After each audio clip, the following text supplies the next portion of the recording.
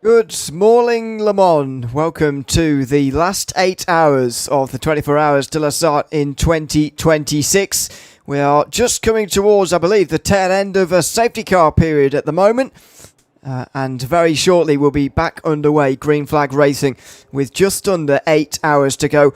All four classes still with many cars on the lead lap, still deciding who is going to win this race this year. A big hats off to Matthew Duffin and Ashley Denman, who's been with you through the night and indeed into the early morning as the sun has risen.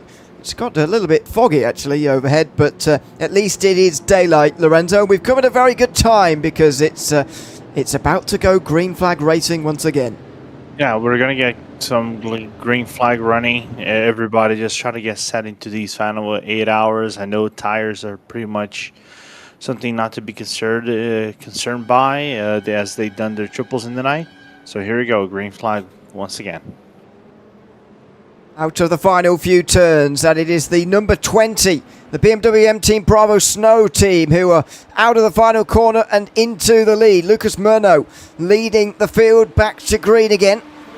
One of their platinum drivers in that number 20 team. Look at the field down the back end here, by the way, as they all try and get to the green. Some of them pulling into pit lane, and that might not be the worst idea in the world. In second place, Josh Mitchell in the number 99 Acura HRC team PBM are currently in second. They're not actually that far behind the 20 at the moment, but if you notice right behind the race leader, there was the Porsche Absolute Aslith car in there trying to unlap itself. That's the only team who are currently one lap down only, and could get back onto the lead lap here with a nice run and a legitimate pass, I suppose, but a pass to get themselves back onto the lead lap. But since we last left, Lorenzo, the field has changed so much throughout this race. 6 cars only on the lead lap overall now, and that Aslith car that was leading all those hours ago when we left, about 12 hours ago indeed, it is a lap down now, but only a car or so away from getting back onto the lead lap again in this race. Yeah, it was interesting what happened to Alessio, Fabio, and the boys right there in the Aslith car. A car that, in the strategy, seemed very dominant, very well committed to doing those 13 laps of stint. But unfortunately, something happened in the middle of the night that basically took all the effort away. As now Pepin Kruijveld trying to go on the inside of the car right there, but I don't think he was able to make the move. I was trying to see which car is that. Is that the oh, that's Veloci Vanguard, the leader in the LMP2 Pro-Am. Yeah.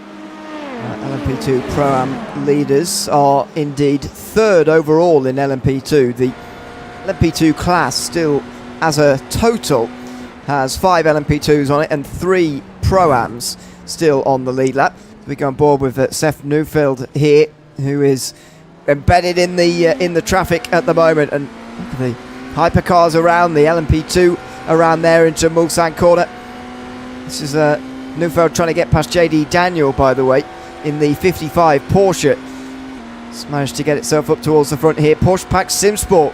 We did the start of the race, Lorenzo, when they started from the very back, even behind all of the LMGT3s and LMP2s. But despite all of that, they've come through the field and they're up into 4th place. What a great run from them. Yeah, absolutely. Really good run from Pack's team, coming all the way from the back to the front, being very clean. Basically got away into the wrong guy, into the eyes of the stewards, basically, and doing a solid job so far. Just behind, trying to get it close to the Rosso team. We know Rosso has still some very fast drivers following, and there we go, Connor Botting, which was on the beginning of the evening slot, now leading once again the LMGT3 field, but followed closely by the Virtual Power as the Portuguese team is back at it once again. Yeah, these two teams have been firing at each other for the entirety of this race, really. the first 16 hours, and they still are. We're on board with Miguel Pinto here, who's closing on Connor Botting here through the Porsche curves. Thanks to Connor, by the way, for bringing us to the night time in the commentary booth, by the way. Bringing us to half distance alongside JR Gregory. He's now back in the car, though, for Paul Botting Motorsport. And here comes Pinto into the Ford chicanes. He's on a very tight line there on the inside. He's going to get through, though, surely. He's got the inside line. He's going to try and hold on, though. Botting, he's been pushed out wide there, was he? Did he go over the curbs? Did he go too far over, getting a slowdown? Well, he avoided that at least. But Pinto takes the lead. I mean, this is the great thing about this race. The safety cars bring the field back close together, and suddenly you see these fights happening, and this is the moment for Pinto. Botting pulled it to the middle of the road, but Pinto still found a gap on the inside of the corner, and he takes the place, and Botting does indeed pull him behind in LMGT3 class. So change for the lead there. Yeah, that was a courageous move from Miguel right there. I think also the fact maybe had some better tires than Connor had, so potentially using his stint as a positive way to go forward, as we are now looking into the tri-state racing BMW fighting against the Porsche packs for P4 in the Hypercar standings. Yeah, indeed, there they are, 4th versus 5th. That's actually reversed on where they were before.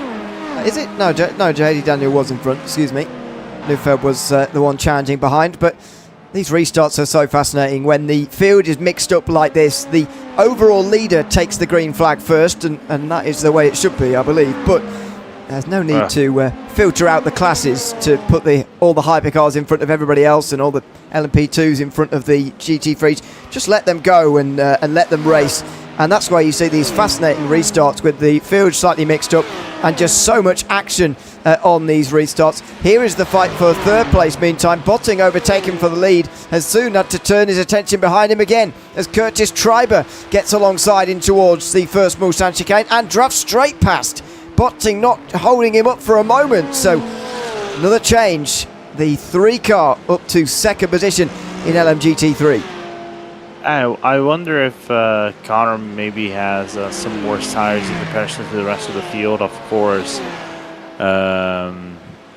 Also, there you can see cold tires as well from Connor, so he's trying to be a little bit more conservative. It's no wonder that the Porsche of the virtual power broke away already 4 seconds ahead of both these guys, minimally speaking. So there's still a race going on in LMGT3. I know we only have 6 cars in the lead lap, but still good things can unravel in that field as we move forward in this race. Yeah, I don't know about the tyres, to be honest, but the whole field in LMGT3 definitely came in under that last virtual safety car there, which was called with 8 hours and 40 to go in this race. It's the 3rd virtual safety car that we've had in this race and the 4th safety car overall. We had 1 safety car called just after the 6.5 hour mark with no virtual safety car preceding it. But yes, everybody came in GT3. That was on lap 193. They're currently on lap 199, but given the amount of laps they did under the safety car, they might be able to go quite a long way on this fuel tank. We'll wait and see, but I'm not sure about the tyres and who would have taken what. But you referenced it briefly as we were coming to green. What do you think the situation is for these classes now in terms of the tyre sets? Remember, GT3 with 16 sets of tyres to put on, additional to the ones they start with, and the prototype classes, the Hypercars and the LMP2s, getting 15 sets additional. Where do you think we are after the night time and those coldest hours where double and triple stinting is easiest? It's still pretty cold temperatures, but it's only going to go up from here. So where do you think everybody is in terms of tyre sets? I think everyone's fine. I think the fact that we had a lot of full course yellows and also this lengthy safety car procedure, I think basically helped the field quite a lot in terms of maybe equaling out those triples if they were working into it already. So I would say best case scenario, I think everybody else has an additional set to use as a leftover until the end of the race. So basically everybody could have a leftover set of tires if something happens and they want to go on a maximum attack down the line. Yeah, we were talking to somebody yesterday afternoon about the tyre sets they might want for the end of the race, and thinking, well, oh dear, as Igor Google gets pretty close here on the way towards Petrouge. We were talking about the tyre sets that are remaining in this race, and thinking, yeah, you know, it could be beneficial really to have multiple sets for the each stint at the end, rather than double stinting in the very final hours of the race. We'll just wait and see on that front. As meantime, the fight for fourth place goes on. Google gets past the Porsche there, the 64, and that Aston Martin in behind is not involved in this class battle, but Igor Google making a very good pass there to move up another place. And Connor Botting is just continually in trouble at the moment, now driven down the middle of the road, forcing the 13 of Igor Google to the outside of the road, and surely forcing the Mustang through here. Connor Botting just not getting underway as quickly as the others, and it's drifted to now 12 seconds off the lead, and there goes another position in LMGT3. Yeah, absolutely. It's quite astounding what's happening on this restart for Connor Botting and how the race has gone for them. Of course, we have to consider the fact that another important topic to talk about is drive time. So I'm not 100% sure what does the drive time look like is looking like for some of these teams, but it could become a problem to talk about down the line, and maybe some of the bronzes have to start to do more of the work, carry the load a little bit, so they are reaching that minimum drive time. They have to allocate towards their race, which is the minimum of 6 hours. Some of these drivers would have to do. Yep. Connor Botting is one of those, by the way, and he's still weaving as if his tyres are cold. He's one of the bronze drivers, though, and as I say, does have a minimum drive time of 6 hours. What do you think, though? I mean, I know that Connor's been commentating with us in this race, and as we were talking to Zach last afternoon, they are hamstrung a little bit, from what he said, by availability of different drivers, and that's something you factor into one of these races that you won't be factoring in next weekend, for example. But I would say that, you know, we're in the stage of the race now where this is in danger of being the last safety car restart of the race, and for me, you'd want to get especially a bronze driver time done already. But clearly for the, well, I guess not clearly, but for the Paul Bike Motorsport team, they are needing to use some more bronze time, whether that's to fulfill Connor's actual minimum bronze time, or because of lack of availability in the race, they're having to have a bronze driver driving at this stage where there might not be another safety car to close them back up again. We're at a realistic stage in the race now where it might not happen. Yeah, it could be raising a slight concern to some of the teams. I'm not gonna lie, in the LMP2 Pro, in the LMP2 car that we have in the 21, it was a concern of sorts. So despite the boys, the silver guys, basically plow through are now plowing through in the late night in Brazil, so they are reaching that minimal drive time, and I know some other teams have that mindset as well in their cars as well. So because we could see something, maybe like a penalty or something like that for not abiding by the drive time happen. We saw that in Zandvoort.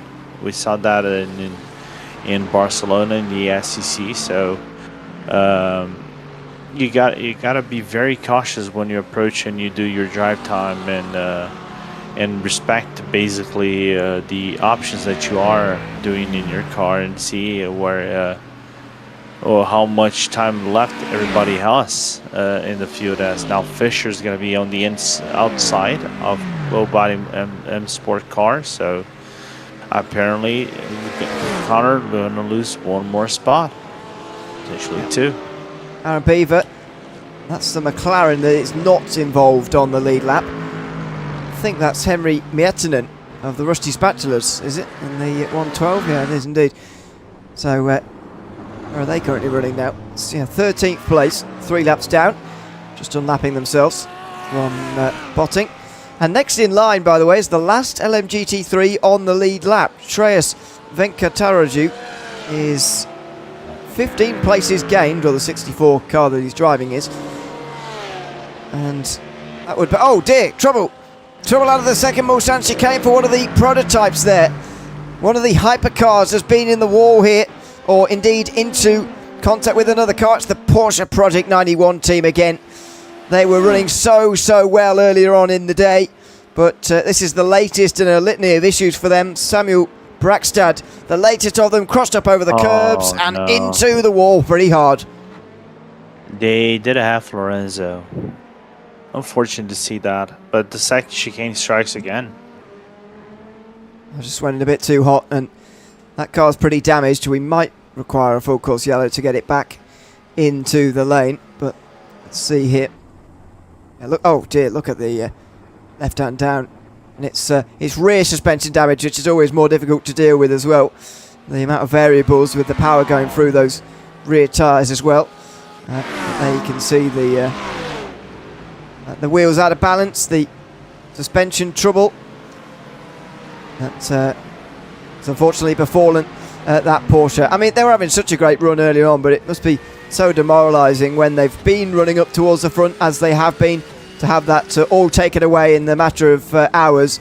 We saw it towards the end of Aston, their first of their troubles, but you know they're so far away from the lead lap now that they're not going to be contenders for this race, and that must be very demoralising. Full course yellow. So we're now getting the command for full course yellow, Ewan. But yeah, it's kind of like you're swimming against this tidal wave, isn't it? There's nothing you can do, just basically getting caught up by the tidal wave and all the damage that does in its path. Full course yellow in 10 seconds. 10, 9, 8, 7, 6, 5, 4, 3, 2, 1. Full course yellow now. So 7 hours 40 to go, and we're under full course yellow for the 20th time in the 24 Hours de la Sarthe in 2026. There's been a fair few interruptions, and here's the latest of them. There's the damage on the front right. See the... sorry, front left indeed. Goodness me, getting my rights and left mixed up. And there'll be suspension damage under there somewhere as well, in that left rear and right rear as well. They've got a meat ball indeed. They've pulled over to the side just by a marshal's post, and they will be retrieved very soon from that position. But yeah, they were trying to get it back. They didn't in the end, and they'll have used another set of tyres, I suppose, in that as well. But in any case, it's another interruption. 191, you may tow. As they are being given permission to tow, Samuel Brakstad will drop to 15th place at least in this race because of that tow. While we've got a moment here, Lorenzo, can't help but notice the sad news, the sad sight of the 54 car not moving, not going anywhere anymore in this race. That's what's been happening for the last 12 hours or so since we left commentary. Yeah, basically, Lorenzo Bonder happened. Yeah, but I joke, but actually, I was the one who actually crashed the car. It's because I'm gonna keep it professional. We were from lap 3, just like the Project 91 car. We were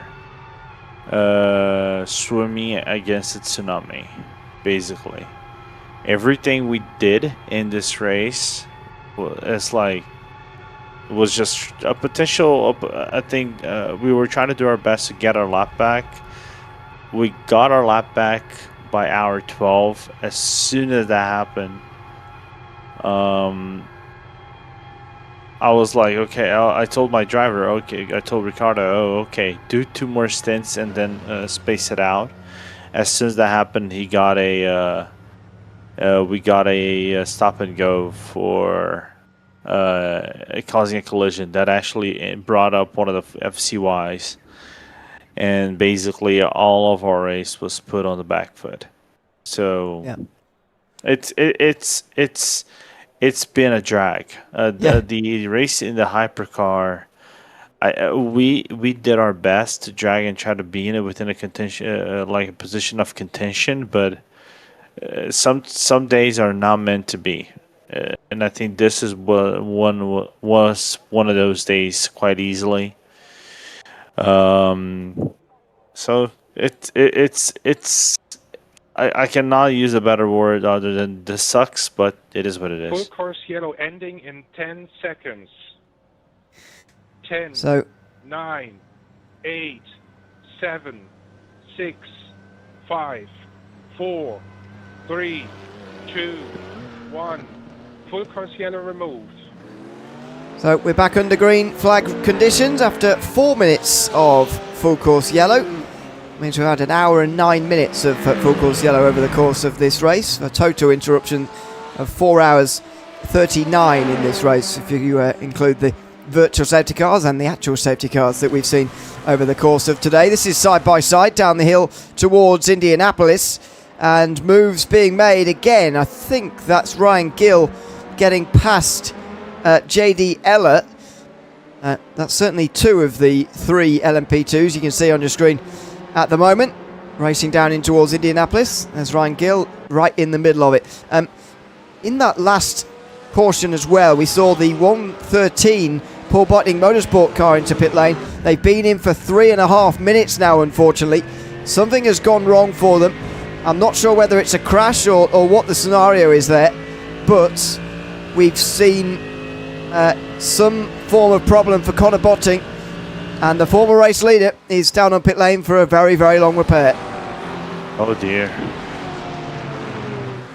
I wonder if he got floor damage from going over the. Oh no! They got hit. They got drilled, slowing for the full course yellow. They got drilled by the Porsche of the 64 Vulture? Porsche. Yeah, that's Vulture that drilled them. See it again here from Botting's point of view.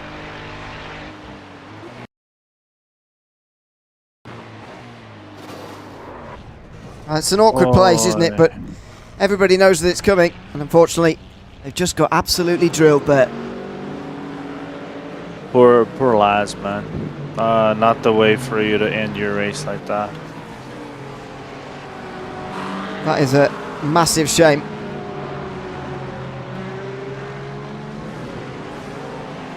And it's going to make them out of contention for this race, sadly, today.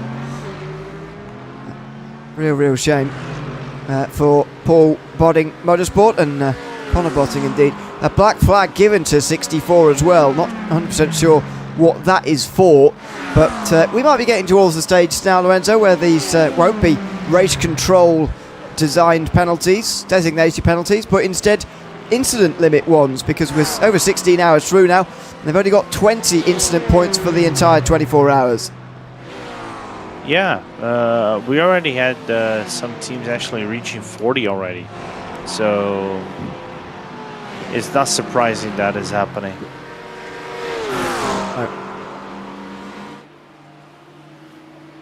In the meantime, here's a fight down the field in Hypercar between Felipe Silveira and Austin Edwards, the Australian driver who is certainly earning his keep at the moment with the time of day. In the sim, it's just coming up towards 8:30. Long nights for Europeans and so on, just waking up this morning. Over in Australia, it's coming up towards tea time, actually, coming up towards 5 o'clock. So a nice time to be driving on a Sunday. Race actually finishes quite late for Australians on a Sunday night, doesn't it? Yeah. As far as 24-hour races go. I was thinking, when you were speaking about teams that are all from Brazil, Lorenzo, being a sort of real dead of the night for them at the moment. I think it's quite a nice time though, isn't it? Because it starts quite early in the morning. Well, not that early, but early enough so that you don't have to stay up that late to go for the whole 24 hours. It's starts at about 11 a.m. 10 a.m. Oh, 10. Forget about the clocks changing. Yeah, it's kind of funny that we forget that usually the main time zone in Brazil, it's because here's the thing. Brazil, for those who are not aware, newsflash, has 3 time zones, right?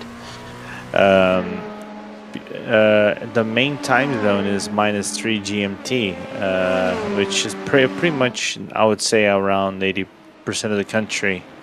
85%, if not 90% of the country is basically on that. Is just the -4 is basically the very east side of Brazil, and the -2 is basically one island off the coast of Brazil.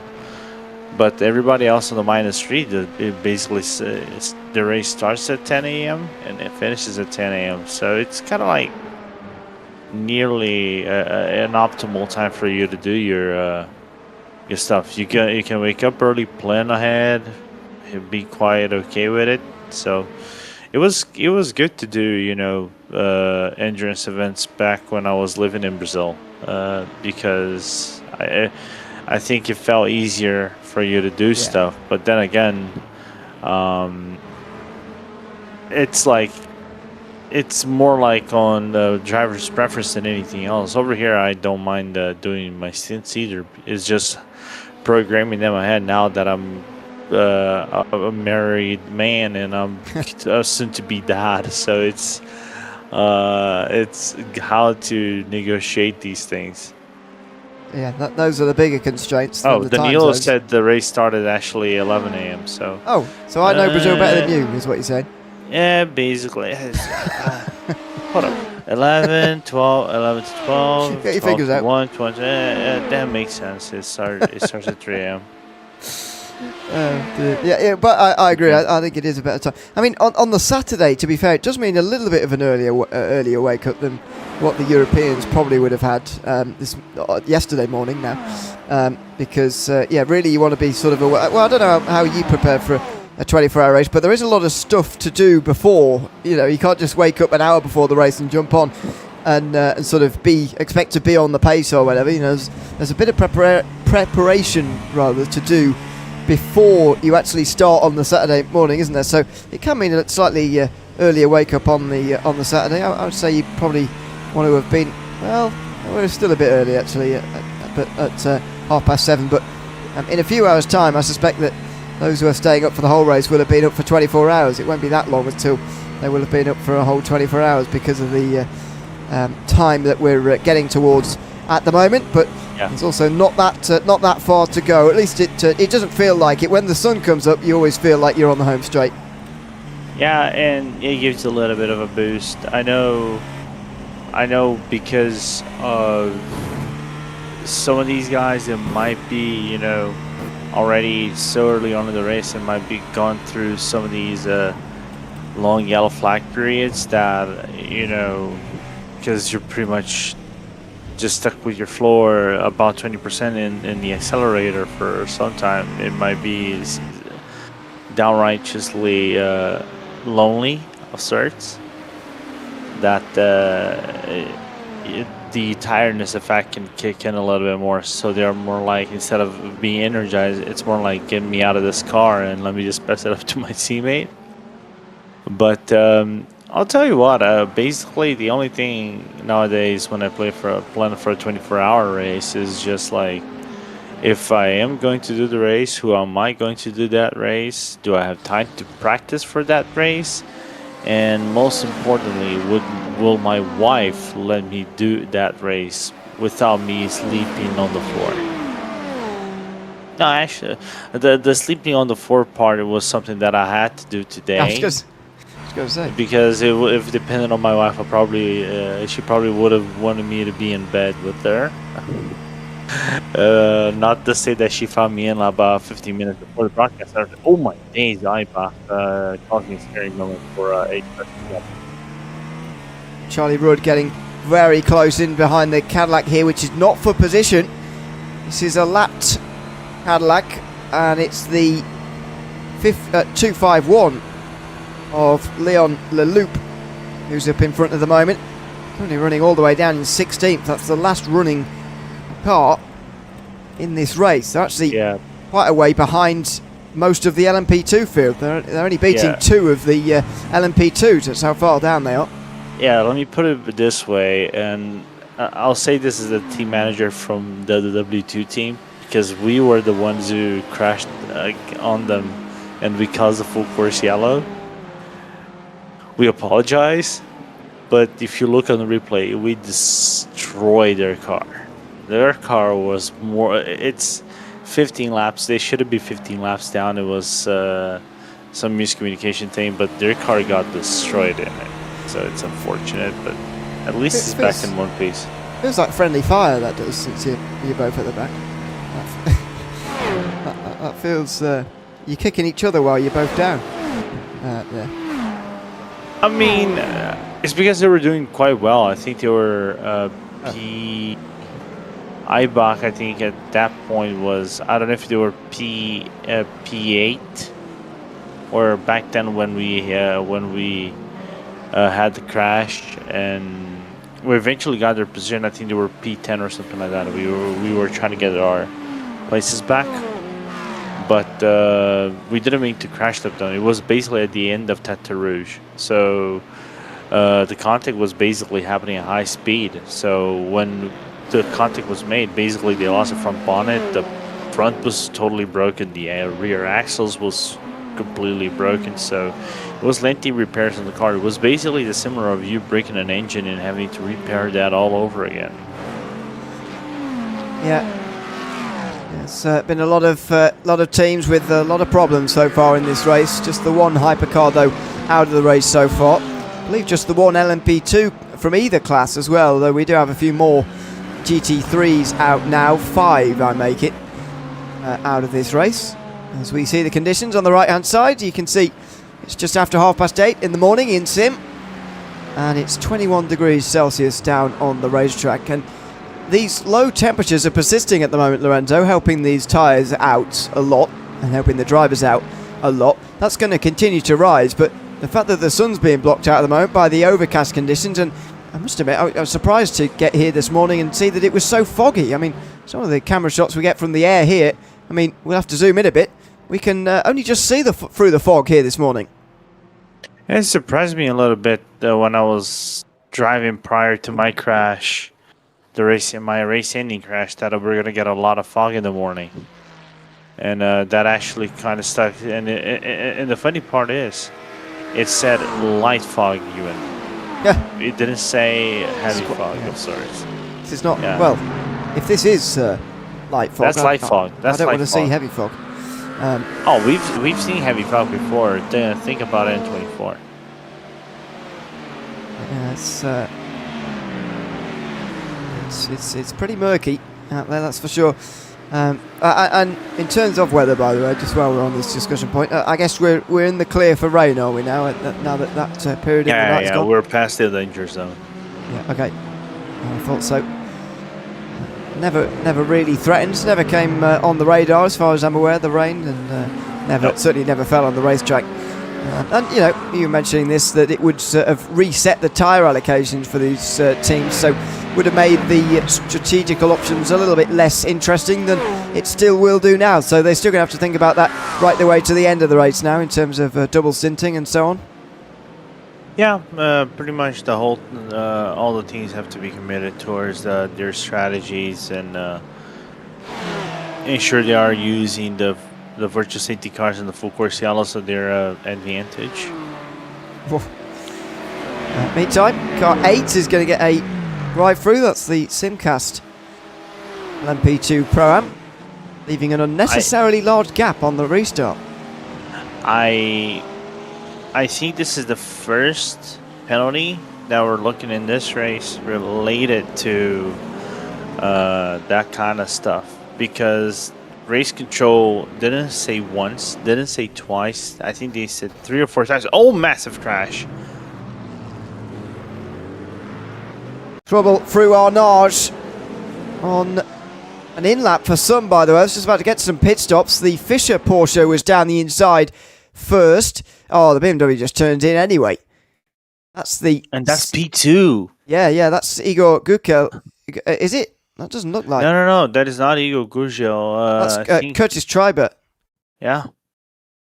So everybody spins around, pretty much everybody, and everybody has to skip around. But that was the 99, wasn't it, of the second place team as well, the Acura there, who had to get around that. And the 25, I'm not sure whether it was involved in that, but the 25 has got a meatball now. It was. Oh, yeah, there you go. Wow.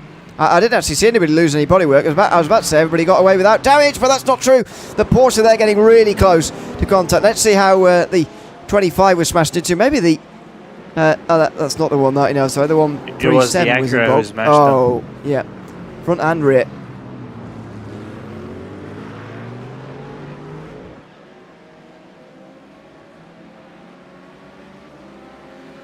That got pretty much... That is pretty much a definition of a sandwich. Yes. Not a nice one, I'm afraid, for the number 25 team. The BMW M Team TSR. And that is Stefano Foden into pit lane at the end of that lap. Charlie Rudd also into the pit lane at the end of that lap. That was the Acura involved, by the way. So not the 99 that's in second place, but the HRC Gamma Sim Racing team, who are in fourth place now. There's the 99 that's still second, still chasing the 20, leading this race at the moment. But we're in the pit stop window again here, Lorenzo. It just continues to roll around towards pit stops again, because don't forget they made them under the virtual safety car period a long time ago now. So when would they have made those stops? Probably with more than 8 hours to go. Well over 8 hours to go. And so that's catching up with some of the prototypes now that are coming down in pit lane.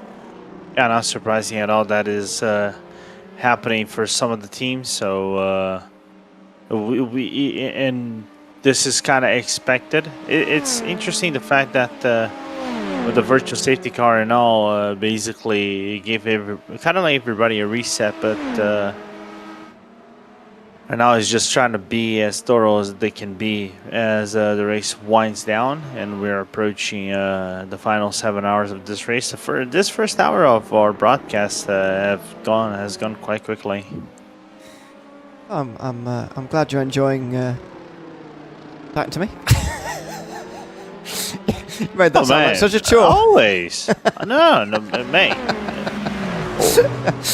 The only Ewan. We've been commentating together for how many years now? Well, I'd reckon about 4. 4 years?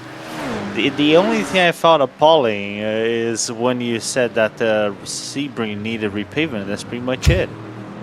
I didn't say that for those who are not aware of the reference. I did say that it would have nothing going for it if it were to be repaved. That's what I did say. I didn't say it should be repaved. In fact, that's the last thing they should do, because otherwise they'd have a completely rubbish layout and a surface that's relayed. So thank you for now clearing the air out. I mean, I say that every time it's brought up. Everyone seems to forget by the time it rolls around to March again, and it's the 12 hours of Sebring, and everyone just remembers to laugh at me again. So there we go. But poor Ewan. Poor Ewan. That's fine. Meantime, the 87 has just come into pit lane, and it's allowed these two, some, not only these two, but some of the LMP2s to get positions. This is Bart Mathieu ahead of Pepin Kriveld. They've both come in on 2:17 on the last time around, 89 and 11. That was after 13 and 12 laps respectively in these LMP2s. It's really pushing on these stints, these safety car periods. Kriveld, though, coming right in behind the pole for second place in LMP2 right now. Yeah, and Pepin basically drove a lot of the stints around the evening. So did a solid job so far as he goes down on the inside of the NOP car. I wonder if Barmatia is going to leave room. I think he just left plenty of room on the entry for him to do that overtake, and now Pepin goes into P2 in the LMP2 standings. Still waiting for number 6 to come in from the lead, but that Impact Sim Sport car was leading anyway, so we'll see how that pans out in the next few moments. The number 50 Ferrari Rosso esports team are into pit lane as well, and what a turnaround they've had in the 12 hours since we were last commentating together, because they had big damage in an incident at Arnage in the first 4 hours, along with the 191 team, I think it was at the time, and yep. that gave them a minute or so of repair. I don't know if they fell off the lead lap at any point, but they certainly have gotten back on it for some time now. But they've still got to chase down the 20, and don't forget, those two were the teams who were on the front row together at the beginning of this race, and effectively the 20 is giving itself a pretty big head start each time, even with the safety cars, because of the lap cars in between them. So the 50's still got a lot of chasing to do, even though they are back on the lead, and they're well in this race. Yeah, so basically the Rosso team were a lap down for a good portion of the race, and I think the second to last full, I don't know if it was a full course yellow, if it was the virtual safety car, they managed to get ahead from the number 20. I think it was either the number 20 or the number 99 that was actually leading. It was either one of them. And they got their lap back. So because the safety car was basically ahead of them, and they were able to catch that lap back. So just sometimes it's that thing. Sometimes you need, like I said before, you need the luck in these races, and they got that, and they have the drivers to match the pace. The problem is they're far a ways behind from not only from the Pope Body Motorsport Acura, but also from the BMW Hybrid V8 of Team Bravo's No Schotten. 13 laps rather on that stint for number 20 as they come into the pit lane. We'll continue to focus on this LMP2 battle. Number 99 follows in as well. That's just a lap later than the Rosso team were able to go, and 3 laps later than the 55 team, by the way, who are comfortably 4th now in this race. Through the final chicanes for Ethan Lawrence as he chases down NOP over the start-finish line. They go again, and onto another lap. And amongst these, by the way, Matthew Davies is just behind them in this fight, and just up ahead of them is Jakub Makowski in the 212. So continually, and we've seen this again here in this race in the last few moments, the LMP2 Pro-Ams are ahead again of quite a lot of LMP2s, not leading overall quite, but with Jakub Makowski at the moment, but they're right in amongst the regular LMP2 field. Yeah, it's surprising, the story of the team, right? How things have gone for them, and how's it going right now. And what's also most important is I like some of the stories that like developed in this race of sorts, how things have kind of like unwinded of sorts. For example, if we're grabbing Velocity Vanguard, is a team that for a good portion of the race had a few issues. I didn't think they would be in the lead of the LMP2 Pro-Am, but they managed to get back into the lead, and then now doing a very solid job so far. Also, the Rick Racing team going from all the way from the back of the field had some issues moving forward, some very heavy penalties, now into P3 in the LMP2 Pro-Am. So I like some of the stories that are basically unraveled in this race, and how open that if you persist in this race, sometimes good things come your way when you are working to earn those things. Black flag for 99 in second place overall in this race. The HRT team PBM, Murray Adams, has got a penalty. Now we'll wait and see what that's for, but I didn't see any notification from race control. iRacing, is it a limit maybe?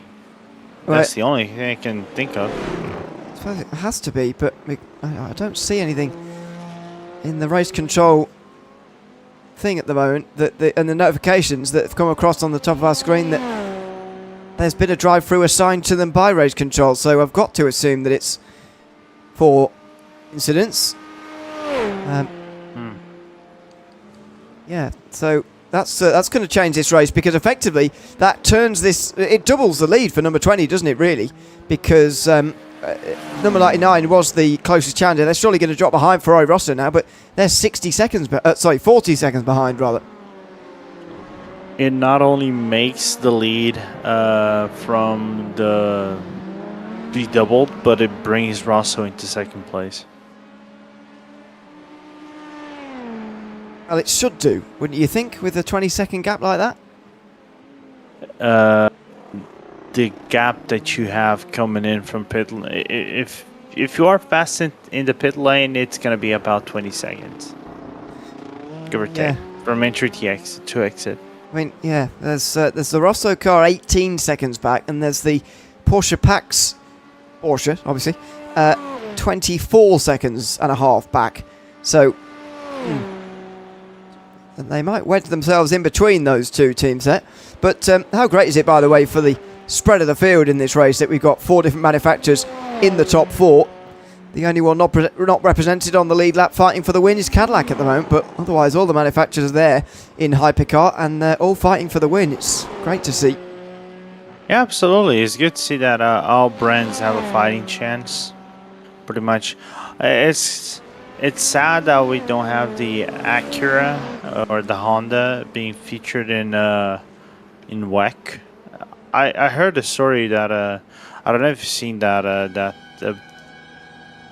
the boss from Europol said that the rumors of Europol going to Acura in WEC were true, but basically at the 11th hour it came to be. So we didn't get a Acura in WEC for in the 11th hour. It would have been cool to see them represented in a chassis that if we're gonna try to do our chalk comparisons, as PAX goes into P3, is the same chassis as the same chassis provider in Orica that basically did the Alpine chassis for them. And not the same chassis, obviously, but Orica are the ones who make the LMP2 chassis that's been so successful, the LMP2 car that's been so successful in this era of the LMP2 regulations. I heard something that Acura was actually going away from IMSA, actually, in the top. So Acura, they are going away at the end of the season at IMSA. It's unfortunate. Yeah. And again, some people would say, "Oh, the golden era of GTP and Hypercars is all done." If that is the case, why Ford and McLaren are joining the grid next year, and Genesis are doing their first year? And there's a potential Genesis lineup, but maybe rounded up for IMSA. And I know Mr. McLaren himself, Zach Brown, wants to bring a lineup also for McLaren in IMSA as well, because there are talks of bringing the United Autosport as the McLaren outing, because for those who don't know, United Autosport is X Brown's team as well. So yeah, exactly. It would make perfect sense in that in that sense. We'll get back to that topic in a moment. I want to come back to that, but Corbin Lenaway is waiting for us in the waiting room, so I won't keep him any longer, and we'll bring him in for a chat after pretty successful stints in the number 6 LMP2. Corbin, welcome in. Good to have you with us, and congratulations on such a great stint. I just the reason why I asked for you for an interview is because of your comment in YouTube chat about enjoying middle of the night stints. Now you're over in the States, I'm presuming, at the moment, where it is turning into the middle of the night. Just describe that feeling of driving one of these LMP2s in the middle of your night, as it were, into the morning here in this race, with multi-class traffic around and the whole feeling of a 24-hour race at this stage. Yeah, it's interesting. Luckily, this track is a place where you get some rest could kind of kick back on the straights, if you will. Wasn't originally planned for me to be in the car at this time of night, but had some real life things come up today and had to shift my stints around a bit. But nonetheless, I feel good in the car, and yeah, I'm somehow full of energy. Yeah. Well, how does that? How much is that about this circuit in terms of? You mentioned the long straights that you get here at Le Mans, long breaks. Therefore, do you feel like that helps in terms of retaining energy levels around here, or is this just a thing with this stint that you're feeling good after the stint? And of course, it's helped when you hand over the car in the lead as well. Well, I definitely think it's a benefit if you use it that way. It's easy to get caught up in busy traffic and, you know, driving in your mirrors a bit, because everybody does in a race like this. But if you use the straights properly and just manage your time well, then yeah, I think there's definitely room for some deep breaths and loosen the hands a little bit and yeah, just refocus and lock in. Now, we talked to actually yesterday afternoon in Europe anyway, to Elias Loppanen, who started your car, I believe, earlier on. Yep. So, and we talked to him in the early hours of the race yesterday. Just how important do you feel it's been for this race, for your team, to have people at different parts of the world? You've got to obviously yourselves for the main part of the team over in America, but how helpful is it to, at that stage when coming to that stage now where it's going to be the middle of the night in the US, how helpful is it to have someone in Finland who's going to be a little bit more awake in the middle of the afternoon almost? It's going to be coming up towards the middle of the morning anyway now. How important is that to split yourselves across the world for this race? Oh, I think it's extremely important. And even if you have, you know, one person from Europe, for us, for example, is just a massive help, because as soon as I'm ready to fall asleep at the wheel, he's fresh and ready to go. So it's massively important, and yeah, I'm lucky we have Elias along with us, and yeah, it's the plan's working out pretty well so far as timing. So we're gonna roll with it, and yeah, hopefully keep up what we have going on right now. On that point of timing, two of your drivers, one of them who's in the car right now, has got minimum drive time to fulfill in the regulations of this race. It's the sort of fascination really of this style of racing, the classifications that we have in this series, that certain drivers, depending on their classification, depending on who they are, have to do 6 hours of the race, have to. How have you been balancing that throughout the race, and how much of a focus is there on getting those 6 hours for both drivers, for which it's a requirement in your car, doing that early so that late on it can be the other drivers, or is that not a worry for you? How are you balancing that drive time requirement with sort of needing to also think about availability, tiredness, and all the other things in a 24-hour race? Yeah, that certainly was probably the highlight of our strategy, was just ensuring that the drive time was fulfilled as early as possible, and luckily enough, we completed the drive time for our silver driver a few hours ago. So, not to say he's slow, but the slower driver of the car's drive time is done, and now with the most important part of the race, the last 6 to 8 hours, it's the fastest of the 4 drivers in the car. So, yeah, it's extremely important, and that was like I said, very big highlight for our strategy, was just ensuring that we completed the minimums, and yeah, it's all going to plan. What's the plan for the remainder of this race now? Because for yourself, it's getting very late in the evening. Is it time for a bit of rest for yourself? Are you getting back in the car again before you do? What's the plan for you? I will be back in the car, yes. So I'm loaded up on caffeine, and yeah, I'm going to pretend I'm an owl for the evening, I suppose. So you'll see a lot of me and Elias for the remainder of the race. And yeah, we're just going to have to suck it up and deal with it. All right, well, wish you luck with staying awake and staying quick while doing those two things at the same time. But congrats on your stint, handing that car over in the lead in LMP2 for Impact Simsport, and thanks for coming to chat to us after your stint as well. Appreciate it, guys. Keep it up. Broadcast has been amazing so far. Thank you. Thanks very much. Corbin Lenaway, the number 6 Impact Simsport driver, having just stepped out of the car and is ready to go for another 7 hours. He says it's 1 a.m. where he is at the moment. He said in YouTube chat a little bit earlier on. Lorenzo, that is a long, long night. It means it's going to end up at, 8 a.m. by the finish, or 9. So very, very late finish indeed. But you've got to do what you've got to do. Leon Leloup, by the way, having a spin through. That's commitment. Arnage. Yeah, absolutely, it is commitment. But he says that's what needs to be done. So that's what he's doing. Oh dear. Yeah, absolutely.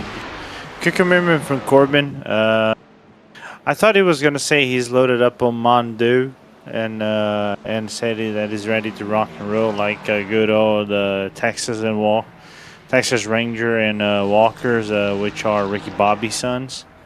Probably would be loaded on. But unfortunately, he didn't pull that reference. Therefore, I'm slightly disappointed that he just said it's just caffeine. Well, I'm glad he didn't, personally, because I wouldn't have had a clue what on earth he was talking about. But that's the kind of thing I'll leave to you. Because, as I say, still have a wet dream of you seeing Talladega Nights, Ewan. I still haven't seen it. I do have to go and watch it. The thing is with me nowadays, I'm so unlikely to watch a film if it's not at the cinema. That's never going to be on in the cinema. I know the feeling, man. I know your feeling. It's like, I think the last movie I actually went to see in the movies was basically Scary Movie 6. Right. Just because I am a nostalgia boy and I wanted to see the nostalgia, of the corny comedy movies. Also, I must say, on the Talladega Nights point, I have a real problem with films that are based on sports because they're always slightly inaccurate and it really annoys me. Oh, I get your point, man. The first thing that comes into my mind is Gran Turismo. I mean, just any sports film ever. There's just Understandable. There's just. I meant talking in area, by the way, about the Gran Turismo film being terrible as well. We're not allowed to mention it. Yep. But no, yeah, any sports film. It just I can't remember what the last one was that really annoyed me, because I generally try and avoid it these days. But I watched I saw a It clip. wasn't the F1 movie. It wasn't the F1. I haven't seen the whole F1 movie, but it's funny you say that. I saw a clip, must have been yesterday morning now, of the F1 movie, just sort of an unrelated thing I was watching. And I thought, that looks terrible. So I can't do it. Yeah, I only know the last movie that really triggered me, really garning sports, was Gran Turismo, and it really triggered me in a way that I really wanted to leave the movie midway. I'm not even joking. If you're doubting me, you can ask my wife. Was it your idea to go, by the way? Yeah, so as our producer Matt basically points out, and she points out accurately, think of it this way, Ewan. The whole highlight of the movie is the Le Mans 20 is this race, the 24 Hours of La Sarthe, right? Well saved. Right. So what is the point of the 24 Hours of the La Sarthe having corners that look like the Hungaroring? Oh, and no. Even more, I'm going extra. They're going to Silverstone, which is meant to be, the academy for the drivers. Silverstone is actually Hungaroring.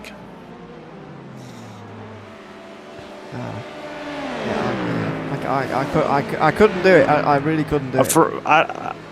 When I saw them going to, let's say, Silverstone, and as soon as you see turn one, turn one is going to be the downhill right-hand turn of Hungary. I was like, oh boy. To not say a word over here. I know we're not after hours anymore. Not anymore, no. Not anymore here in Europe, not anymore. Maybe in America. But just to not say the other word, it's like I was getting very triggered by it. Yeah, yeah.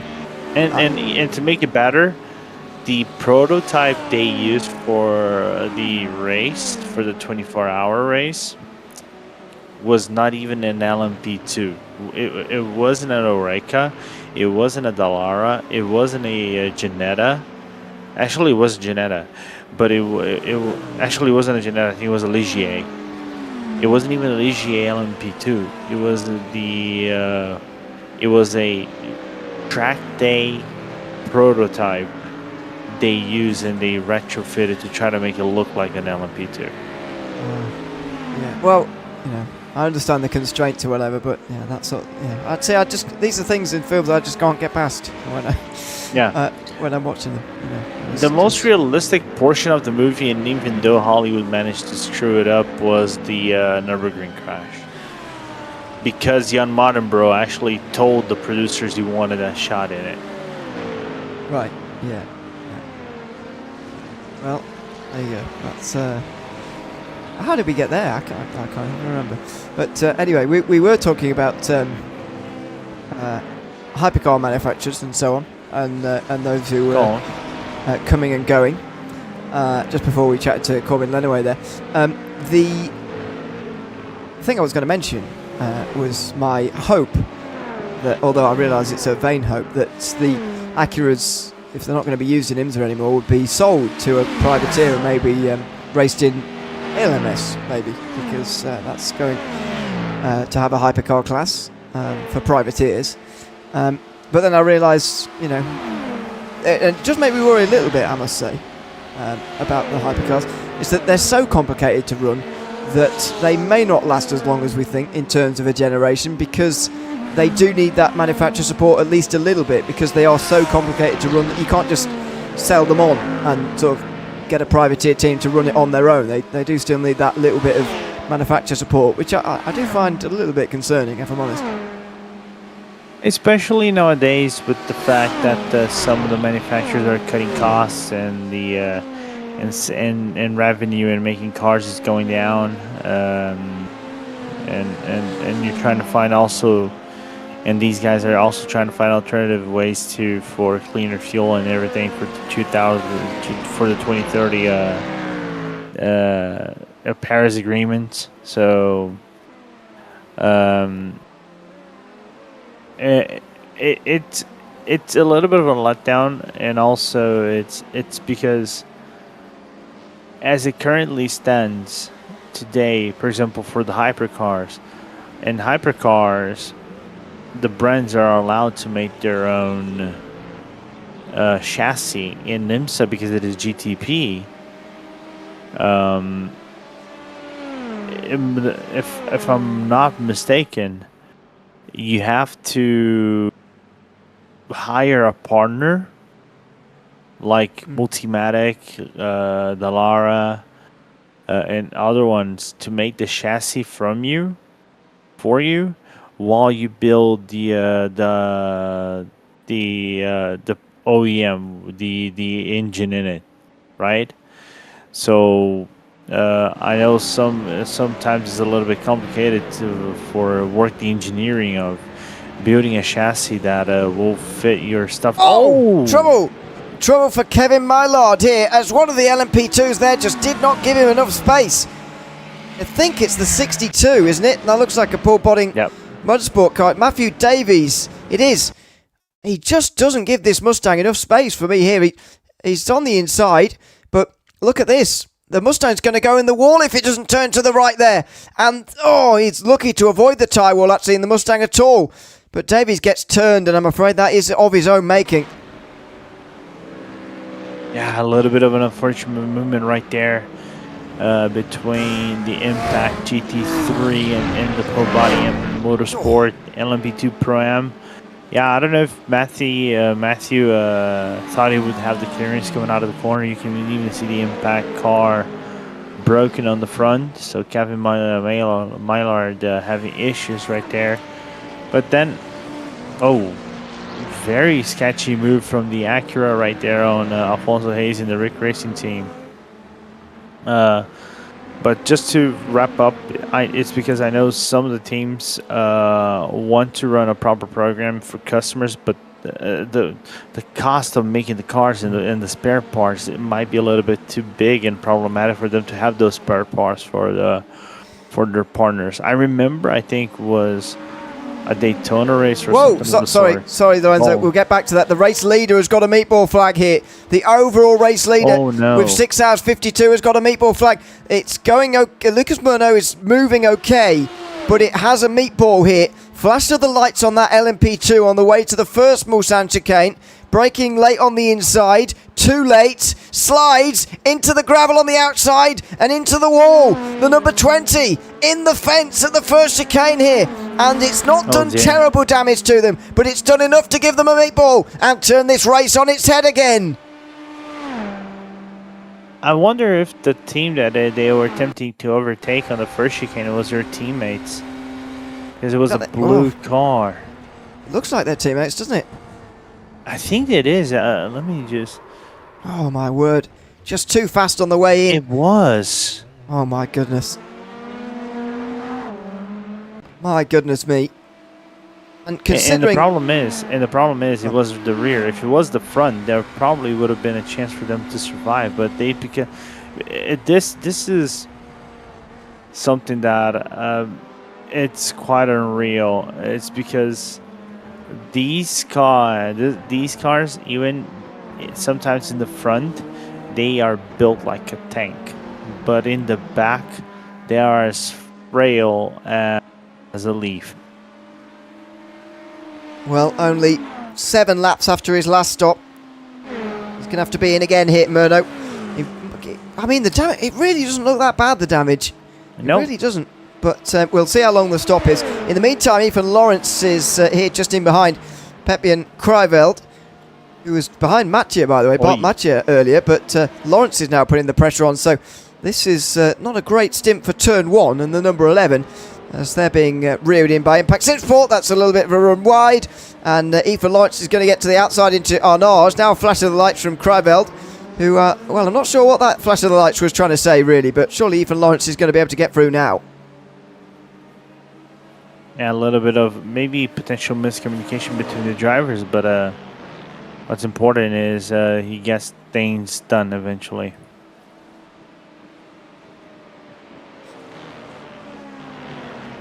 Yeah, nicely done. Murno's carried on, by the way. The damage clearly is not that bad, because he's going to carry on for a few laps, or as long as he can, with this meatball before he has to come in, because... doesn't have to stop right now, but he will do in the next 3 laps. Remy Renault in the number 5 has had... Oh, that's too fast. Into the first chicane, and careful. Oh, that was right in front of the race leader as well. That was Murno, who was just in behind him there. That moose was definitely screeching right there into turn 1. I mean, that was out of control from the beginning. He's the race leader, isn't it? It is. Bit of good fortune there after a bit of bad fortune for Lucas Murno, who has lost a bit of time. I mean, on that last lap, obviously they would have lost time because of the well, I say that as the you'd be shocked even to know that damage is going to be at least 3 minutes in the car, but it's going to be because of a toe link. It will affect literally nothing in the car. The car will be fine. It run fine. It will run quite fine, quite okay. But because of that toe link, it's basically gonna be necessary for you to come in and get that fixed. As Pepin Kriveld tries to match the speed out of the Acura, and nearly we had the contact in the process. There goes the Acura through. What is Kriveld flashing about here? I don't get it at the moment. Acura as well. What that's all about. When they get in the slipstream. Yeah, what is he doing here? What is he flashing Ethan Lawrence for? Really not sure. Kriveld's more than 40 seconds off the race lead now, by the way, and more than 10 seconds off for that fight for second, in which he was leading early on. The reason I was pausing, by the way, is not about the damage that they might have for Lucas Murno, by the way. It's the last lap time that was making me pause. At 3 minutes 26.3, which is actually faster than what the 50 did. How is that possible? Even despite, I guess the way they hit the wall meant that they actually didn't lose barely any time at all. Yeah, it's like I said, because the car is gonna look okay, it's gonna run fine even, but because it is a minor thing inside the car, as Kriveld is now gonna lose track position to the V1M, and I think also the HRC Gamma. He's gonna see Ethan Lawrence break away, and I really am interested to see if there's something happen for him to keep flashing his headlights, as now Adrian Dieguez is gonna have an issue on the second chicanes. Ooh, hard with the front left in the wall, and don't know if he actually broke that 967 car, but still in the race of sorts. As I don't know if you've seen the picture that our producer have put up regarding the Wolfson Straight. I mean, from that still, that looks forgivable. No, Ewan, no. What? I don't think it's a very good picture of what you mean by the reactions that you're Hold giving me. up. I need to see more to feel outraged. Hold up. Our producer people is outraged, but don't worry. I got you, people. I got you. Let me just grab. I just don't feel that's strongly. Hold up, Ewan. I got everything over here. We're now talking about something that the people can't see, which is we'll try and avoid. I think everybody has seen the movie anyway. The 55's coming on this lap, by the way. The lap 236. It's 11 laps for them on that stint. A little bit short, but they did stop before everybody else anyway. On the previous time around, the 62 that had trouble in LMP2 Pro-Am, by the way, is back out again as well. They only did 8 laps on their previous stint, but we saw Matthew Davies with that trouble at Arnage, that Mustang, and they've thankfully gotten back going again from there. In third place still, in a reasonable time, which is good. Oh dear, that's worse. Oh no, now the pictures are coming that's making me feel like I understand. Yeah, hold up, but I got more. I got more. That is the Hungaroring. Yeah, these. I got more for you. There you go. I mean, yeah. I'll forgive the first picture, but I'm not forget. What's the? Yeah, so basically that's the picture that Omet sent. The second one, it's basically when that's the pre-start of the race. Like, it's the shot before the race happens, and it basically says Le Mans. I'm not even joking. I'm actually going to tell you a story. For those who've seen the movie, the Gran Turismo, they show an aerial shot from the Circuit de la Sarthe. But as soon as you see it's meant to be with the final turn, it is basically the last corner of Hungaroring. I'm not even going. What's the rationale for using the Hungaroring for a film about Le Mans? It is cheap. But let me tell you why.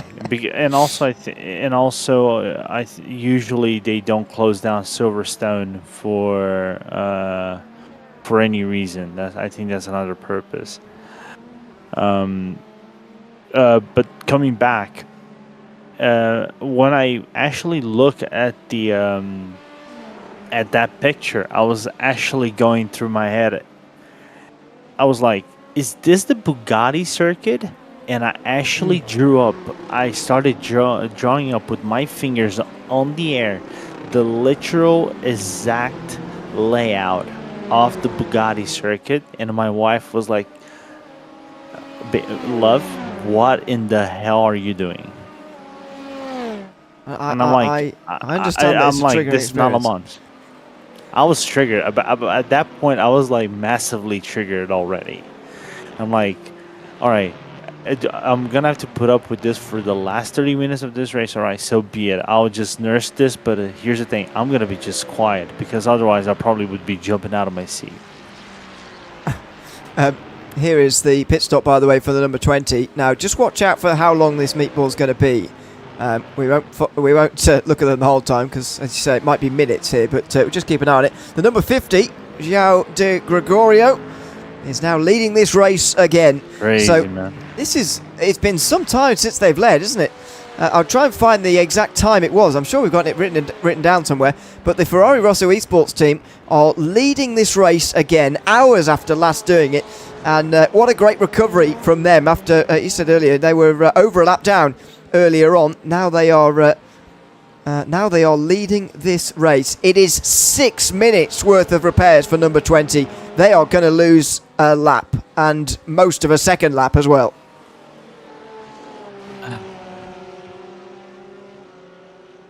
I feel for them. I truly do. They kept it. They had their issues. They kept it clean for the most of the race. Pretty much everyone did, and it's like it's a bummer. It's a bummer for everyone. It is just saddening that a tow link, if it is a tow link, I'm just guessing, a tow link or something on the bar, on the torsion bar, that doesn't seem broken because the car is made out of paper thin. It's made out of paper, frail paper. Gets like you hit it in the front. You can basically crawl out of there walking like a boss. If it is on the back, you're basically gonna be as the hunchback from the Notre Dame, from the Hunchback of the Notre Dame, pretty much. It is mental. Here's Austin Edwards on his way past the 31, by the way. 31 BMW. So Edwards into 7th. I've just went and looked back. Actually, it's less complicated than I thought for the Rosso team, because obviously after their damage, I forgot how early the damage was. They picked up that damage after 51 minutes of this race, after the incident at Arnage. So they haven't led for 16 and a half hours in that number 50. Now they're leading again with 6 hours 40 to go at the 24 Hours de la Sarthe here this afternoon. What a massive, massive moment for this race. Huge moment. And potentially race changing. But, you know, there's always another twist in the tail. I'm personally disappointed we don't get to actually see the fight on the racetrack between those two teams, because it would have been fantastic and it was getting closer as we were going on. But it's just another piece of great drama in this race. Yeah, it shows that you cannot sleep on Le Mans, man. You cannot sleep on the La Sarthe. This track, if the Toyota 2015 or 2016? I always tend to forget. The last lap drama doesn't come back and bite you in the back of your head. I don't know what else will. On board here with the 25, Yannick Vonenberg trying to get past Andre Diaz here. Diaz just been passed by Austin Edwards, and here comes Vonenberg inside into Indianapolis and gets through very nicely in the BMW. This is another recovering car, don't forget. I think this was in Aston earlier this morning, wasn't it, where there was no front end or rear end on that BMW. They've gotten through now. Meantime, the number 137 has just been off the road for an extended period of time. Off the road, I think they just went deep into Mulsanne corner a couple of moments ago. Let's have a look, see how wide they went. Aidan Johnson, late on the brakes, locking it up and goes straight on into the gravel. That, Lorenzo, is what I call a morning mistake. Bleary eyes and just missing your braking zone. You wouldn't do that if you were fully alert yesterday afternoon, I would say. Yeah, just an unfortunate mistake for that to happen. Not going to say anything more than that because I did that on my first time. Yeah, but fatigue and tiredness are coming by that point, surely? No, that was literally my first endeavor. I know, but your first lap maybe, but you know. Yeah, my first lap of my first stint in this race, I actually did the same thing. But then again, I actually came out of commentary, so I actually had to take over as an emergency. So I wasn't fully focused in the car at the moment. Just trying to give you an excuse there with the commentary and whatever, but. My excuse is pretty much right now when I qualified the car in P12. I just nowadays say is normally I would say, hey, I am a soon-to-be dad. That would be my main excuse, but then again, that would be a very wrong excuse because my child hasn't been born yet, and plus, I'm washed up nowadays. It's pretty much I'm nearly retired. I just come back like the Halley Comet once in every 86 years. Yeah. I don't think I've ever seen a commentator race where you've driven in a before, actually.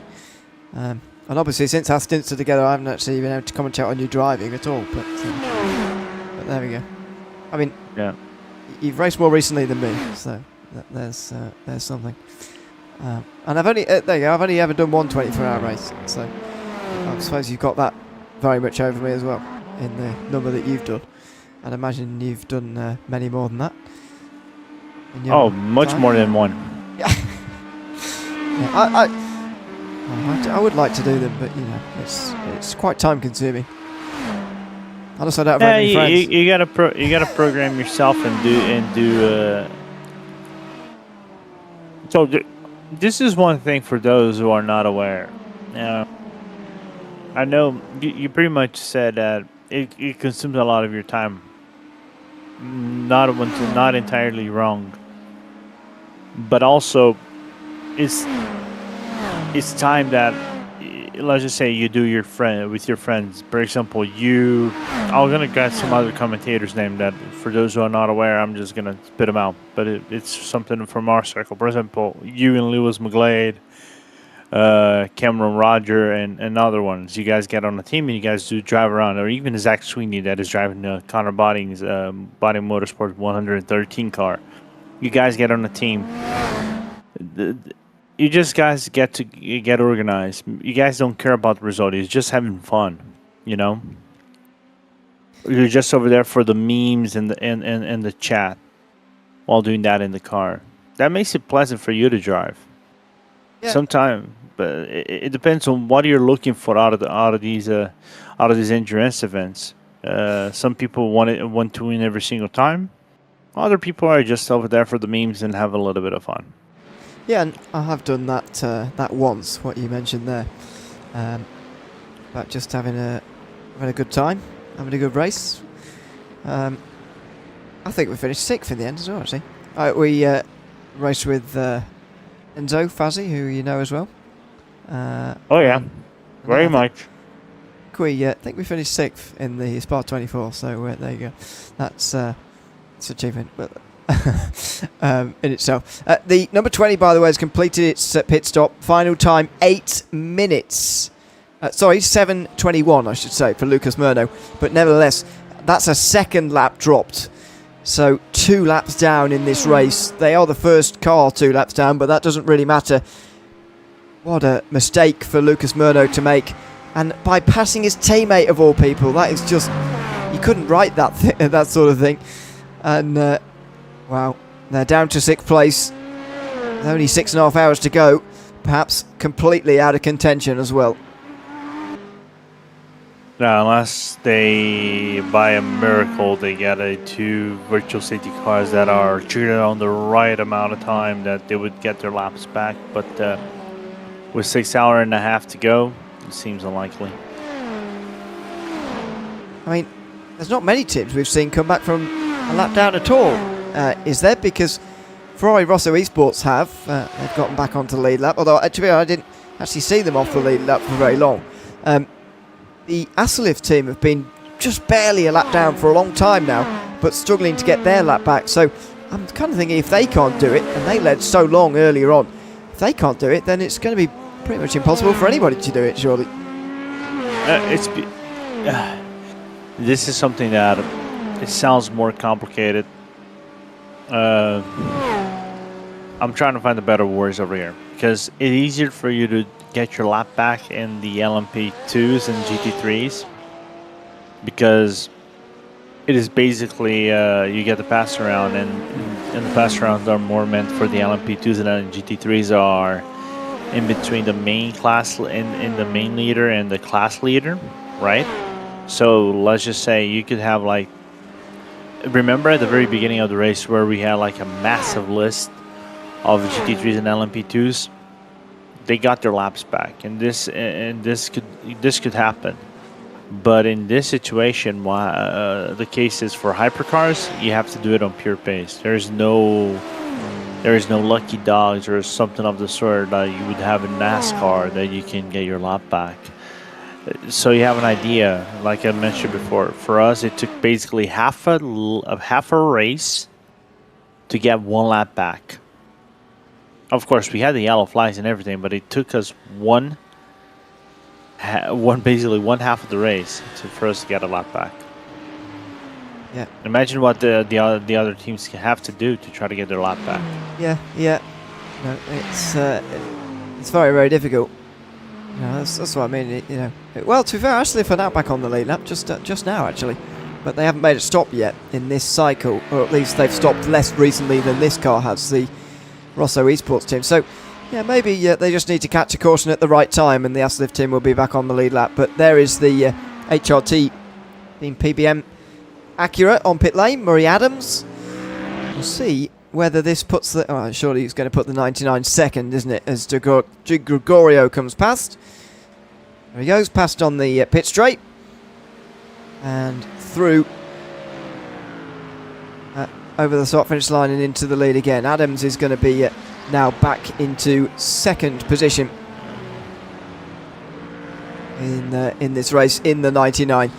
And a few seconds back. You know, it's not a big lead for the 50. It's been a big turnaround for Ferrari Rosso Esports, but it is not a big lead, is it, at 10 seconds? And the number 99 is still absolutely in this race. Yeah, there's a glimmer of hope still for the 99 to win this race. Thing is, will Murray have the pace to get closer to Di Gregorio and do that overtake? Because we're gonna look what happened to the other Russell car in Felipe Bornstrup. Oh, that was actually, was it that right in front of Murray Adams on the exit of the S's? Yeah, it looked like one of the Acura prototypes. But then again, Bronstrom just catching too much of the exit curve out of the S's. Well, it was an Acura, you're right, but I'm not sure which one. There's only two to choose from, to be fair, from the HRC team. They're both running quite well now. See, in the top four. So with the demise of the number 20, the four manufacturers in the top three goes away, but we've got three in the top three instead. Yeah, you're right, it was Murray Adams. This is the pairing that there was. It wasn't that accurate, was it? It wasn't green and or whatever colour that is, and black. It was a lighter Acura. So yeah, it was the 99. They're with one of the Ferraris as well at the moment. That was the V1M. The number 10? Yeah. Mario Capalucci, driver there. Just 5 laps down now in this race in number 10. So again, they've had delays as well, but again, at least they're still in the race as well. It's an even bigger lead now for Impact Sim Sport. Bradley Sexton leads this race by 26 odd seconds ahead of this car. Bart Mathieu. Meantime, the number 21 gets a drive-through penalty. That's the W2 Pro GP LMP2 that was running in 5th. Will still be running in 5th, I think, after this penalty because of the gap behind to the 38. But nevertheless, a drive-through penalty there set them even further back from the race lead in LMP2. We'll see. It's because the gap, I think, is quite considerable. It's more than 1 minute to Bravo Snow. So I think even with the with the drive-through, they should be somewhat ahead. I would say about a minute ahead. I should retain the top 5. By the way, this green flag run, I should say, is now over an hour and 10, or about coming up to an hour and 10 minutes in length. It's the 3rd green flag run of an hour or more, the longest one of the day. An hour and 57 minutes, and that was with still. Well, that was the green flag run that we handed over to in their first commentary shift over. Oh, sorry, no, it wasn't. We can't take responsibility for that. We didn't hand over the green flag run at all, did we? We handed over a safety car. But after that, after we left, there was an hour 57. There was a short full course yellow after the safety car ended, the very first safety car of the day. Very short full course yellow, and then an hour and 57 of green flag running, with coming right up to 17.5 hours to go, pretty much, when there was a short full course yellow period, and not long after that, a short green flag run into the only safety car of this race that came without a virtual safety car preceding it, with about 17.5 hours to go. So yeah, we're over an hour green flag running, and it has felt like that as well. It's felt clean racing all throughout, and maybe it's because we've lost a couple of the teams now. I think we've got 7 teams retired, as far as I can see. But it's been a good long green flag run this so far. As I'm saying all that, Tande Rutscher doing his best to ruin it. Just goes a bit wide in the Porsche curves though. Yeah.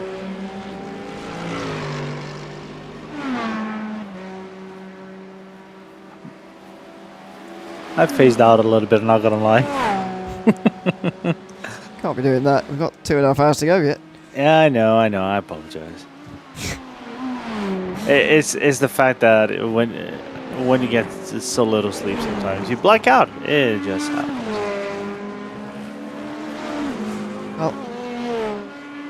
Well, we're right on board with him. Aidan Johnson got a slow down through Tete Rouge. I mean, despite the fact that he's in 4th place at the moment, less than 30 seconds off of the race lead. Ferrari Rosso Esports. For full course yellow. I just had to say something, didn't I? Yeah, Ewan, congratulations. God damn it, this is not on me. You Whoa. know. Whoa. Big spin here for 37, by the way, and big hit on the wall. 10 seconds. 10, 9. But I'll 8, just say this once, Ewan. You know, I 6, always 5, self-proclaim that I am the king 3, 2, and the emperor of 1. yellow flags, Full right? course yellow now. But this one, you pulled like a master. Well done. That couldn't have been written any better, could it? Yeah. I was this close of saying, don't jinx it, Ewan. Don't jinx it. But I knew the silver lining was lying somewhere out in the distance. And as I was saying that, somewhere around the racetrack, Nick Ford was crashing into the wall in a big way. Lucas Quequera is now the driver of the number 77. They've made their pit stop while the four-course yellow was coming out. They've got very fortunate. We haven't seen that too much so far in this race. See, we've seen some virtual safety car stops, but the pit lane's open then. But pit lane entry is closed here under these four-course yellows. The exit is open, exactly. So if you're in there already, you can make your pit stop and then come back out again. And the 77 was leading anyway, but surely they're going to be leading by an even bigger margin now.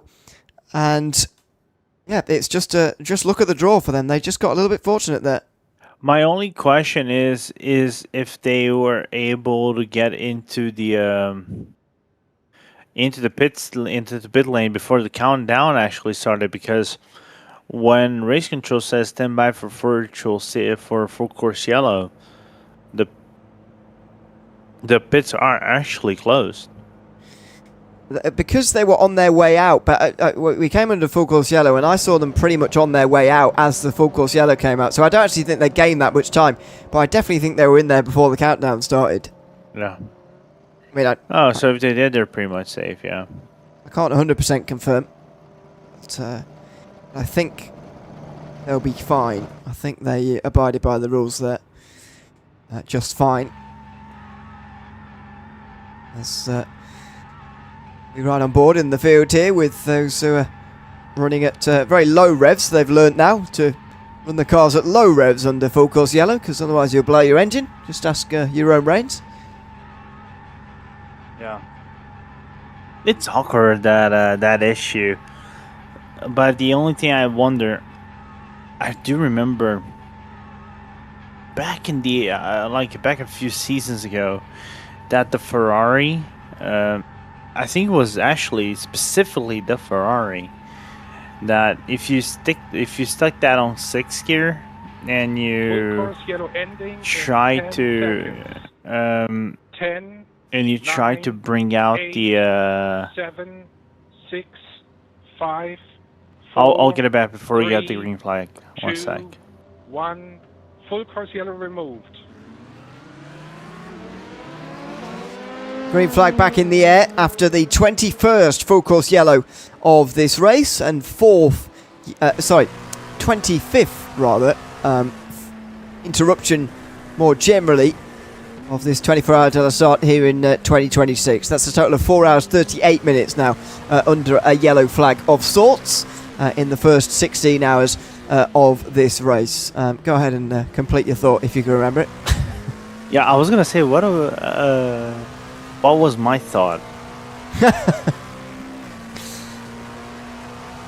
It will come back to me eventually. It's the age. Maybe when you're doing something else tomorrow, it might come back to you. But yeah, that's normally the way of things. It's mental. It's mental. Oh boy. This is the closing of a battle for third place overall, by the way. Spoke about how close it is among the top 4, but actually that does mean we're bound to get some fights as well. Then Hayden Johnson catching up to John Javicki here for third position. Oh, I remember now. I remember now. It's the Ferrari engine. Sometimes in the GT3s, because you stuck the car in 6th gear and you were trying to, go on low revs, to try to, do the wiggling and everything for you to heat up the car. Sometimes you'd get a blown engine. Just from being in 6th gear. Yeah. Oh dear, this is the 77. Is this while they were leading? Oh, this is contact with the wall for the potential race leader. Oh Lord. And this is after they stopped, I'm pretty sure. I know it says number 1 on the side, but it would have done if they were pitted on the previous lap. That front end is bent in quite badly. And the number 77 that was the GT3 leader is in the wall as well. That's at least 2 race leaders in this last hour and a half or so that have gone away. Here's Spark Matya as well, one of the top contenders in LMP2. NOP going bouncing over those first chicane curves, and they go for a spin. Uncommon mistake from NOP, by the way. And then Aaron Myers in the Project 91 car having another issue at the exit of the S's. Too much grass and combined with curbing made the car go for a half spin. Wow, what a dramatic few moments we've seen here. Try and get a handle on how big the damage is for Virtual Power. They've not yet made their way back to the start-finish line yet, such as the length of this circuit. So we will try and find out what the repairs are there, because they've made a stop fortuitously during a full course yellow period. 13 of the 3 ahead of them still got to come in, and it will be the 13 on the next lap probably. It will be the next car into pit lane. So yeah, it could potentially be a huge moment, and even if you're a kilometre or 2 down in a straight line speed, that's very, very dramatic and major around here in this in this circuit. Yeah, give or take. It depends on how much of a time loss that would be.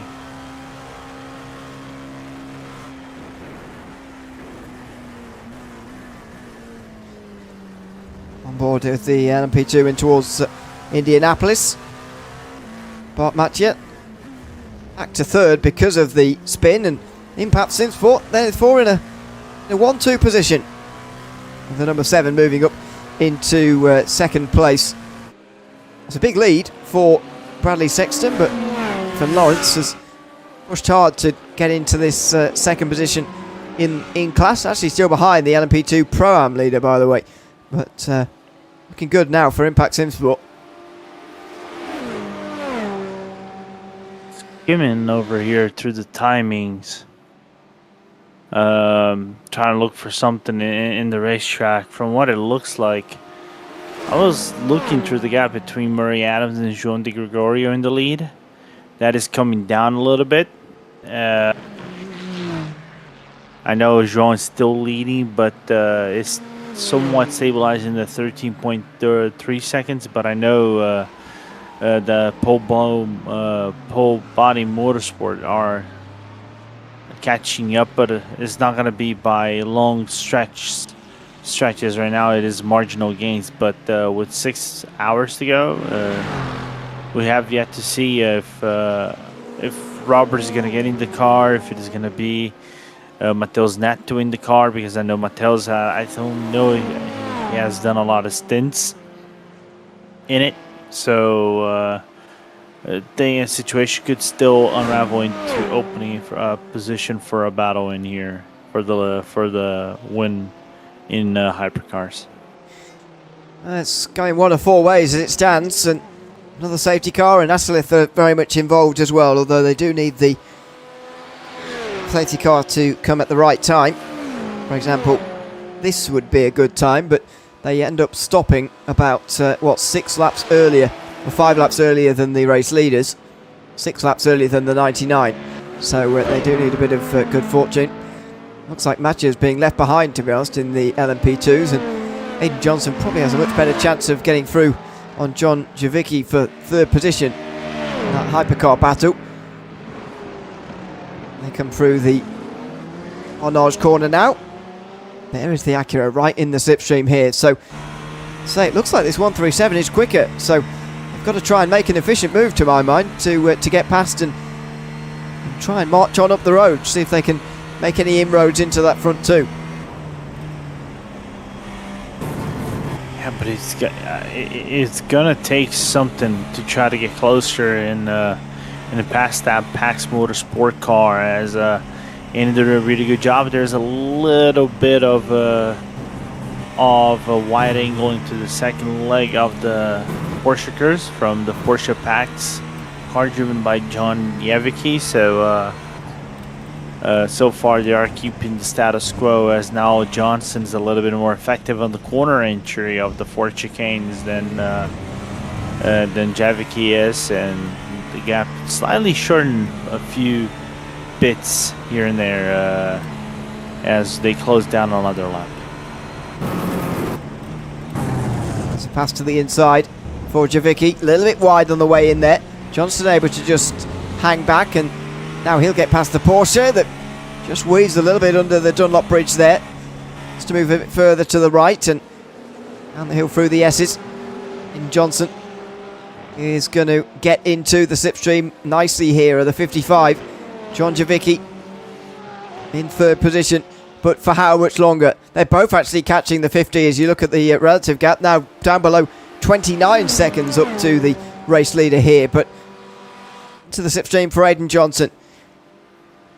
How close can he get himself, and I mean, how urgently is he going to even see this battle, really? Maybe he doesn't see it as such an urgent fight to have, as he seemed to be lifting off towards the end of the first part of the Mulsanne straight there before the first chicane. And now they go again out onto the next straight, but continually gaining time if you monitor that gap to the 50 out front there. Yeah, slowly catching. Last lap for De Gregorio was at 3:29, whereas Murray Adams did at 3:27.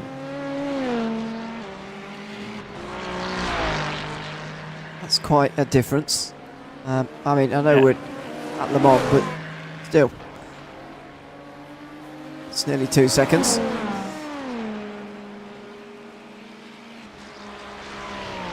And we could have a battle for the lead on its way at some point very, very soon.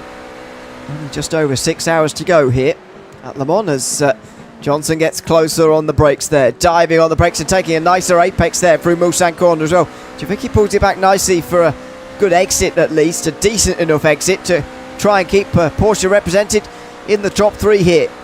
But Johnson's in the slipstream nicely on the way down in towards Indianapolis. Are we going to see a pass through here as they patch one of the Ferraris, LMGT3 Ferraris, on the straight towards Indianapolis? Is there going to be a late one?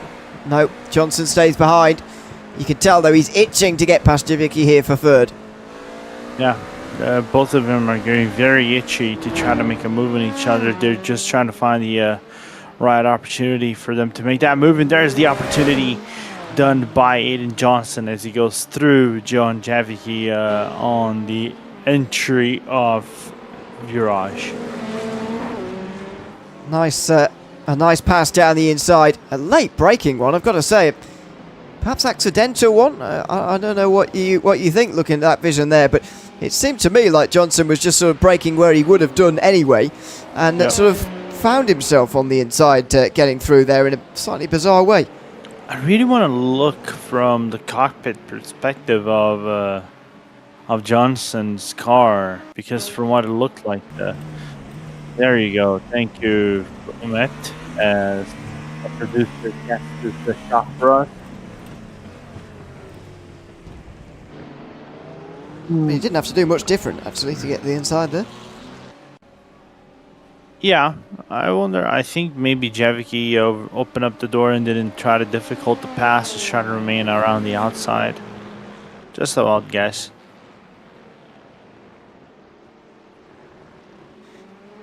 I was trying to see if somebody could chat to us from the 99 team, since they're closing for the race lead at the moment, and it would be a good time to chat to one of them, but Zach Sweeney's just messaged me back saying that at the moment, excuse me, at the moment, Murray Adams is the only one awake and he's the one driving, so that's not going to happen. We'll have to keep monitoring them for that, but you know, it's a bit of a dangerous game to be playing, don't you think? Only driver awake is actually the one driving. Nobody, I suppose there might be someone in voice chat with them from another car, but it's quite a dangerous game to play. Maybe, I think Zach, they might be all in the same channel, and maybe Zach is the one doing communications in between them, like being a spotter. Zach's car's still running. His GT3 is still running. Don't forget. Yeah. Not for the win anymore, but yeah, still looking to try to get a top 10 result, but if at the moment, from the way that it looks over there in the car, don't think that's going to be a full case. They're going to be inside the top 10. The thing is, I think top 5 is out of the reach, as they are 2 laps down. Yep. 8th place at the moment. Just, well, they're just about to be 2 laps down. They're not quite 2 laps down yet. But yeah, sadly, long repairs with contacts slowing down for a full course yellow about 2 hours ago, nearly 2 hours ago. Means that they're no longer in contention. Now a slowdown for number 7 in LMP2 means that Bart Mathieu has got a real chance of getting back into second place here, but the 7 clears it just in time for Tête Rouge, and that is really what you need, because you need that run onto the Mulsanne straight. Though Mathieu's going to get a better one here than those 2 in front anyway. The GT3 getting in the way. The LMP2 in front of us is not for position, I don't think.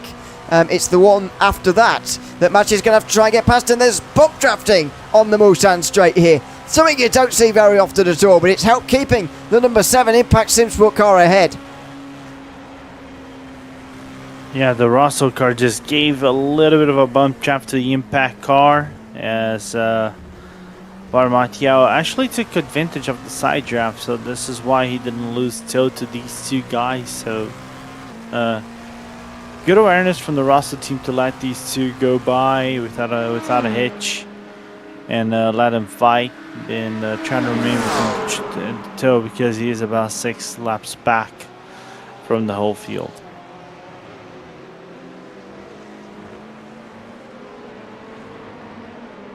Through the second Mulsanne chicane now.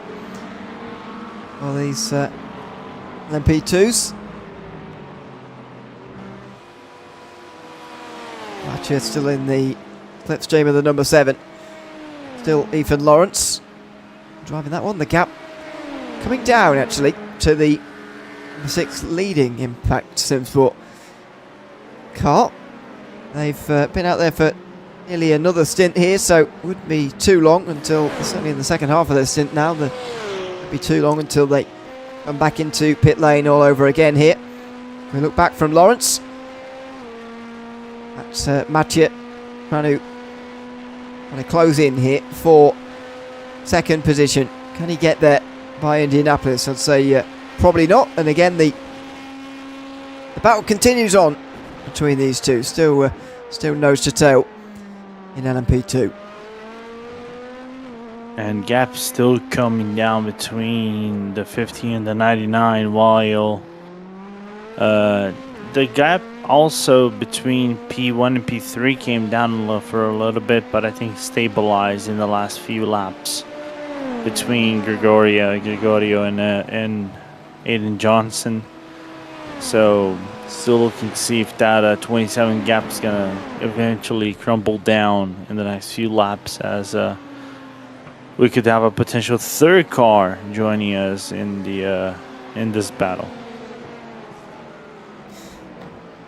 The outside through Porsche curves, just shying away from that actually on that occasion was Lawrence. Mathieu gets the better exit out of Corvette. Through Maison Blanche, there's not much space through there. And then to the Ford chicanes, they single filed it out in time. It's awkward, isn't it, through Maison Blanche, as you now know in the 54 team, that getting through traffic there, it's because it's not dead straight through there. A bit of miscommunication can definitely happen, and thankfully didn't on that occasion, but always something to worry about coming through a normally flat out chicane that you don't even think about when you're driving on your own. Yeah, and then also it's a corner that is easy. If you do some sort of miscommunication, it's gonna end up in tragedy. So and it's such a fast corner for you to take on entry that is easy to misjudge the entry in between a slower car and a faster car. There were a few occasions where I actually second guessed if I could place my car in or not. Yeah. Well, I'm sure the driver of that Cadillac will be doing the same now. 3 wide, and it's going back out of it, thankfully. None of the Cadillacs really in this race have much to play for here. The best of them in 12th place, and I think that's the one that's in 16th place that we're seeing there. So really, they've been stuck behind this LMP2 fight for some time and just waiting for an opportune moment to do it without getting in the way. And fair play to them for waiting on for so long. In fact, they're actually unlapping themselves, don't forget, this team from these LMP2s still. The 251 has been very, very much delayed. Now, drive through for number 15 for a full course yellow speed violation. That's one of the oh, that's not one of the hypercars, sorry, misremembering. It's the Rosso Esports LMP2. LMP2, yeah, they're already last of the running LMP2s though, so it won't be too much of a bad thing for them.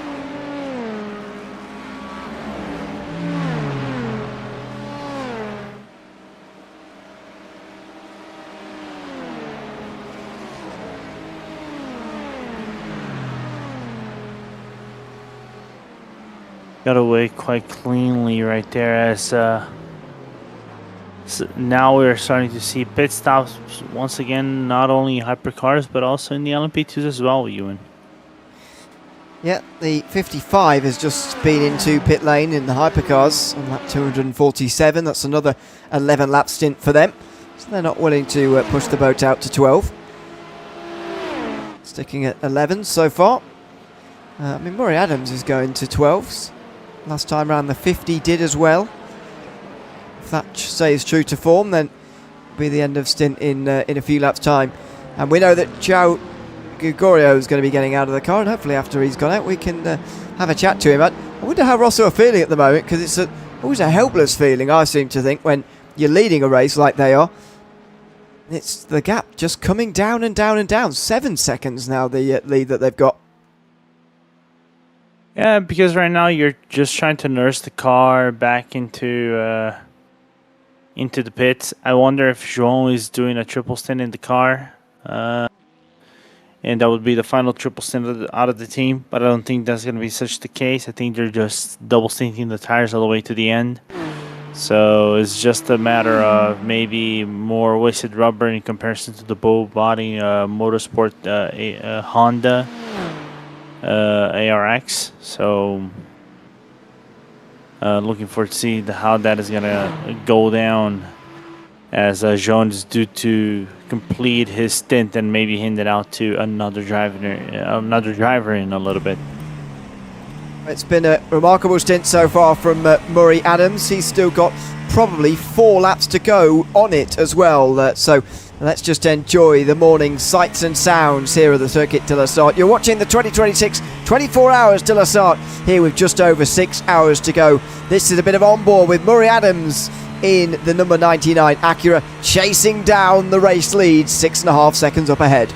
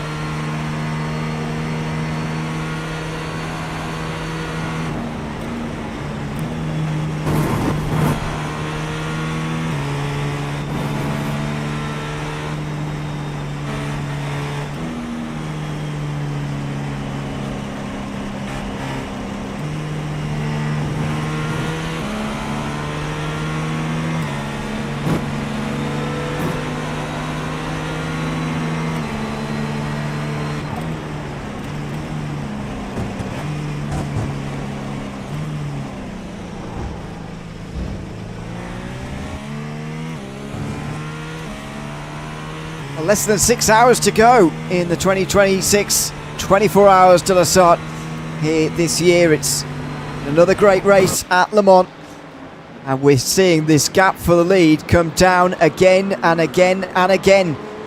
Last time around, Murray Adams, we were just on board with, was first of all the fastest driver in the race, but also he was 1.6 seconds quicker than the Ferrari in front of João de Gregorio.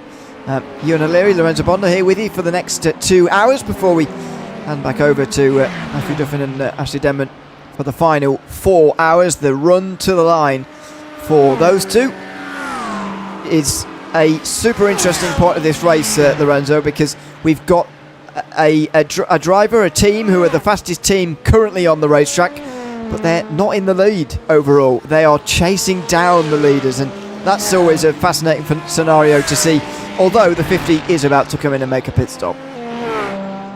Yeah, absolutely. Still a lot to unwind in this race, as Murray is chasing out quite hard, as we know that João is about to leave this car and give it away to another driver in the number 50. Wondering if that's going to be Matheus Neto, if it's going to be Daniel Molina, if it's going to be Robert Santos, who's going to be taking over from João right there in the car in a few moments. We will find out. Told by Matheus Santos that it would be in 3 laps time, so I know he's about for Rosso Esports. He's the LMP2 driver, but should be in the same channel as the team is, I think. Is he an LMP2 driver? Oh no, right, sorry, that's somebody else, Santos, I can see there. Sorry. I just looked at the second name. Oh, there's a lot of Santos in this event. We got Lucas Santos, Robert Santos, Matheus Santos, Santos, Santi Santos. All right, I'm just making up. I paused for a moment. I didn't think you were joking there for a moment. Really? Well, I just didn't. You know, people have names, don't they? You know. But no, that's that you were joking there at the end. So there we go. This is a battle, by the way, in Hypercar. It's come back up again, actually, for 7th place. Andre Diaz was overtaken by Yannick Vonenberg earlier, and these two BMWs are back together again now. Now they're at opposite ends of the stint here. Andre Diaz is just out of the pit lane, and Vonenberg is coming towards the end of his stint. So I think what we've seen for the last couple of times around is just the difference in fuel load, which maybe we don't speak about enough in terms of a difference that makes to the lap time. But we're seeing a visual look at just what difference it makes for Vonenberg getting back past Diaz, as he did about 50 minutes ago when these two were doing this in the previous stint. It helps. It helps quite a lot. When you have the lighter car, it feels like a drag, man. I can say, because I was the heavier car by a few laps, and I was seeing the competition close in on me. Sorry, not the competition close in, but the competition distance away from me, and I was like, give me speed. Just give me speed so I can overtake, but there was simply none given as the guys were on the tail end of their stint. As now Javic is on the outside coming into Indianapolis. He's going to have the overlap coming in. Oh, quite sketchy, but managed to make it through, Ewan. Yeah, that's Aidan Johnson just in behind there, who was trying to get past and into 3rd position. These two are fighting for the final spot on the podium, and they're only 1 lap removed from one another in terms of their stop time. They've already stopped in this cycle. We are still waiting for a stop from Murray Adams. Daniel Molina, the new driver, by the way, in the Ferrari Rosso Esports team. And the Asalith car is not back on the lead lap. They'll be waiting for Murray Adams to come in. But there's Molina down on pit lane. 39.5 seconds, and Molina is back on his way again to start the stint. Now, that was lap 250 where they stopped there, Lorenzo. That's 11 laps on that stint there from Gregorio, whereas the previous one was 12. Do you reckon they maybe shortened that stint to 11 laps because they were being caught so much, or is that just the way of things anyway? It's sort of a borderline whether they do 11 or 12 in Hypercar. That is a great question where you can ask the man yourself. In a Oh, little no, bit. it's gone. That would have been a great Oh, segue, dear. but he's gone. Oh, dear. Oh, dear. Well, he was there waiting. We'll wait for Hold him on. again. Yeah, he's back. I'll just give him a moment just to leave it in case he, got something going wrong. Oh, no, off! Johnson, Aiden Johnson. We'll get to the interview in a moment. That tire Aiden doesn't Johnson's look got a great. wheel failure, it looks like. Look at that wheel. It's not moving correctly. We'll see it correctly here from the onboard. This wheel is not behaving correctly. Steering wheel is malfunctioning on this Acura at the moment. There it is, hard left, and he's managed to lock it down before it entered the wall, but he can't get it turned back round again. The steering wheel's malfunctioning here. Oh, dear. Oh, dear.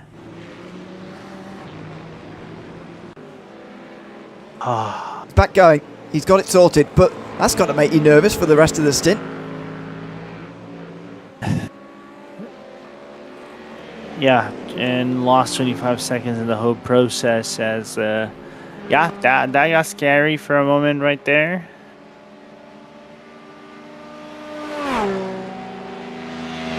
Wow.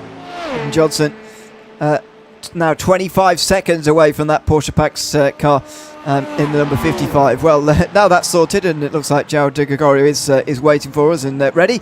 Let's have a chat, shall we, to one of the drivers from that race-leading Ferrari Rosso Esports team. João, welcome in, and congratulations on handing your car over in the race lead of this race at the Circuit de la Sarthe here this afternoon.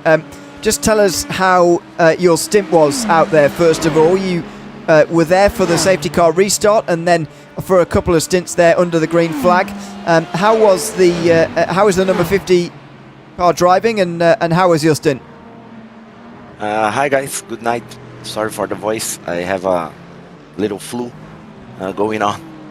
And man, this race was very tough for us because of this flu. The crash that we had that cost almost like 6 minutes was because I was taking some medicines to flu and sinusitis, and you know that Le Mans is long and you have to pee a lot when you took those medicines. So I had a little moment there and we crashed. So the race was very, very tough for us since the beginning. We were very lucky and unlucky about the safety cars and the virtual safety and the full course yellows. We had like 2 penalties because of full course yellow. The car is amazing. I want to congratulate the whole team. Mateus Neto Molina that is driving right now, and Robert that helped developing it. A big hello to Carlos that helped develop the setup. It's our engineer. The 50 is very great, man. We had a very good recovery. I noticed that Bravo crashed, so it's now us and Paul. But I think we have a lot of tires left the stint, and we can do like very good. As I say, you were leading at the time you came into the pit lane there to change driver. Now Daniel Molina driving, but what were those last few laps like? You must have seen the gap to the 99 Acura coming down as you were in the final laps of your stint. Obviously you're on slightly different strategies. Well, I think the 99 will pit 3 laps later than you, maybe 2 or 3 laps later anyway, so slightly different strategies. But how were those last few laps there where you were really being caught by the Acura? It was very difficult because we tried to triple the stints. We have like a lot of tires now for the end of the race, so tried to triple the stints and my tires were gone. So I was like pushing like a hell, and the times were not going to our way. So I decided to put 1 lap early because tires were like really done. How Daniel making a move down the inside there. Must always be nervous to watch your car now that you're out of it. But how difficult are those stints when you're going for triple stints, and how much of an advantage do you think it will be to have more tyres saved for those final moments of the race coming up in the next 6 hours? from now on, the track is just going to get higher and higher temperatures, so tires will cook fast. I think it's a great advantage. We don't know if a full course yellow or a safety car is deployed. It's like lottery. So to have more tires, it's better. I tried all my stints. I tried to sorry. I tried to triple them. So I delivered the car to Molina right now, and we are waiting for Robert, our fastest driver, to be on the car by tomorrow, by the morning. And we are just trying to figure out how the race is going to end. All right, well, thanks for coming to chat to us, Joe. Just one last quick one. Are you going to be back at driving in the car, or is that you done for this race? I think I'm done for this race. I'm Okay, going to discuss, but I think I'm done. Okay, well, congratulations on a great drive from yourself in this race. Good luck to your team for the rest of the day. Hope you feel better soon as well, by the way. And yeah, thanks for chatting to us in the interview as well this morning. Thank you, guys. See ya. Thank you very much. That is João de Gregorio chatting to us there, part of the Ferrari Rosso esports team. The reason I rather hastily cut off is because we are seeing a pit stop from Murray Adams, and the stop is fast, it looks like, for the number 99 team. No driver change here. Daniel Molina is coming through the final turns, but we are seeing a lead change with 5 hours and 46 minutes remaining. The HRC team PBM, Murray Adams, is doing a monster stint as a driver right now. Continues on again driving here. He's faster than the Ferrari Rosso esports team at the moment, Lorenzo, and this Acura is leading the race. Yeah, that's not surprising at all, given the fact that also Daniel had cold tires in the exit of his stint, so he would be a little bit slower for the first few laps, of course, because the track temperatures, you can see the right-hand side of your screen, it's getting hotter and hotter as the minutes go on by. And Jean said it quite accurately. The tires are going to cook a little bit more than usual, especially in hotter weather. So with that being said, Murray just took the opportunity of this race of trying to open up a gap to the Russell team, and is doing that with I'm not gonna say with grace, but I'm gonna say with a good chance of breaking away even furthermore. My suggestion, if he breaks away from like 20 seconds to 15 to 20 seconds at the end of his stint, that would be a major victory to the Pole Body Motorsport Honda whenever his pit stop comes in about 40 something minutes. What do you think in terms of the tyre situation? Because we were talking to João there, who said they've been keeping effectively one set of tyres back for each stint, and he almost suggested that they've got a new set for every stint from now, which feels like an amazing bit of saving that they've been doing in the cooler temperatures, although they maybe went a bit far with the last stint, the way he was losing time towards the end there. Surely the number 99 team can't be in that similar situation, and therefore you've driven this hypercar, Ferrari especially. How big of an advantage do you think it will be to have this car on newer tyres now for effectively the rest of the race? Seemed to be what you were suggesting. Thinking here. I'm not gonna lie, it does actually make me think, because what happened is the biggest advantage will be the fact that they will have fresher rubber for every single stint they go on. But then again, we have to count that, like, I'm trying to do quick mathematics over here. Each stint, it takes roughly about 40-ish, 45 minutes. You're in.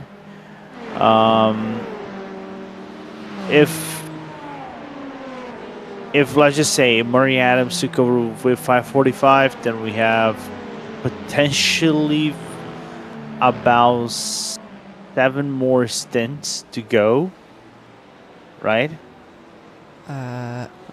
give or take. That's an 8, wouldn't you? 8? Yeah, could be 8. Could be 8. Could be 8. Then again, I'm just doing head mathematics right now. Yeah, it's just brain is not processing way too well. But 8 stints, you would have to basically triple stint. Out of the 15 tires, you would have to triple stint 5 of them. It would be a high task. Doable, but it'd be a high task. And as you say, getting more difficult as the temperature continues to rise. I mean, when we started 2 hours ago, it was still 20. I think, to be honest, about an hour ago, it was still about 20 degrees Celsius, wasn't it? Now it's already 25. We haven't seen that much sun yet, but until now, the clouds are starting to part a little bit overhead. It was really actually foggy this morning. In case you weren't with us early this morning, it was very foggy as the sun came up, although we didn't see much of the sun. We saw the daylight start to appear, but it was very foggy around. That's starting to burn off now, and very quickly we're going to start to see temperature rising, I think, as the sun starts to beat down on the racetrack. I don't know if you have the forecast to hand, but it seems to me like this is going to get quite a lot hotter quite quickly as the next 2 hours approach us to midday. Yeah, it will 100%, because again, if you look on the right hand side, the time of day is 10:18 a.m. in sim, so that track is gonna be just hotter and hotter as the time goes on by. So it is just try to do your best to nurse the tires, especially if you are on the double stint. That, for example, right now, Murray Adams is right now. It was really fast on the first stint. Now, I think on the second stint, he's potentially going to be slower than Molina. So, sorry, I'm giggling. I've just read a message. You saw in YouTube Nick Ford's comment? I saw Nick Ford's comment. Yeah, who said he can blame me for the spin. Well, the timing certainly lined up. Let's put it that way. For the spin. I want to just highlight something else, by the way, that Daniel Molina just passed a couple of moments ago, and that is the LMGT3 leading fight. If you remember before, Lucas Craquera managed to spin out of the Mulsanne corner and crash, giving pretty bad damage to the front end of that Porsche, and ever since, Danny Amoritz has been really closing in here for the number 13 Bravo Snow team. So just as their Hypercar goes away from the leading fight and they're a lap down, the LMGT3 team comes to the fore and starts to challenge. 1.3 seconds the gap here. The stop for the Porsche up ahead should be coming in 2 laps time. In fact, 1 lap's time after this. Maybe they're going to cut short their stint because that front end does look a bit damaged, but they haven't got a meatball, and clearly the damage is not terrible because Virtual Power are carrying on. However, we haven't got word from them about how bad the damage actually is, and I think we can answer that question ourselves now because that gap's continually coming down. Last time round, 1.9 seconds gained by Amoritz. Yeah, Amoritz is doing a really good job catching up and taking the opportunity of the mistake from Cerqueira in the Portuguese car of Virtual Power. Wondering if that precision loss, especially around these corners over here on the Porsche curves, is damaging him big time as the sim progresses, as the PAX Motorsport car just goes, the Porsche PAX Motorsport just goes on the inside of the Mustang and kind of like opens up some more of a gap between them, but it's still a 6/10 of a second that separates the Portuguese to the Brazilian. So a Portuguese speaking battle for the LMGT3 lead, and we expect that the Mustang, because it is more in one piece than the Porsche is, to take over the lead with 5 hours and 38 minutes to go. I'm glad that because they're all Portuguese speaking battle, you've virtually corrected me on how to pronounce their names correctly, which is good. So that helps. Through Tete Rouge they will come, and as you say, surely this Mustang's going to be through by the end of the Mulsanne straight. thinking more about by Mulsanne corner, but actually it's going to be a lot sooner than that. An inside line coming out of Tetrarouge, not quite alongside yet, Amaris, and so has to go to the other side now. The Porsche's searching for the middle of the road, and so the Mustang has to go to the outside line. But with less than 6 hours to go in the 24 Hours de la Sarthe, the Mustang's trying to get through, but even with the damage, look how fast the Porsche is in a straight line. How times have changed from a couple of years ago when this Porsche was a sitting duck on a Mulsanne straight like this. Well, this time the 77 able to stay in front, and Amaris is going to have to try again to the second chicane. Just some interesting defense from the Porsche right there as Amaris is trying to go around. There's the Rosso LMP2 car right behind to try to go through.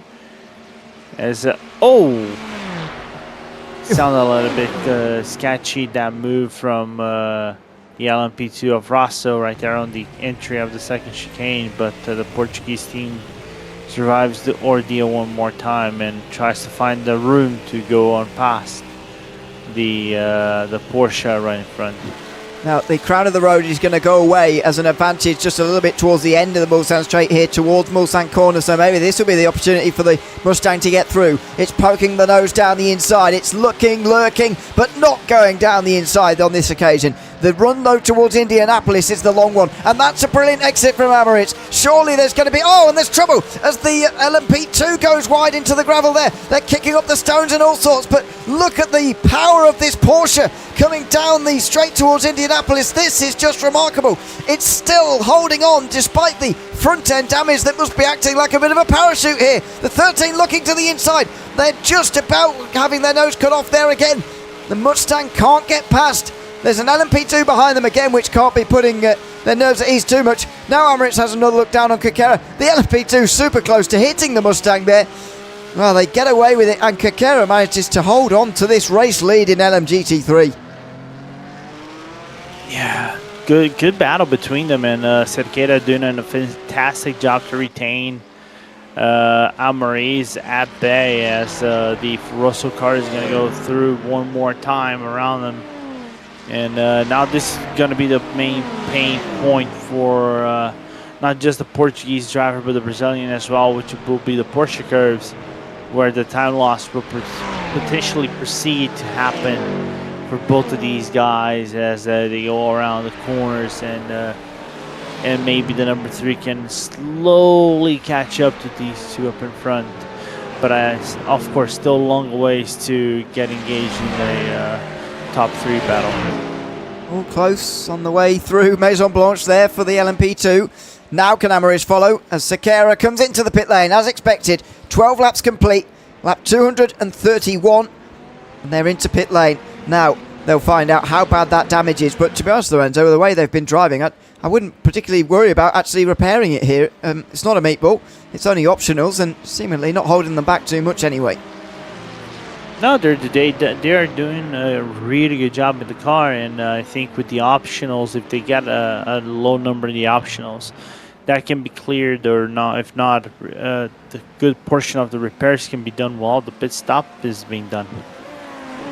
Might be able to go on another 3 laps here, by the way, in the 13. We'll wait and see, but could be quite a long time before we see Danny Amaris into pit lane. In time, Murray Adams continues to lead, nearly 6 seconds ahead of the Ferrari Rosso Esports team. Adams and Lena trading lap times, 6 seconds apart as it stands. This is an exciting battle between these two. But the 99 leads at the moment in that Acura. Going to try and grab Murray Adams for a word if he's not going straight to bed after his stint, because he's putting a remarkable stint here, Lorenzo. He's been driving the entire time we've been here, I think, for the last 2.5 hours. And surely they're going to relieve him of this car in the next stint, but he's just started another 100%. long stint coming up here. He's coming up towards the end of lap 4 of what could be another 12-lap stint. Yeah, absolutely. Fantastic drive from Murray at this current moment. And more importantly, he's keeping that Rosso car at bay with the newer tires, and more also importantly, a lighter car. And Murray is doing that also on used tires. So because of that, it cannot be taken away the fantastic job that he's actually doing on that Acura ARX-01. So props to him that he's leading the pack with that with that car. That normally some would say it might be the weakest link out of the bunch in the hypercars nowadays in iRacing. Yeah, this is absolutely remarkable from Murray Adams at the front. It really is. This is Brennan Monig of the Impact Simsport team. Now they've got their position a little bit more comfortably actually over Ryan Gill in the 89. So Impact 1-2, but they're still behind the 212 here. JD Eller is still in front of the number 7 now. So the LMP2 Pro-Am leader is in second place in LMP2 overall. And that's a remarkable job in itself, isn't it, at this stage in the race? I know the safety cars are helping them along, but the fact that a Pro-Am is still running in second, I think is a testament as well to how they've managed to navigate their slower drivers as well. Don't forget the Pro-Ams can only have lesser graded drivers than the the LMP2 category in the dark blue there on the left hand side. So that's the big difference, and still they're running very, very, very well. Yeah, for sure. And like I said before, it's a team that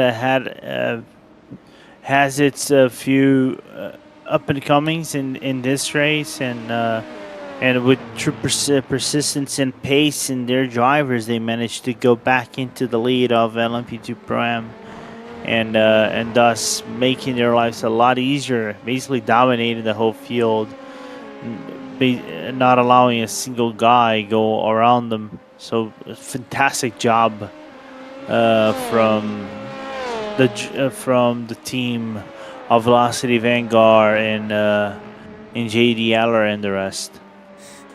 Now, the Bravo Snow number 13 LMGT3 Mustang has just taken the race lead there in that category. So let's have a chat to one of the drivers, shall we? Danilo Vaz, who joins us now. Danilo, welcome in, and thanks for joining us. Thanks, by the way, for the information you've been passing us as well on the various things going on in the field so far this morning. Just tell us about the battle that we just saw there between Bravo Snow and the Virtual Power team in the Porsche, because you came together for one lap. I know you must be watching on like the rest of us. Just how quick that Porsche is, even with the damage that we can see on that 77 Porsche at the moment. Just what was the atmosphere like as that battle was going on there for the lead in LMGT3? Good morning, Lorenzo and Iwan.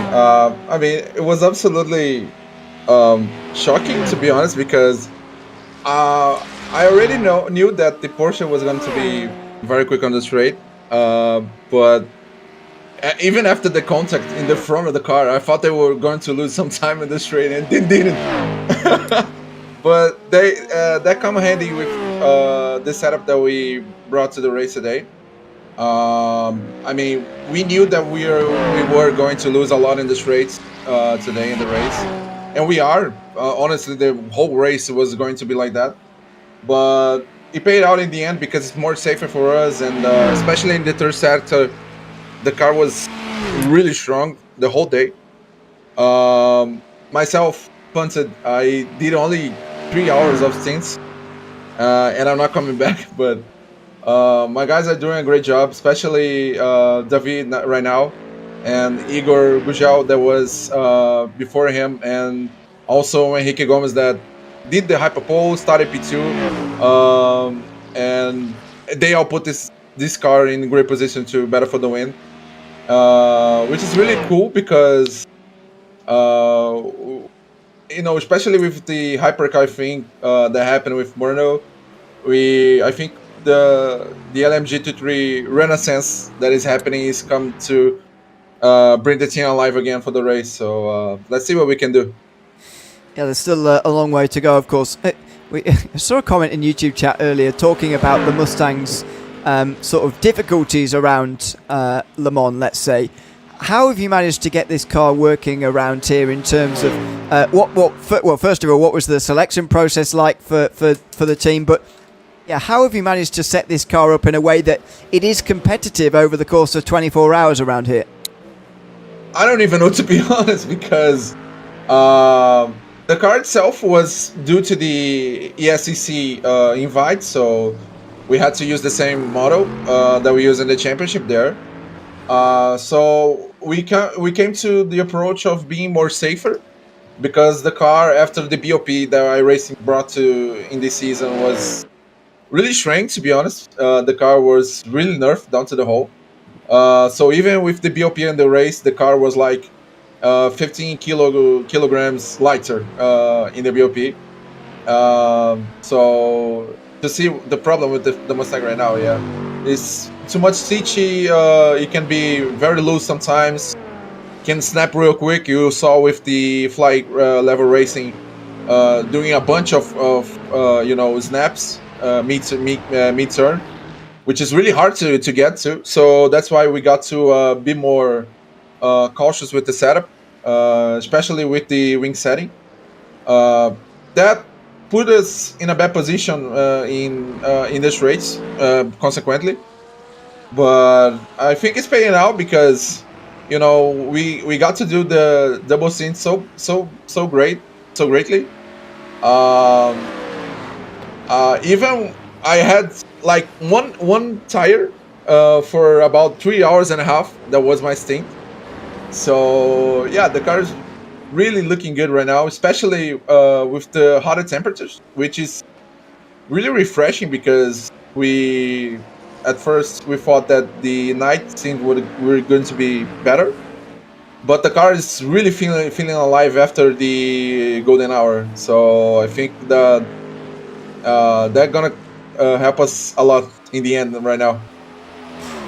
In terms of the end of this race, you're battling the 77, of course, but only 18 seconds back is the 3 BMW as well, the number 3 BMW for double stint by TSR.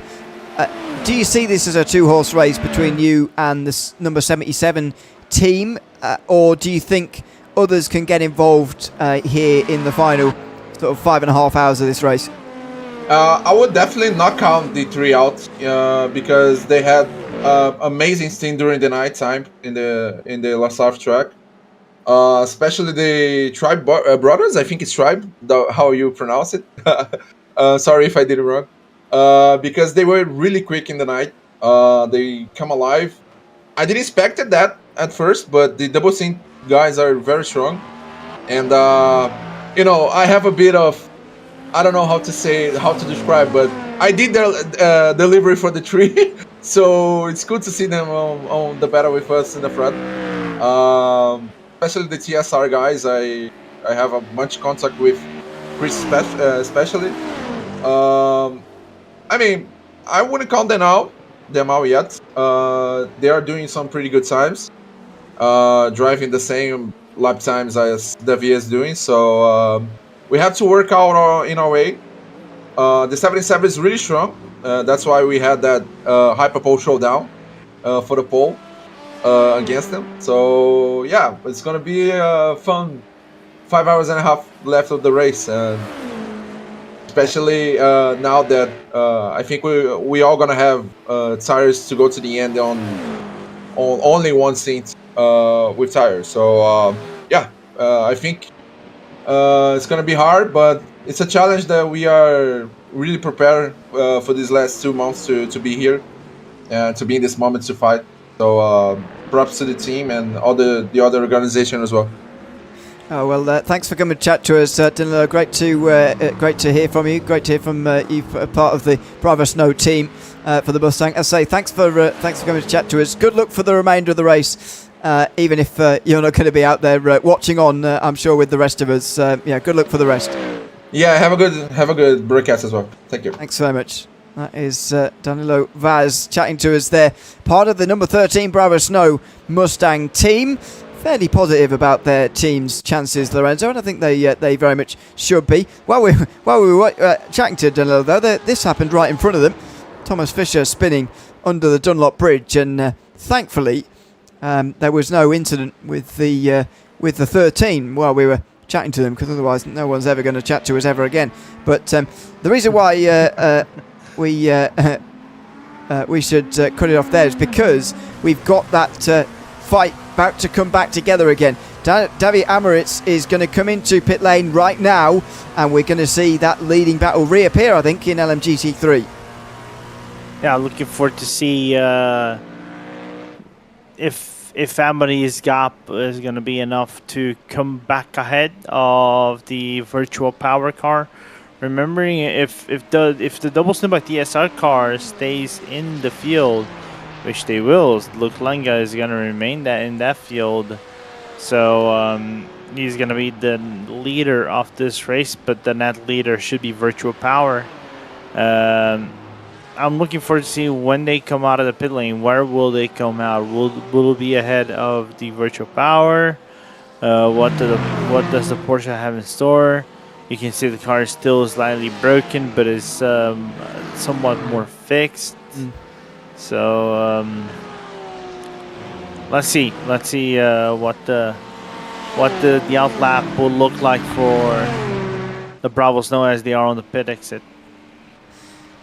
40 seconds in the box. Sequeira was only 37.9, so that's 2.5 seconds quicker for the Portuguese driver, but Amaritz was faster when he was chasing there and they were on the road together, and there's no reason to suggest that on the lower fuel, on the overcut, he won't have been faster either. There is the Mustang on its way out now. Sequeira is not there yet. The Ferrari Hypercar coming down the inside will just delay the Mustang for a moment. The gap will be 2 seconds, maybe less, but the number 13 Bravo Snow team are leading this race, and they are not allowing the Porsche in the slipstream as well, because if it was, it would just come steaming back past again on the Mulsanne straight. Yeah, but still 3 seconds separate the 77 to the number 13, so there's still a realm of possibility where Cerqueira can actually reach the back bumper of Amaritz right there, and once engaged in the traffic, can reignite the battle.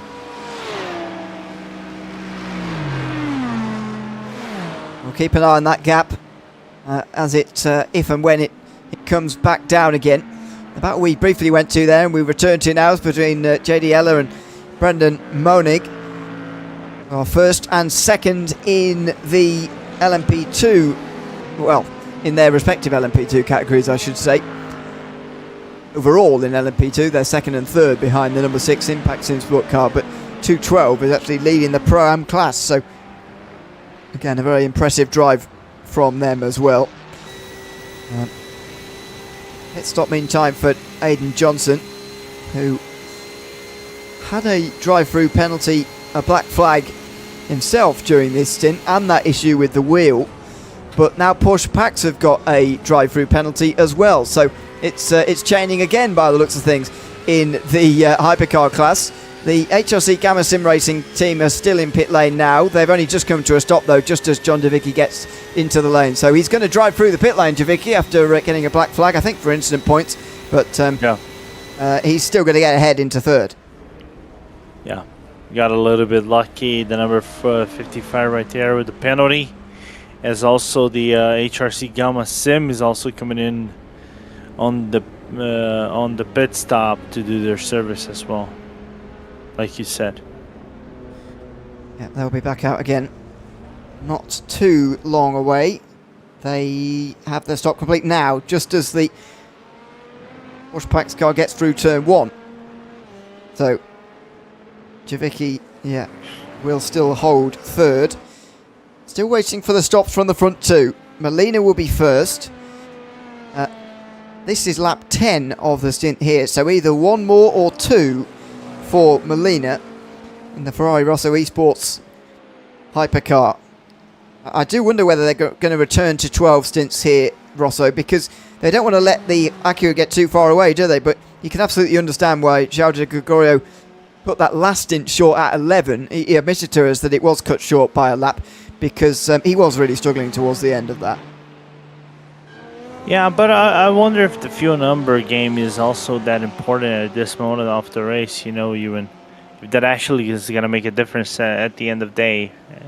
At the end of the day, in my perspective, because since we had the yellow flags in the safety car procedures, I think those got nulled out, and basically the races has started from scratch ever since we got the restart about an hour and 1 hour and 40 minutes ago. Yeah. I mean, I'm hesitating to say it, but I'm going to say it again. We've had our fourth green flag run of over an hour now.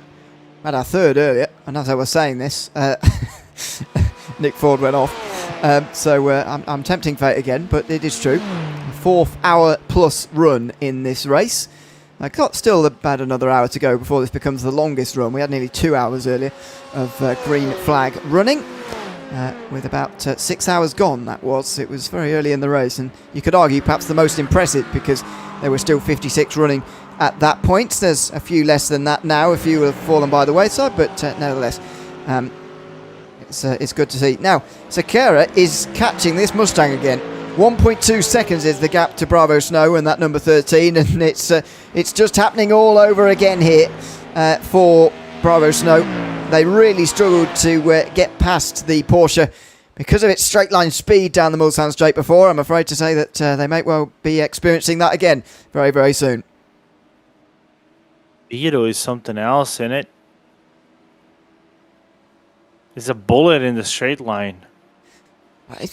It's hard for me to wrap my head around since when this car was released. I remember it racing at Daytona, and it was hopeless in a straight line. Hopeless.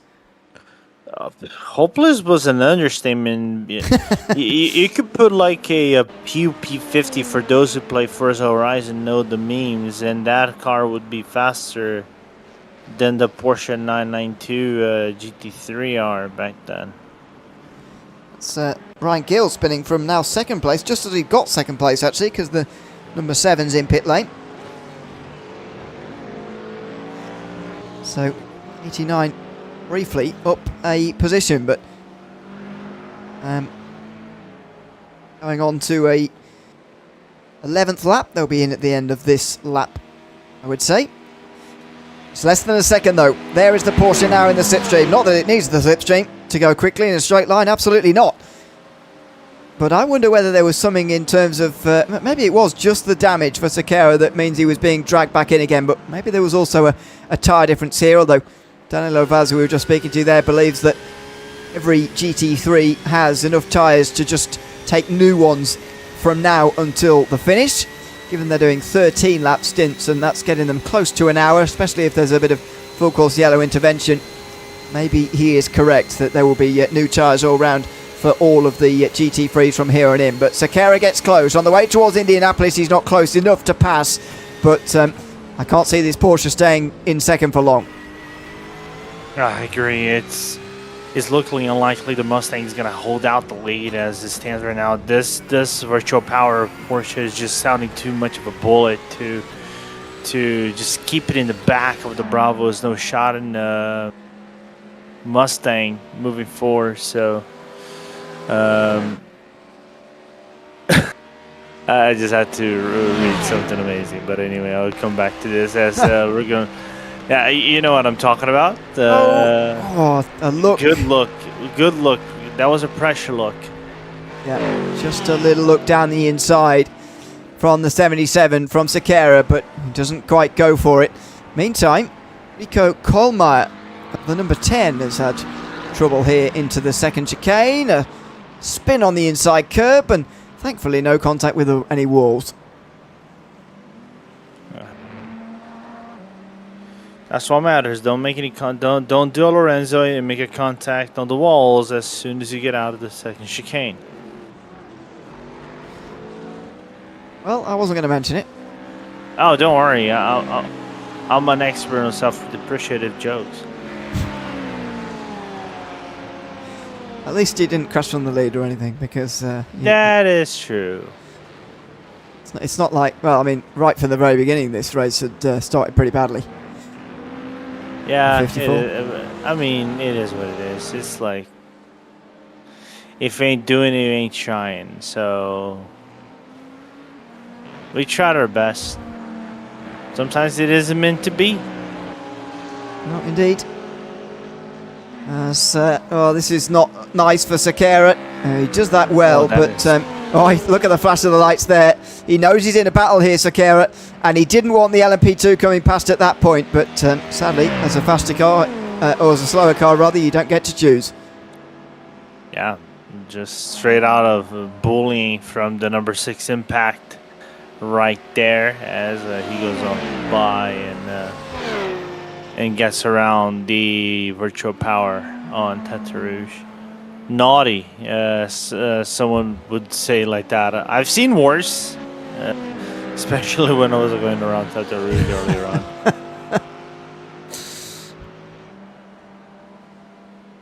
1.7 seconds.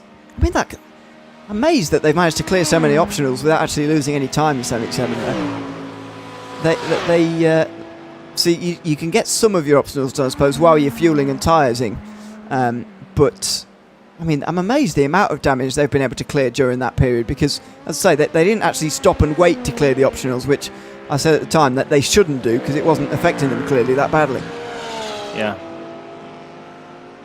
We knew from the get-go whenever Amaris was actually battling behind the back bumper of the Porsche, that Porsche on the straight line was a straightforward beast, and it was breaking away quite easily to the Mustang. It was not even letting the Mustang go on by, so it is explained then later why Danilo mentioned that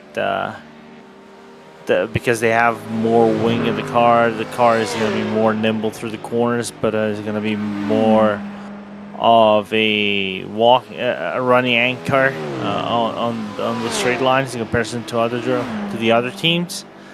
So it's that thing of also what me and you mentioned earlier, right, in the pre-race, Ewan, about do you compromise speed or do you compromise the corners to have the best setup for you?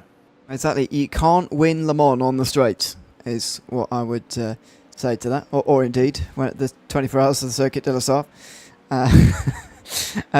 Yeah, you can't win either of them on the straights. There's a lot of corners, a lot of technical corners here on this racetrack, which mean that, yeah, you can't just take all the downforce off and that's it. It's a lot more complex than that around here. The Ferrari Rosso Esports team, by the way, number 50, has come into pit lane here with 5 hours 10 to go. That's lap 262 for them. Another 12-lap stint from Daniel Molina, and he's going to carry on for another one here. But this battle in LMGT3, just as it was going the 77's way, a little bit of traffic through Tête Rouge. I think in their, you know, in an ideal world, they would have liked to have gotten the slipstream there, got onto the Mulsanne straight and sort of drafted past the 13 on that lap there. But see, they've got even further away, and another bit of bad luck there. They've dropped to 3 seconds back, but there we go. They've still got 5 hours 10 to rectify it. We'll get back to that though. Lorenzo, I know you're about to head off and get some rest. Just give us some final thoughts from yourself about the outlook on the remainder of this race with just over 5 hours to go, with at least 2 classes very, very close in terms of their leading battles. And looking really interesting, this battle between all the teams, right? I'm looking forward to see the remainder of this race, hoping that we don't get some virtual safety cars or something of the sort. If we got one, then the race is gonna blow itself entirely on in a different dimension. I have no clue which dimension that will be.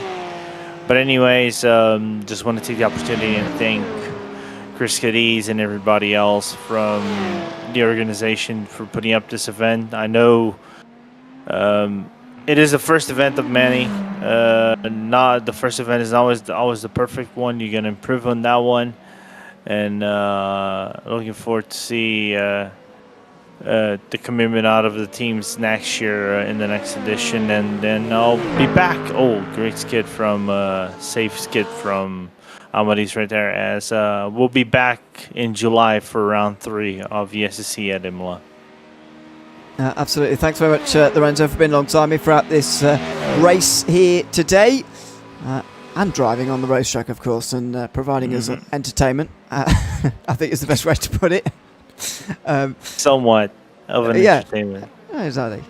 Over the course of this over the course of this race. But yeah, that is Lorenzo Bonda signing out for this edition of the 2026 24 Hours de la Sarthe here today with still about just over 5 hours to go. I'm still Ewan O'Leary. Glad to say that I'm going to be joined by Ashley Denman for the next hour or so, doing an Ironman 5-hour stint to the end. Ashley, thanks for jumping in. It's good to be back alongside you, by the way. Over 5 hours to go, and we've got, as I said to Lorenzo there, at least 2 classes who have real lead fights happening here, and it's not like we can say we're just out the other end of a safety car. The last one came in with 8 hours to go. That's feeling like a long time ago, but we've still got 2 classes that are right up for a fight at the moment in the leading 2. Yeah, it's really good stuff. Happy to be back. Yeah, nice to be alongside you as well, Ewan. It's been a while, hasn't it? But yeah, we left off as the safety car came in, so me and Matthew kind of got an idea of the restart, but immediately had to jump ship. I needed to get my shopping done. He needed a bit more 40 winks. And it's good to see that the battles haven't really gone away, and we are still in for some good championship fights right till the bitter end. So very happy to see that indeed. So 2.5 seconds in LMGT3. Davi Amaritz leading Lucas Sequeira. And it doesn't look like it at the moment, but in Hypercar it is HRC Team PBM versus Ferrari Rosso Esports for the lead there as well. There is the Mustang, just over 2 seconds in front for Bravo Snow and the number 13. And there's the Virtual Power Porsche, just making its way through the Porsche curves right now as well. Bit of miscommunication there as the Cadillac waits behind, and I think Sequeira was expecting to be dived somewhere there by the Cadillac, but nothing to lose. I think is that the World of Sim Racing car, I think. They're running in 10th place at the moment, but they've got a lap up to the next car, so they're not in a rush at the moment. But a bit of that miscommunication allows the gap to grow just a little bit more. Yeah, still 3 Cadillacs in the race. Sorry, the World of Sim Racing car, I think, is in 12th place, rather. But in any case, they've got a long way up to the next car. Out of the pit lane, Michael Simpson, the 25 BMW at the moment. That's lap 261 complete for them as they make their way back out. There's the World of Sim Racing car, just over 5 hours to go. So great to see so many cars still running here in Hypercar. Glad to say as well that we might actually get the 17th Hypercar back out again. The 54 Charles Sartori has gotten back into that Ferrari again 8 minutes ago. Don't know whether it's going to be driven again, but there it is on pit lane. It'd be good to see it back out for the finish of this race if possible. Wow, yeah, I would have thought that car was fully retired, but it'd be nice if we can get the full Hypercar grid to the end of the race, whether it being classified or not. So it'd be good to see if Lorenzo's team can get back out there. But I mean, Ewan, it sounds like I've missed quite a drama-packed full 3 hours, particularly with the changing of the leaders. What is happening there? Hello, the number 5 Corvette in the wall hard, and are we going to see interruption for this? This is Remy Renault, the last running LMGT3, just gets loose into Tetruz, into the wall hard on that rear right corner. Is that car going to be able to drive back or not? Let's just see. Yellow.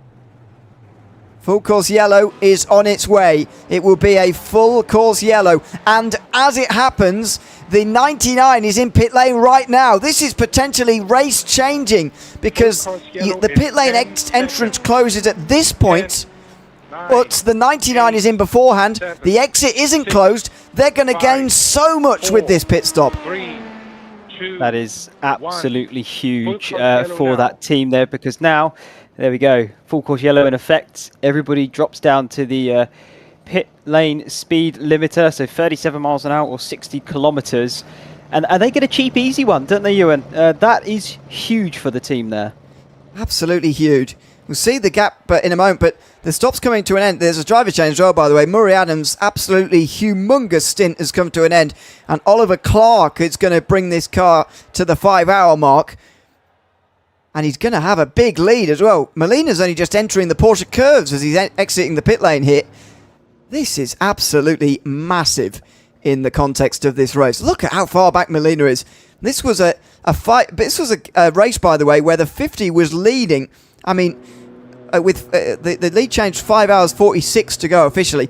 So only 40 minutes ago the actual gap changed there, but the 50 had been leading for the hour previous to that, and now they're trailing by a very, very long way indeed. That is the other Acura, the 137 in 4th position currently at the moment. So they're a long way back, and they're even further back now, but it's just the way that these full course yellows work sometimes. You've got to get very, very fortunate to catch a yellow, because you can't even come in as the countdown is beginning.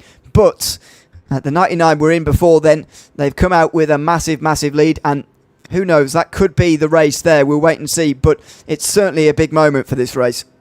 I mean, it's race changing, I would argue, because it gives them such a big advantage when they, well, they are back out on the circuit, but when they do come out of the full course yellow and get back up to full speed, it's purely just down to that. That was a luck, that one. That wasn't you know, strategy or perfect time. That was purely a lucky coincidence. But yeah, boy, did it come at the right time for them, and they'll definitely reap the rewards. Now they're sitting there, I can imagine, crossing their fingers. Murray, Ollie in the car now as well. They'll be crossing their fingers that a full-on safety car doesn't come into play. Yeah, it's not impossible that this could change to virtual safety car and then safety car, but so far we've just seen full course yellow interruptions of a few minutes. That's all we've seen really since 8 hours to go, and that last safety car came in, and I said it at the time, but got to think about this race as if that is the last safety car of the day. You can't bank on there being another one, because there just might not be in the remainder of this race. You just never know. At the front of this train, by the way, is the 58 Asalith Porsche, and is that the 99 in there? So they're only just on the lead lap, I think, in the 58 now. Normally they were coming out quite comfortably on the lead lap, and they only maintained it for a little bit because they're on a different strategy. However, I think they're only just about on the lead lap now. Here comes the countdown. 8, 7, 6, 5, 4, 3, 2, 1. Full course yellow removed. So the 22nd full course yellow of this race rather draws to a close, and we're back under green again, and the gap on the top left of your screen is going to normalise. We'll be able to fully report on what this gap is looking like at the moment, but it is advantage 99, and they're about to put the 5th place car a lap down as well here, although they're on cold tyres. Got to be careful getting out here. Oliver Clark is dropped right into the middle of an important moment, and yes, he's got a much bigger lead than he otherwise might have done, and that's going to be a big help, but he is on cold tyres. He is a new driver into the race, and he's got all of that to contend with right now. Yeah, but he's skilled, he's experienced. He'll know what to do from here, and like we said, he's now got that nice big buffer behind him, so he'll be taking this out lap nice and easy as decides to go a little bit deep there on the exit of the second chicane. But yeah, he's not going to push this one all that much, knowing that he has got a bit of a gap back to the next car, which is this one in the Ferrari Rosso number 50. And they'll be very happy with this indeed, are the HRC team. I'll be absolutely delighted. It's normalising at 45 seconds. Wow, what a big gap. Let's chat to one of the drivers involved. The mammoth stint from Murray Adams comes to a close, and we can chat to him now. Murray, welcome in. Congratulations on such a mammoth stint this morning, by the way. How long was that you actually did in the car there in the end, your stint? That was a triple there. Yeah, I've done two doubles and a triple this morning. So yeah, we've had double, then 2 off, then a triple. So still another few to go. So yeah, we're in a good place. I think we're in a good place. Well, absolutely, and none more so than just in the last few moments. But first of all, let's talk about your stint before the what's just happened under that full course yellow. You were able to deliver the car over in the lead, but you didn't start in the lead in your stint, and in fact you took the lead quite late on in your stint indeed as well. Just what has that battle been like between yourselves and the 50 there, especially that stint in which you were just closing slowly each lap, getting closer and closer and closer, and just when you got onto the back of them, they came into the pit lane, you were able to come out in the end ahead. But what was that part of the race like when you were just homing in on them for the lead of the race there? Yeah, so I think we kind of spoke about it earlier, about the fuel usage. The Ferrari being much higher fuel usage than the Acura, and and we know we need to put the 50 under pressure to try and use the fuel. We are comfortable fuel saving and still going at a good pace, so during that stint was still fuel saving, but was making sure that we were closing the gap, and we knew that if we closed the gap that they would be forced to respond, and I think that they know that we've got really good raw pace at this stage in the race. Even with the track heating up, we're not concerned. Was that pre-race a bit of a concern, this stage in the race, that the track might get really warm and that wouldn't suit you, or not particularly in the Acura? I think the Acura's normally okay on its tyres. It's but the fuel usage is definitely going up. That's what we've noticed, probably up 0.2 or so, 0.3 from earlier on. So you are having to be a bit more conscious about your fuel saving. But when you're fuel saving, it's saving the tyre as well. But we're in a good place tyre-wise. We've still got a few sets still to use. All going to plan in that respect. But how soon do you think you'll be able to sort of go to the single stints to the end? Is that a plan to sort of go into that soon, or is it still doubles all the way at the moment? Driving wise or tyres? Oh, tyres wise, sorry, tyres. We're not quite at singles. We're we're close, but we're not quite.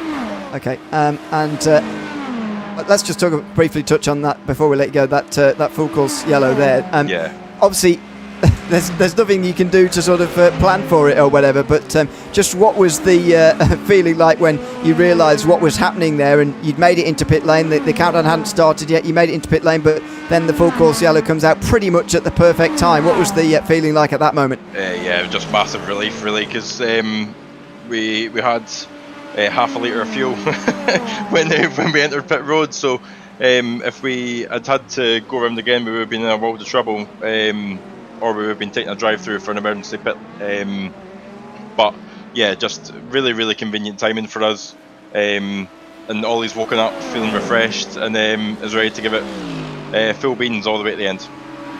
All right, when are we going to be seeing you next in the car? Sounds like you're going to be back in before the end? Yeah, I've got another 3 stints at least. Oh, all right, okay. Well, good luck with those for the remainder. Thanks for chatting to us, and yeah, good luck for the rest. Thanks so much. Good chatting to you guys. Cheers. Thanks very much. Barry Adams there, doing all the race, it seems. For the Seems 99. like it, doesn't it? Is he going to let anybody else drive?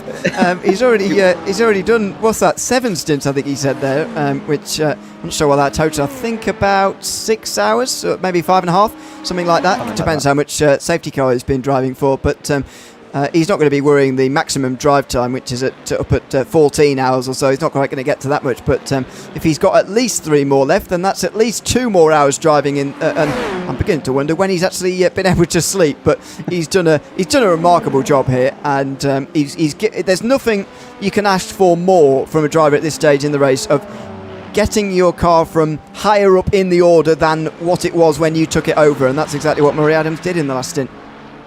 Yeah, me and Matthew had a chat with him earlier, and it felt like he was in the car for the entirety of that 4 hour as well. So I don't know where he's getting the time to relax himself, but I'm sure he'll try and have a brief break now. But yeah, Oliver in the car and leading this event by some 40 seconds over the Ferrari Rosso team there in second place. Yeah, a little bit further back than number 50, but yeah, all helped by the fortunate full course yellow when it came about.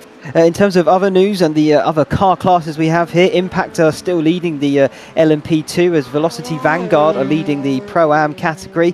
They are P1 and 2 there overall in their classes respectively. And then the LMGT3, we have Bravo Snow leading that class now with the Virtual Power in second, albeit only 6 seconds back. And I think that is a little bit down to the differing strategies. It's about when they pitted in and was able to get those stops done for each of those teams. But that LMGT3 field looking pretty close actually. The gaps are not massive between each of them, Ewan. Yeah, we've spoken about the leading 2 already, but yeah, back to third is only 20 seconds. Fisher 43 seconds in the 84 car as well, the 84 Porsche. So yeah, it is very close in the LMGT3 field at large, as Sequeira's got to be very careful there with all those prototypes around him. he had to get into the slipstream of that Mustang early in the stint here, otherwise he was going to get beaten here. And well, I know that 6.5 seconds doesn't look like a big gap at this stage in the race, and it isn't, but it is far larger than the second or so of a margin that we were seeing very recently between first and second in LMGT3. It was a leading battle indeed. Amaris was right behind Sekera, although that Porsche so strong in a straight line was difficult to pass. So, well, yeah, they'll be disappointed. Sekera will be disappointed he hasn't got into the slipstream. The Mustang and Bravo Snow will be absolutely delighted because they wouldn't have been able to keep the Porsche back otherwise, the straight line speed that it has. That's been a bit of a talking point with the GT3 class here. We've seen the Porsches have actually been going quite strong throughout the majority of the race. That's all a bit down to the setup. And again, me and Matthew were sort of discussing, it's not all about keeping it as fast as you can on the straight. You've got to balance that with the corners because there are a few high-speed ones out there, particularly the Porsche curves and sort of that last few sections of the circuit. But it's nice also when it complements a slippery car down the straight. Indeed. And that message in from Murray about sleep. He last slept at 3 AM. He's awake to the end. That doesn't suggest how long he slept for, or indeed whether that's when he finished sleeping or started. I don't know. But anyway, he's been awake for a long time. And he's awake till the end, he says. So he'll need some fluids of varying strength, I would imagine. And that will help him power on to the end, I would imagine. I mean, I'm sure it's much easier to stay awake when you're involved in an intense leading fight. And judging by early viewing, we always look at matchups really at this stage in the race when you're sort of in an endurance race at this stage.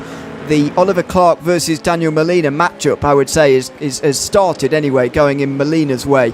The gap was 45 seconds at the beginning. It's already below 39 seconds. Yeah, so closing that gap then is Molina. Not by massive margins though in each lap, but it's enough that it will slowly start eating away at the gap. And yeah, I don't think they're going to be too worried though, the HRC team at this present moment. They've got that buffer and there is quite a sizable one. So at the moment they'll be keeping pretty calm and collective and just trying to get the laps by. It's a flash of the lights from Amaris on the prototypes as the GT cars stay down the middle of the road, dead down the middle of the road in towards the first chicane there. It's making the prototypes go either side of them, as we've seen so much of in this race. Here's Adrian Alonso in the sim racing Corvette, meantime 2 laps down as it stands at about 17 or so seconds off of Richie Chauhan in the 9th placed number 16 Mustang. Are you asking, by the way, about stuff that's happened in the last 3 hours, by the way? Cameron through just a little bits of things that have gone on from the last few hours. I mean, this obviously being the main one, Oliver Clark being now, well, it's now down to 38 seconds, but the HRC team, EBM being ahead of Ferrari Rosso Esports by such a degree is definitely the headline from the last few hours. But it wasn't that long ago, it was in the last few hours that the number 77 virtual power car made a pass for the LMGT3 lead on that safety car restart. There was a full course yellow not long after the restart in which the 113 got absolutely drilled by the 64 Vulture Motorsport car, and that's why the Orbotting Motorsport car is out of the way. As I say, it was passed for the lead before that anyway, but they were properly taken out of contention with that. The number 20 was leading the overall race at that stage. If you remember that the first Mulsanne chicane, while passing their Bravo Snow teammates, they crashed into the wall. It was Lucas Murno at the time, and they got a meatball flag, 6 minutes of repairs. The 50 took the lead from there. Although through the recent pit stops, we've seen the 99 take the lead and extend that lead, as we've seen. The 77 crashed out of Mulsanne corner as well with about 6 hours and 20 minutes to go. And that gave them that little bit of damage that you can see has just been holding them back from going at their absolute pace in the LMGT3. So, yeah, just in the space of a few hours, a lot going on. 3 changes for the overall lead and 3 different leaders of the LMGT3 class as well, all in the sort of 3 hours 10 since the last safety car ended. Yeah, it's all it really has been kicking off, hasn't it? up and down in all the different classes and categories. I wonder with the virtual power car, with that GT3, that where they've got the damage on board, how much quicker could they potentially go if their car was up to 100%? Because that, of course, that gap between them and Bravo Snow is sort of up and down a touch, but it is maintaining. If they had a fully fledged Porsche, I wonder, would they be able to close that gap rather quickly and maybe retake the lead? Yeah, I wonder whether the gap would have ever come down at all and they would have ever been passed, to be honest, with the pace that they were having, as 55 gets a drive-through for incident responsibility. That is the Porsche Pack SimSport Hypercar, and that is going to result in a change on the overall podium here. Incident responsibility. I'll get the team who protested there, who the team whose incident they're responsible for. It is the 23 going into the Porsche curves. It's the LMP2 of Tri-State Racing. And John Giovicki is going to have to come down pit lane. And as I say, that's a change on the overall podium. Not that long after the 137 was in the gravel with a small technical problem for Aidan Johnson. He's got that fixed and he's about to retake third place. Absolutely. I was just trying to have a look at the little gap between the Porsche Asalif and the leader as well, because we mentioned that I think briefly after the full course yellow that they were touch and go being lapped. I think that is still the case, but they are just about on the main lead lap, but not much in it there. They are slightly quicker though, looking at the last lap times around. They're the only car in that top 5 in the 27s, the rest of them in the 28s or 29s. But Molina is sort of 5/10 up on the overall lead.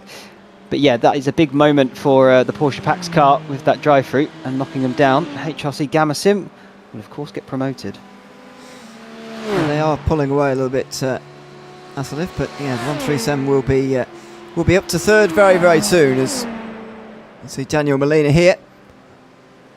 He's closing on this race lead already. 37.5 seconds is the gap. And he continues to get closer. Now car 30 has got a full course yellow speed violation drive through. That's another LMP2 Pro-Am car, the Fury SimSport LMP2. Has infringed the rules on that one.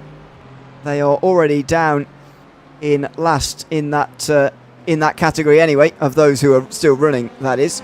Also in second last, the 757 is still going, but nevertheless full course yellow speed violation. It's well, it hasn't amazed me that much actually, how much of those penalties we've seen for full course yellow speed violations, because everybody's trying to maximise it, so they're trying to brake as late as possible when they're on their way into the to a full course yellow period, when they hear that countdown. So they're trying to maximise it, brake as late as they possibly can, but still drivers being caught out by that. Most of the full course yellows, to be honest, have had a penalty for somebody speeding when they're beginning one of those caution periods.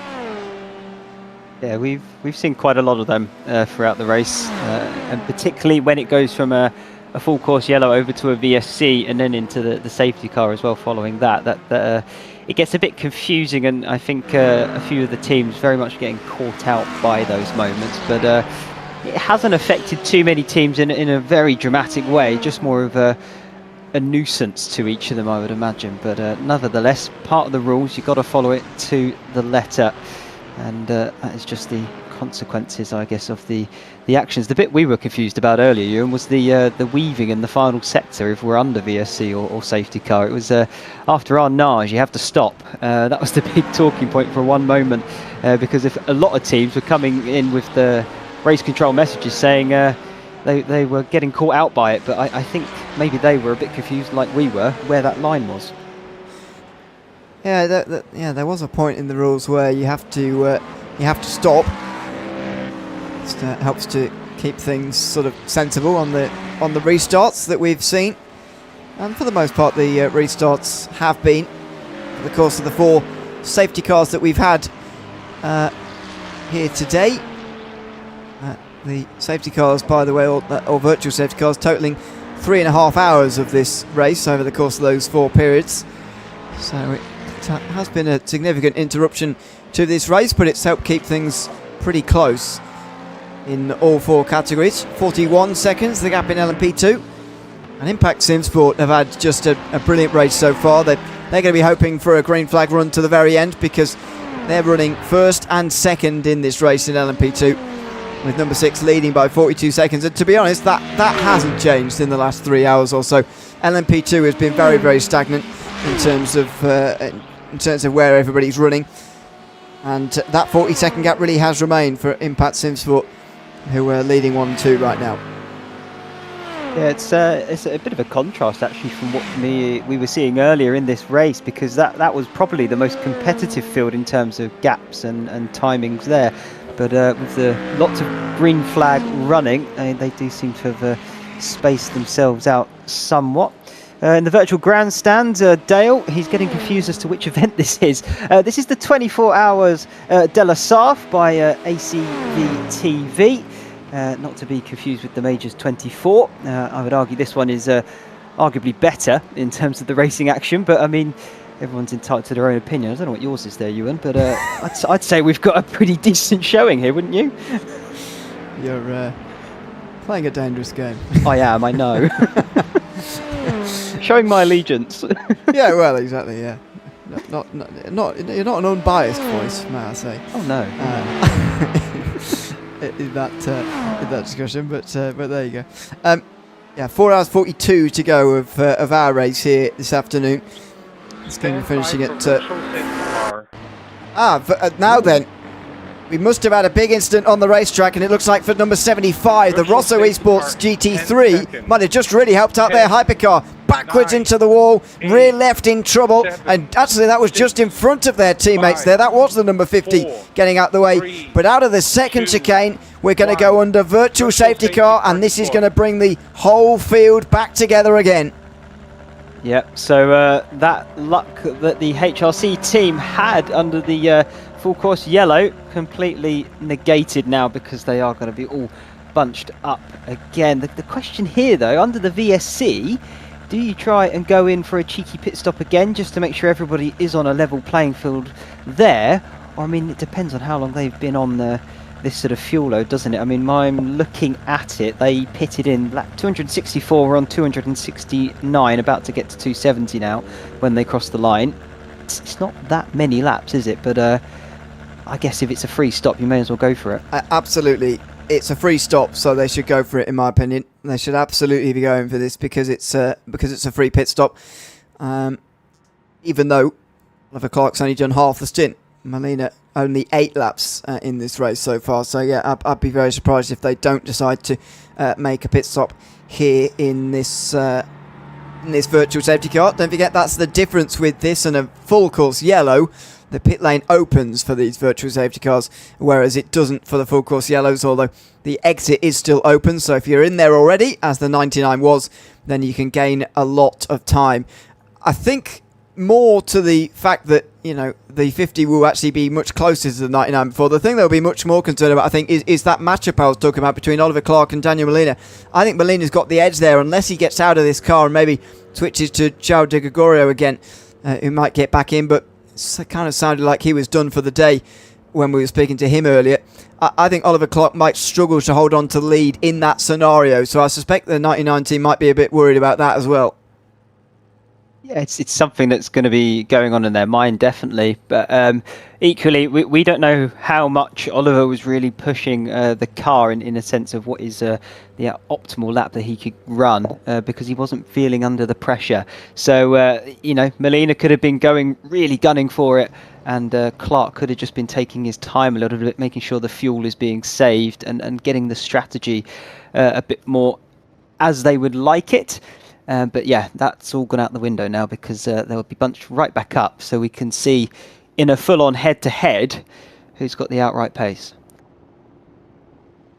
We will, once this safety car's all figured itself out and so on. So the Absolute Motorsport Asliv car, by the way, has been in, and they'll be on the lead lap here in the front 5, or they'll be right at the back, so they'll have a lot of work to do through the traffic. Oliver Clark has decided to come in, so even though this will only be half a tank of fuel, and I'd imagine no tyres at all, they have been able to get another half stint out of these tyres at least. They might do 2.5 stints on these tyres now. They're certainly going to be able to go a little bit further if they fuel up some more. There goes the Aslev car. So yeah, gets back onto lead lap. 5 now on the lead lap again for the first time since the 20 dropped off of the lead lap there. They've worked so hard here to get back on the lead lap. I don't know how much of it you saw through your stint, but we've seen it at Chaw's, the restart that we had towards the start of ours with 8 hours to go. The fight they were trying to get back onto lead lap with was just incredible to see, really. Finally, they've managed it, and they do deserve their final shot of this towards the end of this race on the lead lap, I think. They do. I mean, they were leading a good chunk of the first 12 hours, I'd say, actually, probably 10 hours of it almost. So they really have been a contender right from word go. So yeah, they definitely deserve a chance to come back and take this overall win at the end, but it's still going to be a bit of a challenge being at the back of the field. Maybe the pass-arounds might help them out a touch, but even then, still going to be some work to do for the Porsche car. But yeah, they really were, same as you just said, at the end of ours and start of your stint, they were really fighting it hard to get back on that lead lap as they had been ever since the incident occurred earlier in the race. Let's have a chat, shall we, to one of those Aslev drivers who has got into the waiting room. Stefano Giovannoni has just gotten out of that car, so let's have a chat, shall we? Stefano, welcome in and thanks for coming to chat to us so soon after your stint out there at the Circuit de la Sarthe here this morning. How was that stint for you? Fighting hard to get back on the lead lap. Looks like you might just have done it in time for this safety car. How does it feel to have finally managed to get back on this lead lap? Yes, hello everyone. That is hair fresh for us because we try to get back to the lead, and we are managing right. Unfortunately, we had that incident in the Porsche, inevitable. So we are trying hardest to come back on the lead. Yeah, you're back on the lead lap now. Obviously, you're going to have a lot of cars between you and the other competitors who are on the lead lap. Of course, the race leaders especially. But where do you think you can get to in the last 4.5 hours of this race now that you have managed to achieve being back on the lead lap again? Yeah, being back again, we have to be a little lucky because we have 3 minutes, so it's not so easy. But we will do our best to achieve that. How has the race been for you generally in your stints? There's 56 cars out there in this field. You're in the hypercar in the Porsche, having to pass everybody. How has the traffic been? How has the race been generally to drive? It's really nice. It's not so easy to pass the LMP2, but I feel we feel really good. For us, it's the first time endurance race like that, because we usually do the iRacing race, and without safety car is totally another race. In this case, is really fun. Well, thanks very much for coming to chat to us, Stefano. Good to chat with you with just about 4.5 hours to go. Are we going to be seeing you back out on the racetrack in the car, or is that you done for the day now? Yeah. I will back on the car after. Right. Okay. Well, good luck for your final stint of the day. Thanks for chatting to us again, and good luck for the rest of the race. Thank you all, guys. Thanks to you very much. That is Stefano Giovannoni, who will be getting back in a little bit later on. He's just got out of the Porsche Absolute Aslev kart, the number 58, which is back onto the lead lap. No, that's not actually. I thought in the distance of this shot you could actually see the race leader, the number 99, but maybe that's the car. But no, there it is. That's a GT car, I think, in the background there, in the red and white. But anyway, there's the 99. So you can see the distance there. That is not a big gap. They've only just managed this, but as we heard there, this is the result of long persistence for many hours trying to get back onto the lead lap. It's going to be interesting when the safety car comes out after this VSC goes away, if it does indeed pick up Porsche Asalif car first of all, or whether it does just go straight to the overall leaders, because the pass around, if they can, obviously they'll get under that, I'm sure, depending on where the safety car comes out. It's how far are they going to have to, go in a sense of, if they come out in front of the safety car, they can sort of gun it, catch back up rather quickly. If they get the pass around, it's a little bit of a longer process for them. I don't think it has too much of a bearing on the race itself, but it's just something to think about, really. Well, yeah, something to think about on in terms of pass arounds is how many of the other classes are going to be passed around, and I'll get back to that. Hold that thought for a moment, because we've got another interview meantime with the LMP2 Pro-Am leaders, because JD Eller has just gotten out of the 212, and so can join us now as well. JD, thanks for joining us so soon after your stint out there in the car. How was it? You've handed the car over in the lead. How pleased are you to have managed that with 4.5 hours to go? Yeah, I think we've got a good strategy so far. We've been just trying to fuel save and stay out of trouble, and so far we've managed to do that, minus the running out of fuel earlier because no one was paying attention. So it's nice that we've come back from that. Oh yeah, how did that happen, by the way? Running out of fuel? Overlay issue where I think just between the caution and the safety, the safety car, I think it was just confused. So it happens, though. Yeah, well, and indeed, you've got another one now. I mean, you mentioned the strategy there. How has your strategy been sort of affected by the virtual safety car that's been brought out here? That may be the last one of the day, but we don't know. It's certainly disrupted the run to the end here for the final 8 hours. I thought we'd run to the end actually without another safety car, but we are going to get another one. How does this one disrupt your strategy? I think we're okay. I mean, we've got a pretty decent gap to P2 behind us, so I think even if we have to stop right now as it stands, as long as we can maintain pace right now, I think we're good to go until the end, even if we have to splash and dash. So pretty good so far. Doing pretty well as a team. Yeah, absolutely. You've handed over the car now. But how was the driving this morning? See, you're driving a lot earlier in the morning than what us over in Europe are at the moment. You're getting to mid-morning, almost lunchtime now. But for you, it's sort of overnight. How was that as a sort of mental challenge is concerned? Because it must be quite tiring at this time in the morning, especially. Yeah, I'm not gonna lie. I'm pretty gassed right now. It's 5:30 a.m. When we were looking at stint planning, I thought I was gonna be done around 2. So it's definitely with all the safety cars and whatnot, it's definitely pushed all that back. So I was not expecting to be up right now, but luckily I took a little snooze before I got back in the car around 10 o'clock my time. So I made it this far, but I'm ready to go to bed. Well, we'll let you go in just a moment, but I presume that's going to be your last stint in the car. How confident are you that the guys can bring it home and take the win here? I definitely think they have it. It's to be determined right now. I've actually got to look at my time. I may have to get back in for a short stint in the morning because it's really close. So, but I've got faith in the guys. They're gonna do it. Nehead's in the car right now. Probably the safest driver we have. So if he can just get a couple laps in, and then we'll hand it over to the other guys and try to bring it home.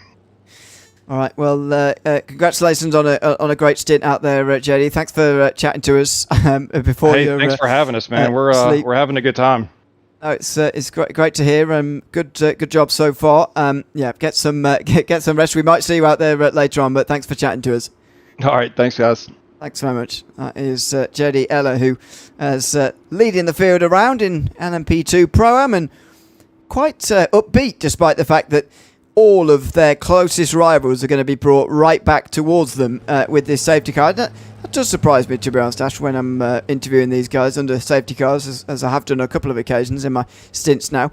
The leaders don't seem particularly bothered. I guess everybody sort of has an understanding that this is all part of the game, and so there's no point getting too upset about it because that's just how it goes. But, it's got to be a little bit upsetting to lose such a big lead when you are the leader like that. Yeah, I mean they'll be thinking about it, no doubt. But as a driver, as a sports person, because that's what these guys effectively are doing. They're almost like athletes, albeit without the actual motion of a real life car. They'll have their mindset trained to be thinking positively constantly. They don't focus on the negatives. If something does go the way that maybe they were not hoping it to be, they'll immediately put that to one side, forget it, and look at the positives. The positives for them, they're in the lead, they have track position, they are there because they have been consistently quick and have kept their noses clean. So, and like we just heard JD say, they've got their arguably safest driver in the car now, and he said get a few laps in and they should be all good to go. So yeah, the gap will be closed. I don't think they're going to be too worried about it though.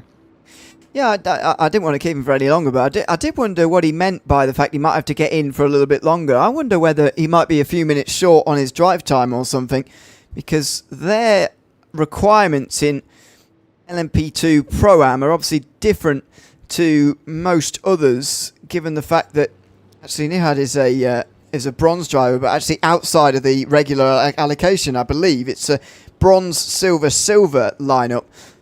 All of those three having to do 6 hours, and JD being one of them. It sounded to me, I don't know whether this is just me interpreting it. First lap of VSC has concluded. That's just the first lap of virtual safety car concluded. It sounded to me like JD was saying he might be a few minutes short on his drive time, might not have actually done the 6 hours required, but also he said how much driving he'd been done overnight from sort of 10 p.m. to 5 a.m. Obviously he hasn't done that whole time, but he's been in and around the car through that point. So that two pieces of information seem to be conflicting to me. It sounded that way, didn't it? I mean, all the drivers out there have a minimum of 6 hours, so as long as they get that done, then the rest of it is sort of down to what drivers they have available to their team. But I can't imagine it being too complicated for them. But yeah, if he's a couple of minutes shy, then they're just going to have to stick him in for a short stint and just hope that it all pans out in the end. But yeah, conflicting statements. Again, I wouldn't look too much into that one, Ewan. I think they at this point they know what they're doing, they know what they need to do, and they're just trying to get it done. Well, we just heard that notification there. The first lap of virtual safety car is complete. The ruling on virtual safety cars in the rulebook that says approximately 2 laps of virtual safety car will be completed. This, I think, is just to give everybody a chance to actually come down pit lane, because under a VSC you can do that, whereas under a full course yellow you can't. I want to go back to that thought I was giving about the pass around mattering for the hypercar field, and that sounds strange. Closed. Okay, pit lane closed, so we're going to get the actual safety car out there very, very soon. I think it's going to aim to pick up Oliver Clark now, actually, as he's coming towards the end of a lap. So I'll get to this thought quickly now. Corbin Lenaway, for example, is crossing the line at the moment. He's actually right in front of Oliver Clark. So effectively, Oliver Clark has lapped everybody in LMP2 apart from the leader. And that means the pass around in LMP2 is going to be very, very large. In GT3, though, Igor Gugel has... That's not the way to say that, but I've forgotten how to say it properly. He's leading in LMGT3. There are 6 only on the lead lap, and obviously it gets more complicated further down, but let's just focus on the lead lap guys first. 6 guys on the lead lap. Oliver Clark has lapped all but 2 of them on that run through, so or all but 4 of them rather, so only 2 of them are going to get the pass around effectively here. So the reason why I'm pointing all this out is because the 5 hypercars on the lead lap will be separated by a number of LMP2s or GT3s, depending on how much passing around there is under this caution. Effectively, what I'm saying is there's barely going to be any LMP2s between the hypercars on this restart. There may be quite a few GT3s. The pace car is out. Pit speed limit. So they'll all try and catch up to the safety car.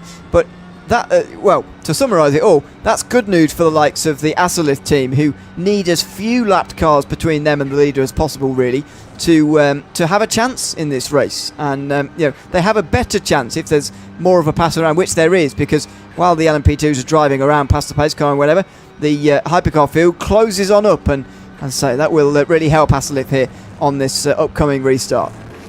I did want to ask where they were in relation to the HRC team, but I think they'd already gone past the pit lane exit, so the safety car, of course, picking up the overall leader. And so, yeah, the pass around not going to be needed then for Asalif, but yeah, the benefit of that, like you've just said, Ewan, the drivers and cars in front that do get the pass around will mean fewer cars in between him, that team, and the back of the Hypercars, all on the same leading lap as them. But safety car is out, and with the drivers have been told by the race director the pit lane speed limiter no longer needs to be applied, so at a safe pace make your way to the back of the queue, at which point they'll start sorting out the pass arounds.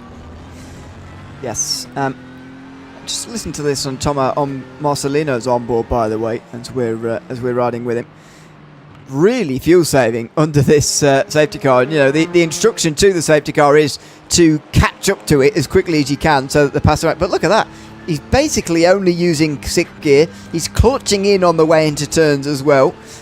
Going through the corners as fast as possible. But on these straights, he is trying his absolute best to try and catch up to the safety car using minimal fuel as well. So these sorts of games are going on down the back end of the field as well. And that delays everybody catching up to the safety car just a little bit. Just because you never know when a safety car comes out, whether it can become a fuel race. And you can only make it if you save a certain amount of fuel under the safety car. So everybody's always very, very careful when they're catching the safety car not to use too much fuel. You see Marcelino here is effectively going to just drive around in 6th gear using as little as possible here.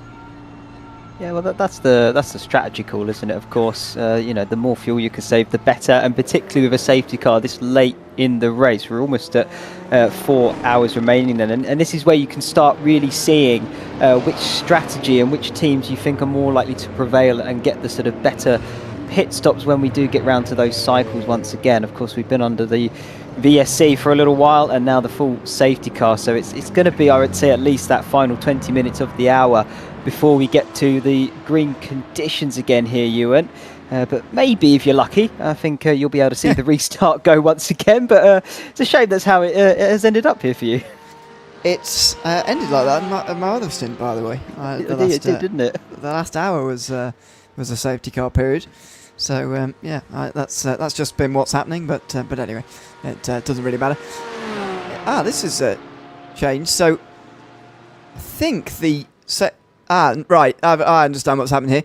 The reason why Thomas Silva is suddenly down in 3rd and quite a long way off the others in LMGT3 is because the 77 still had that little bit of damage on the front of that Porsche. The last stop, though, for the 77 was a 53.5 second pit stop. That is longer than normal, even if they were taking a full fuel load and 4 tyres. And so that says to me they've repaired their car under this safety car. That's what they've used the virtual safety car for anyway. And so it has dropped them to 3rd. It has dropped them actually quite a long way behind Bravo Snow and the double stint by TSR team. However, they are still on the lead lap. That's the main thing. And they've got a clean car now and a very fast Porsche in a straight line. So that's a trade-off worth taking. Oh, absolutely. You really do want to take advantage of that and get everything back up to full racing speed, as here we are then with Igor Gugel, maybe, for Bravo Snow. I forgot. Lorenzo's not here anymore. Right. No, he can't help us, can he? Yeah. I'm going to say Gugel. I think that maybe sounds a bit more correct. I don't know. Either way, Igor, though, is leading still in their Ford Mustang there, as the gap is all being closed in now behind the safety car. And there is a nice mix here, isn't there, Ewan? So when we do go for the green, depending on how many cars get the pass around, it's going to be quite a bit of quite a bit of traffic these guys are going to have to navigate. Yes. Now, you see the LMP2 there on the back of the race leader. Is that one of the first ones? Sorry, is that I think that's the 7 car that's in there. So right, you see you can see it actually quite easily now on the timing tower. So you can see the number 6 Impact SimSport car. Now you look at that and you think, how on earth have they got a 3-minute gap and growing? Well, this is why you need a pass around, because the race leader has lapped everybody apart from the LMP2 leader. And if we didn't do a pass around, the number 6 Impact SimSport car would effectively be given a lap over the field through no earning of their own. the pass around is to ensure that doesn't happen, but what it does mean is that lots of LMP2s are going to be taken out of the train and the other classes are going to be able to close up. And Now if you look at the... pacing line here we go, here's the moves numbers. up corner. Oh, okay, we're just still waiting for the numbers. But if you look at that to the contrast the way the tower is showing the LMGT3s, that looks all like normal gaps. So not many of these are going to be going through. Now, the guys who are laps down, it's impossible to work out whether they'll be actually waved through or not for us here. That's for race control to decide, and we'll listen to them reading out the numbers in a moment. However, just look at it's a great illustration actually, this on the tower, of how the pass around works, why it needs to happen, because in LMP2 you've got what would be an unfair leader, or an unfair gap at least, for the number 6, and in LMGT3 you've got the vision of probably not that many GT3s having to actually get the pass around this time around, and so that's less ideal for Asliff, to be honest, and those other hypercars who are down the back end of the field, who really would have liked a lot of those GT3s passed around, because otherwise they would because now they have to pass them on the racetrack when we go back green again. Oh, I'm so happy you're here, Ewan. Because I don't think I would have been able to get that information out at this point. The pass round is a bit of an unfamiliar concept to myself. Again, most of the events I tend to sort of see or take part in, they don't have a safety car system like this. So it's a lot of it is pretty much just an all-out sprint to the end. So bit of a new concept for me, and I'm so happy you can take us through it, because I think I would have butchered it rather poorly. Well, I hope that's a coherent explanation, to be honest. It seemed pretty good. Well, we'll see if what I just said actually happens. That's the next test. But yeah, I always find it quite hard to put into words. Really, it makes sense in my head, but I can understand how that is completely like another language to somebody who hasn't done very much of this sort of safety car and multi-class racing. But yeah, hopefully that explains what's about to happen and why it's necessary as well. Because, as I say, I mean, the LMP2 tower just looks wrong at the moment, doesn't it? With the 6 so far in front. Obviously, the Impact Simsport car does deserve to be in the lead. That, I'm not saying that, but the scale of their lead is not quite right. And what it also means, though, is the LMP2 field, because they're the only ones going, for the most part, being passed by here, that should mean that they are very close here. So actually the lack of it should actually not affect the leader too much, but actually for the other competitors, so for the 7, 89, 11, 21, they're all on the lead lap there. They're all going to be very close together, and some of them were anyway. We were watching their battles, but yeah, down the back end of the field, watch out for those LMP2s coming through on a lot of GT3s and very close to one another down there for those other minor positions down there, and the Pro-Am lead, don't forget. There's still 2 on the lead lap there.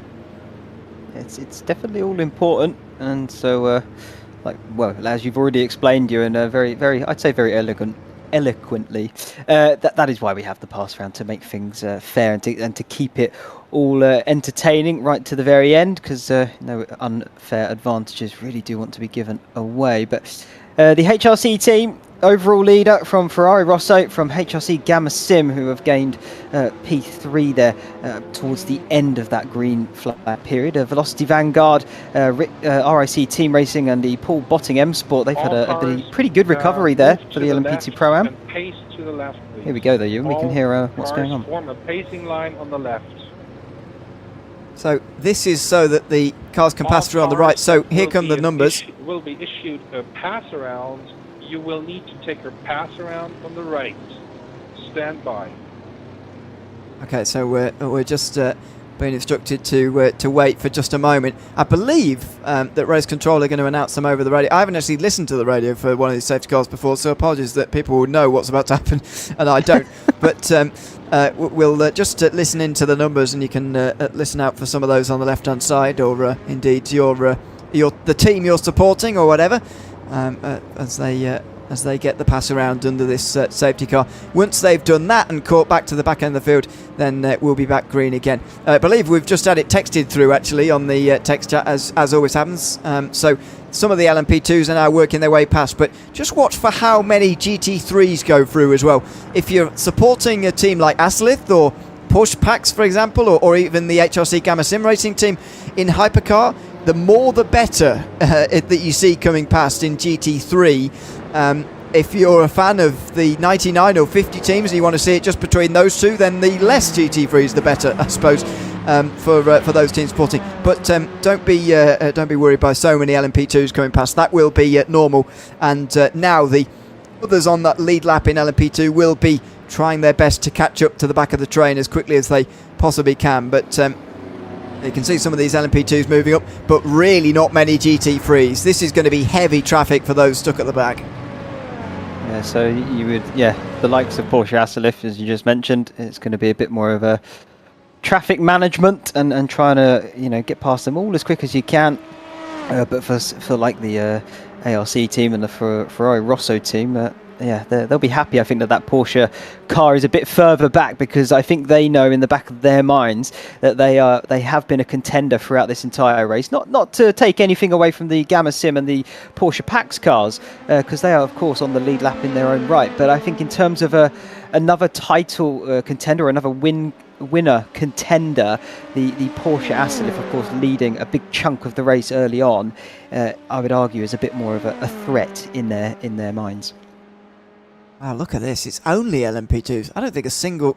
No, there's the Mustang. Actually, you can see so when you're looking at a safety car train back there, what you want to see when you're looking past is you look for all the categories, and the first car of each category in the queue should be the race leader. So obviously the hypercar leader is always the race leader, the first hypercar you find, because the safety car picks up the hypercar leader every time anyway. But if you actually look back behind that leader, you can see there's the Mustang on the right hand side there, the blue Mustang. That's the 13 Bravo Snow Mustang, I'm pretty sure. And so that means that, no LMGT3s are going to be given a wave around, even those that are multiple laps down. Because, as I say, as you're going down the train, what you want to see is the first LMGT3, you need to see the class leader. Now, if that was somebody else, they'd be given the wave by, and they, no matter how many laps down they are or whatever. But there you see the race leader overall in LMGT3 starting 4th in the queue. So, and when you see an LMGT3 so high up in the train, well, you don't need to be an expert to know that that's going to cause trouble for the prototypes coming through. That's the thing you don't want to see when you're a prototype driver, because especially if you're one of those who's starting at the back, especially if you're one of those LMP2s who's just been waved by, you've got to pass basically all of the GT3s on this restart, and that is difficult. It is. In terms of doing that as well, it also opens up the opportunity for overtakes to be had, particularly when making your way through the traffic. So it's sort of a double whammy, really, because you've been given the wave around fine. That's not a problem. It's part of the racing and how it goes. But you've got all your competitors right there behind you, no cars in between, and now you've got a massive pack of traffic to overtake, which is tricky, even when they're fanned out. Now imagine them all bunched up together on the same bit of road. Exactly.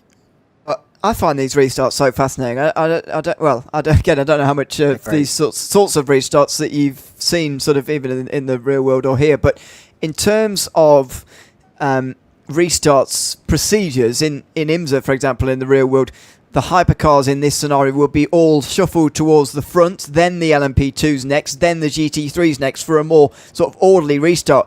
In the WC, and indeed here as well, in the 24 Hours de La Sarthe this week, we don't do that effectively. So we pick up the leader, we do a pass around, but we don't then sort out the classes to be in order of speed. And I think that's a good thing personally, because it makes for more exciting restarts, and it means that we're going to have a very busy safety car restart here. It's just a big challenge, especially for those at the back of the field coming through the field on the early laps of a safety car. But I think it's a very entertaining challenge, and so I personally like it, this format, rather than the one that sorts the classes in order of speed, to have these safety car restarts.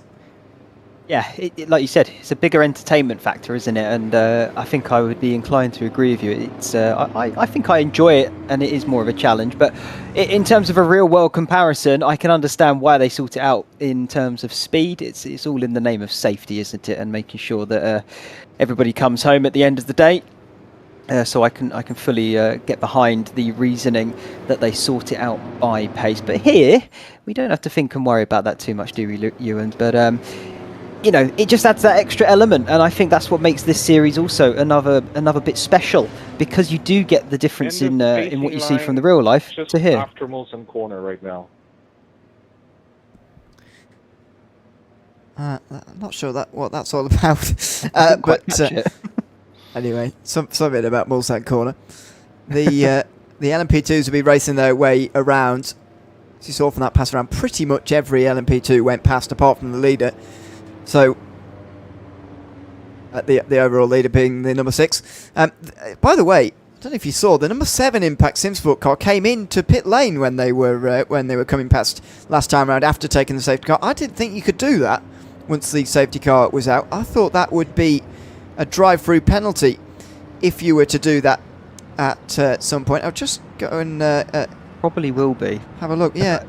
I can only imagine he's run out of fuel, and it's necessary that he went in. Restart at the end of you're this right. lap. Restarts at the end. We are going to get a restart at the end of this lap. Well, it's the quickest safety car of the race. And the LMP2s are going to have to race their way back onto the end here, including the number 7. But you're absolutely right. Re-looking at the rules, the pit lane does close when a safety car is deployed, and so they will have to take a penalty when we restart. But that's probably not the biggest of their concerns at the moment. As you say, they were probably out of fuel. They've got to race around to the back of this train, but to be fair, there's still quite some time under safety car to go here, through the Porsche curves, through the Ford chicanes, before we get back going again. Yeah, absolutely. The drivers now all going to be mentally preparing for this restart, getting into their... I would imagine they have some sort of routine that they would go through, sort of like a mental checklist for when things like this happen. As we just saw there, the gap between the HRC team and the Ferrari Rosso. There is 3 cars, I believe. No, 4 cars, sorry, in between. One of them being the GT3 of Bravo Snow, but the rest of them pretty much are going to be on the same sort of pace, so they should jump out of the way fairly quickly, being that the Rosso is on the lead lap compared to them, but not the ideal thing for them when coming up against the overall leader. Indeed. Just look back through the train to see the gap between 99 and 50. That's going to be very, very important, although in that brief moment where Oliver Clark and it was Daniel Molina at the time were against one another, Clark was losing time. Again, we get to see another different driver matchup here before the end of the 4-hour mark. As with 4 hours and 6 minutes to go, we're going to be back racing here at the Circuit de la Sarthe. That's being the shortest of the safety cars we've seen so far in this race. Just 36 minutes under yellow that time round. Takes the total VSC and safety car time over 4 hours, and the total time under yellow over 5 hours. But we're back green again very shortly. Big gap being left there, which might come under some scrutiny from race control, but out of the final turn, and Oliver Clark is going to bring us to the green again at the Circuit de la Sarthe. 4 hours, 5 minutes to go, and a run to the end here potentially for the race victory here this afternoon.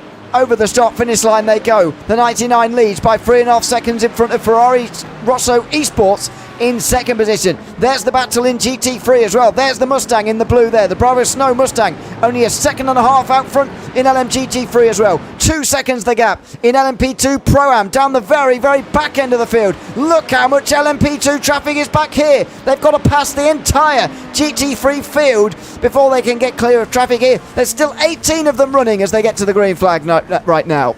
Oh yeah, that's absolutely fantastic to see over the line. This is turn 1, currently in P3 for the Pro class. I think they are P5 overall in that category, as that's a car off there under the Dunlop curve. Wonder who that was, haven't quite been 38. able to see. Number 38 we're being told. Who is that then, Ewan? 38 is Leonardo Tonon, who has spun and was already a lap down anyway, but is even more a lap down now, I suppose. On board with Alyssa Lindahl. Look at this, almost 3 wide back in the LMP2s back here, and it's side by side for the Pro-Am lead. We've got a real fight on coming down the Mulsanne straight here as Lindahl tries to find some space in the slipstream. There's the 89 on our left-hand side. That's the fight for second in the LMP2 class. The Pro-Am lead is side by side just in front there as the 87 Rick Team Racing car tries to take the lead into first Mulsanne chicane. They're on the inside line. They can't take the racing line, excuse me, but they can take the lead. The LMP2 Pro-Am lead changes hands down into that first Mulsanne chicane. Oh, this is absolutely fantastic to witness. All the LMP2 cars sharing the same bit of tarmac, as this is Matthias Henriksen for the Impact car. The number 7 that we saw had to make the pit stop under the safety car. We're assuming due to fuel. Still in this race. I'm sure the stewards will get back to us shortly on what's going to happen there. But look at them filing their way through the second chicane now, and the Screeching Moose car just getting in the middle of it. This is what happened to the Cadillac Hypercars team. Maybe that was the car that spun. Tonon was also dropping down the field, but the Cadillac spun. Tonon went off somewhere else. So Tonon was off at the Tetrus S's. The Cadillac was spun there, so that was the Cadillac spinning under the Dunlop Bridge. That's what we saw live. But Tonon, wow, that's a cold tyre spin if ever I've seen it. That car was out of control for some time, but thankfully didn't hit anything. Yeah, well, yeah, very lucky. The gravel doing its job, of course, slowing the car down enough to keep it out of the barrier, and they will be very thankful that they are still in one piece. Never mind. Spoke too soon. No. Oh no. Dear. He's still going, I'm glad to say. He's driving it back, so we're not going to require another interruption. Tonon is driving the car back, which is we're very thankful for. Here's the second chicane for Nathan Edwards and the Project 91 Porsche that was so well fancied at the beginning of the day. It hasn't been their day, I'm afraid. There's a spin through the second Mulsanne chicane on this opening lap of the restart as well. This is down in towards Mulsanne corner. The flight level team. Owen Chen, who brakes a little bit too late and spins it around into Mulsanne corner, and the Botting Motorsport car goes over the top of it as he was trying to come through as well. My goodness, that was quite a moment. And the Cadillac IBAC team still having trouble here. So many replays from the start of this race, because so much has been going on here on this restart. Massive lock there. Massive lock up there into the Mulsanne corner for the Cadillac IBAC team. This will be cold tyres. They've just had, of course, a fairly lengthy VSC and then the full safety car as well. So running at slower pace, track temp is up now to 34 degrees rounded up. And cold tyres with a high track temp. This is the kind of things I would expect to see. It's sort of a low grip track at the moment, albeit it is incredibly rubbered in at this point. It's still seeing some of those mistakes creeping in. And we certainly are. Now this is potentially the key moment in the race. Look at the gap that number 6 Impact Simsport has got, by the way. That is the legacy of much less traffic than these guys do. Back here for second. It's late on the brakes from Henriksen, who just about avoids the Aston Martin there and getting into the side of it as he tries to chase the number 11 turn 1 machine. As you mentioned, still waiting to hear what's going to happen with the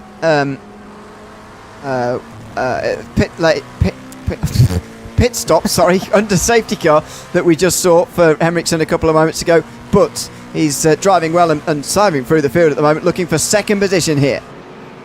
Yep, I can understand this deep into the race. Your brain takes a bit to buffer sometimes. But yeah, 4 hours to go then left on the clock. We're about to dip in under that mark now. And the LMP2 field, of course, massively all bunched up together on the circuit and now finding their way through much of this GT3 traffic at this point. I believe that was the NOP car just making their way through. They've lost a couple of spots here at the restart. Turn 1 and Impact now ahead of them. So down into 4th position. But they've been sharing very much these sort of top spots and the podiums throughout this race. So NOP down a little bit, but not out of it by any stretch of the imagination. No, certainly not. They are absolutely still in this one. Well, just less than 4 hours to go. I'll be stepping away very shortly, but Joining me now for just the next couple of moments, Matthew Duffin, who will be with you for the final 4 hours of this race at the 24 Hours to La Sarthe here this afternoon on this run to the flag. Matthew, welcome back. I hope you've had a bit of rest. I know it's not much in the last 4 hours, but well, it's come back. You've come back at the right time. Just over 4 hours to go as we got this race back underway. In fact, 4 hours 6 minutes to be precise, as we got this race back underway again. It feels like this is a sort of, well, we don't know whether it's the last safety car or not, but it feels like this is sort of the start of the run to the checkered flag, if you like, in all 4 classes right now. Yeah, and what a turnaround it has been coming back to see the timing towers here, looking at the Acuras running 1 and 3 in the Hypercars. What has happened then to the BMW there, who's gone 2 laps down. So it has all changed since I was last in the box. But yeah, like you say, the run to the checkered flag now. Hopefully no more safety car procedures to come in this next 4 hours. And we are going to be in for some entertaining racing. Cars now are going to be wanting to pull their moves off a little more, aren't we, as we get towards the end of the race. You can see there the LMP2 just trying to squeeze up the inside through Arnage and couldn't get the move done there. But this now feels like it's going to be the moment where teams and drivers are going to be getting ready to try and go for them lead or final positions they can get in this race.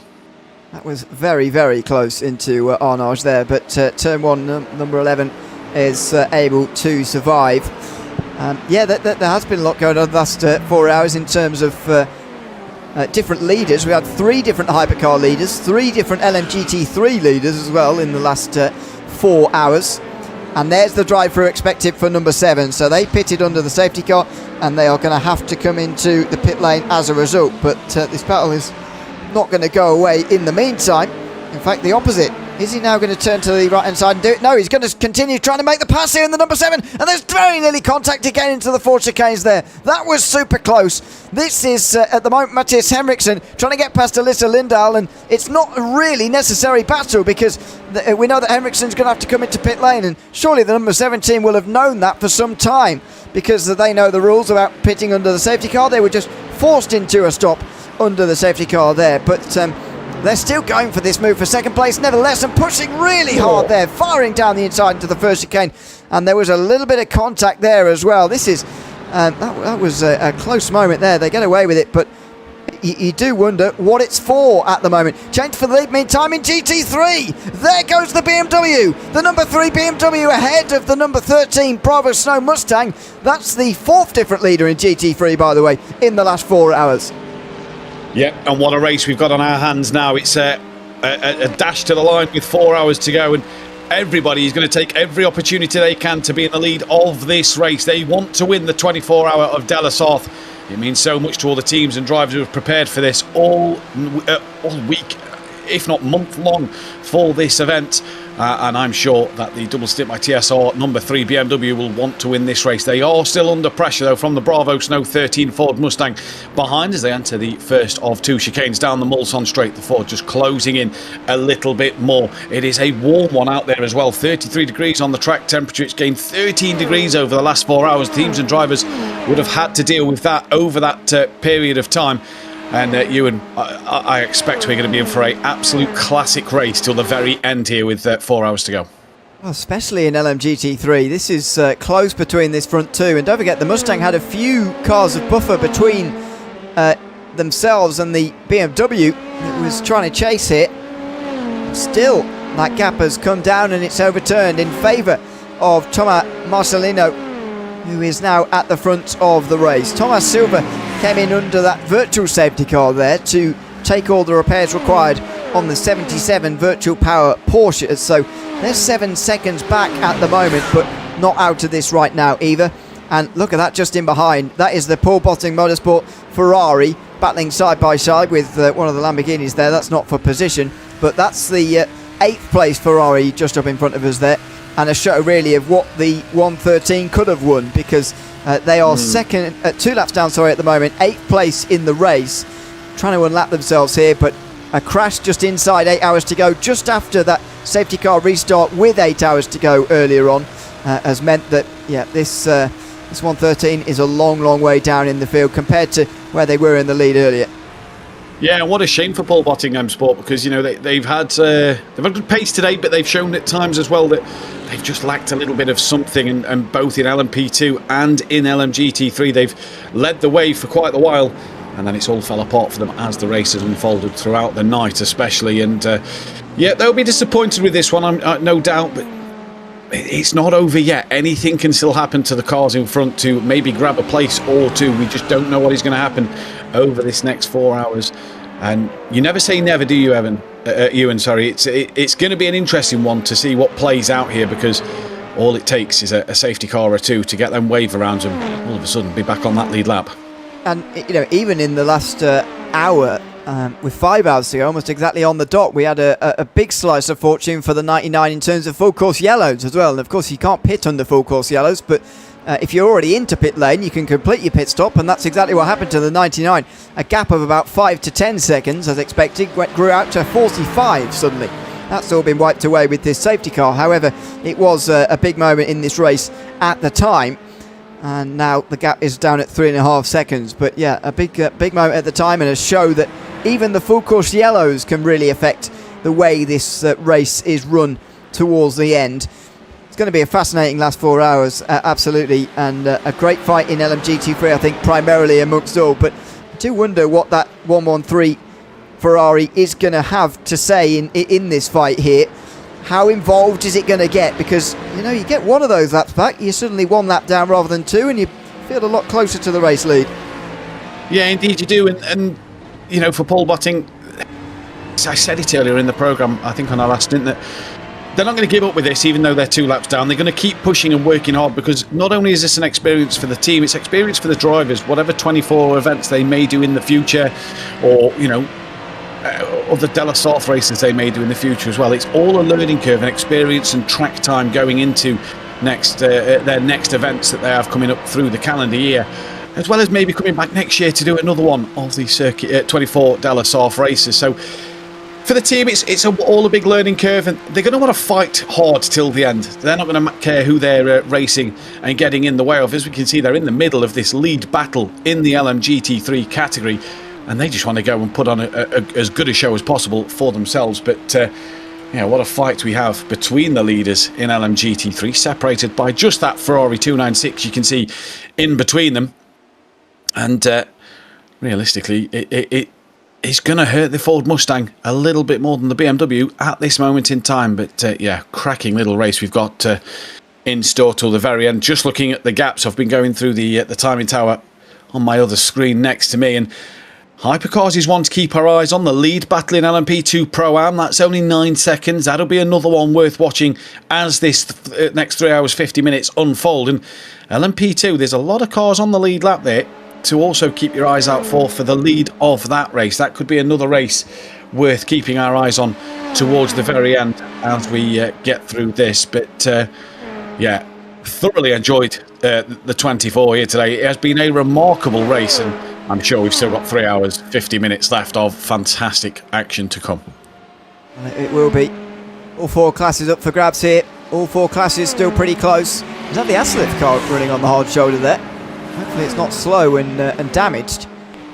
Just trying to look for it in the background there.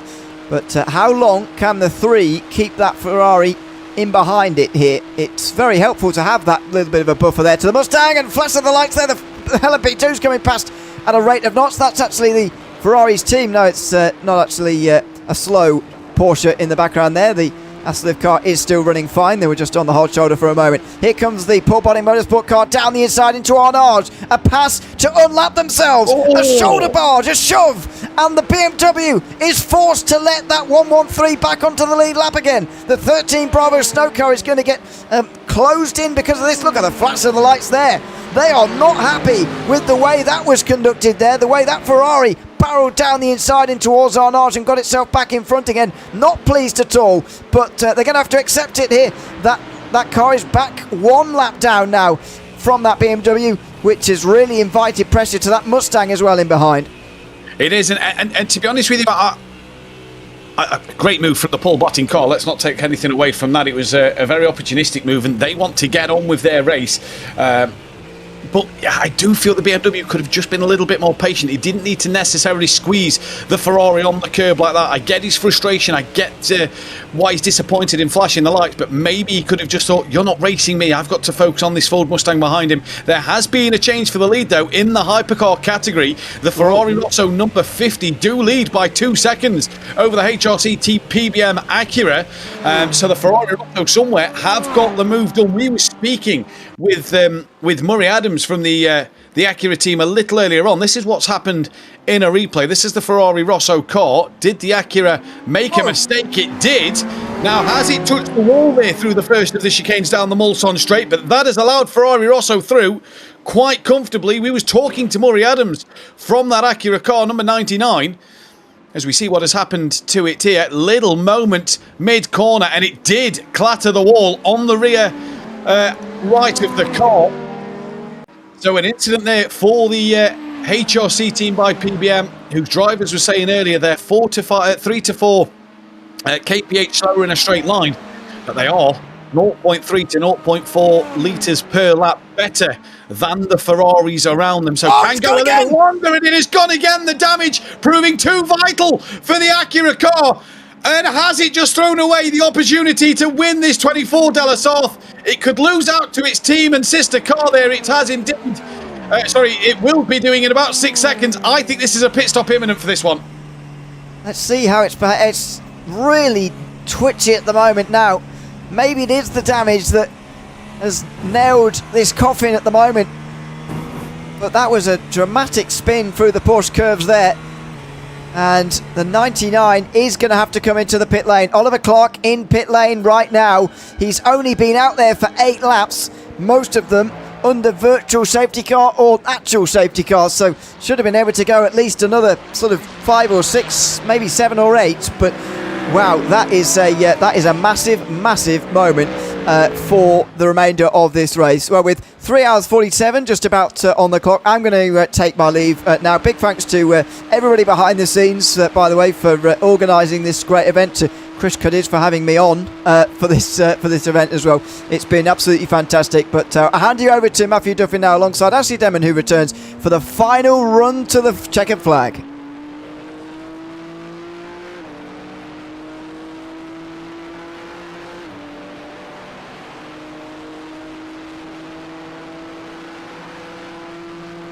So here we are then for the final 3 hours 47 minutes. Ashley, we are back live at it.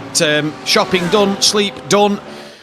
And here we go again. The HRC HRC Team PBM car had a moment at the first chicane down the Mulsanne straight. And that has put it into the pit lane and has possibly put it out of contention. Still a long way to go, but we've damaged that car. Let's put it out of sync. Yeah, I feel like I've come back in quite a crucial moment by the sounds of things. It's in typical fashion, the husband decided to forget something off the list, hence why I had to take a quick dart out and back again.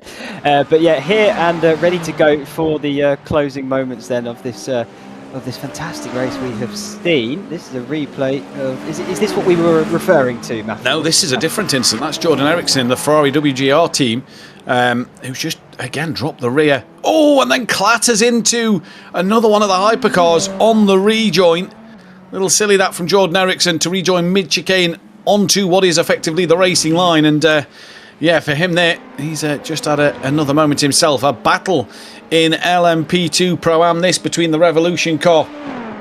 Matty back in the seat. He had that big crash overnight, let's not forget, and he's back in the seat now to get towards the end as they are running in P5, but quite the few laps down over the cars in front of them. It has all changed since we was last in here, hasn't it? Oh yeah, it really did. I was somewhat watching whilst doing the shopping and trying to listen in as I was driving as well, sort of as a radio sort of broadcast with I was focused on the road, don't worry. But, this is the battle for the leader here. Sorry, I'm getting caught up with what I ended up with the gap within the break, but the double stint, having to look in their rearview mirrors. This is Bravo Snow then challenging for the lead. They were in the lead when I left a moment ago, and so what's happened here in the interim? The Ferrari just overtaken it a couple of laps ago, and it's been a great battle ever since. They did, though, however, both of them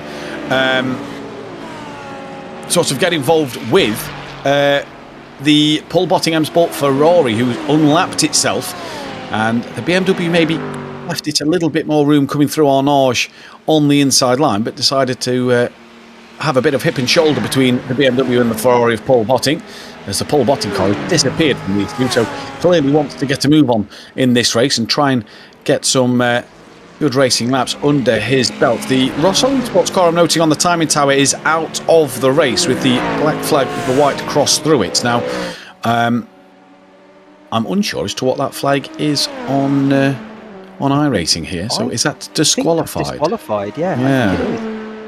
So there we go. The Rosso Esports team have been potentially disqualified, which should give the Screeching Mooses an extra position by the time they've gained their laps back over them. But yeah, bravo Snow. Since being overtaken by the double stint TSL, Thomas piloting the BMW, they haven't let up. Oh, the Lamborghini in the background just drops the car mid-corner through the second of these chicanes. And that was still on the racing line as well, as he brought the car to an abrupt halt. And here we go then, on the curb, rear goes around, and it rolls backwards off the track, thankfully, so got it out of harm's way. It looked like for a moment it had stayed in the middle of the road as he'd slammed the anchors on, and no harm done to the 967. You can see the Paul Botting Ferrari ahead of these two, trying to pull away, and he's going to want to come around and gain one extra lap over them.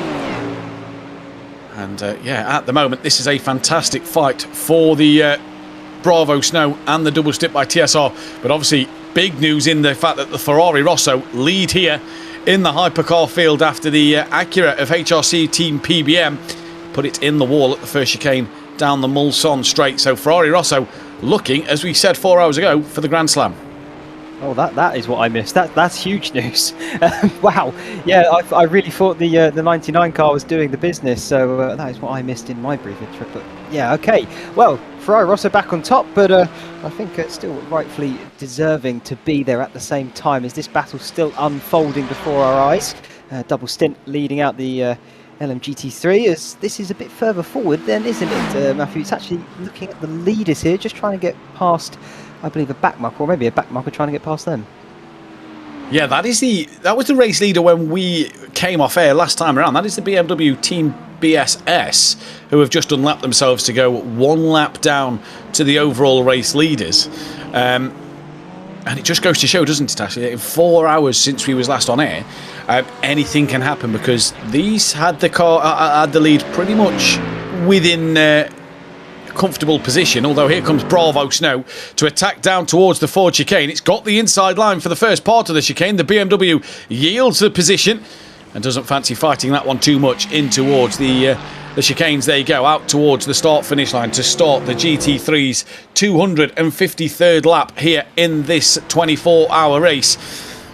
And all that preparation, all the work that has gone into this one has come down to this final 3.75 hours of racing here. And I'll imagine that Thomas is not going to want to let that Ford Mustang pull away too much. He's going to want to keep on the back of it. Oh, absolutely not. But since Bravo Snow sort of has taken the lead here, the number 13 car, they've been showing some very good pace out front.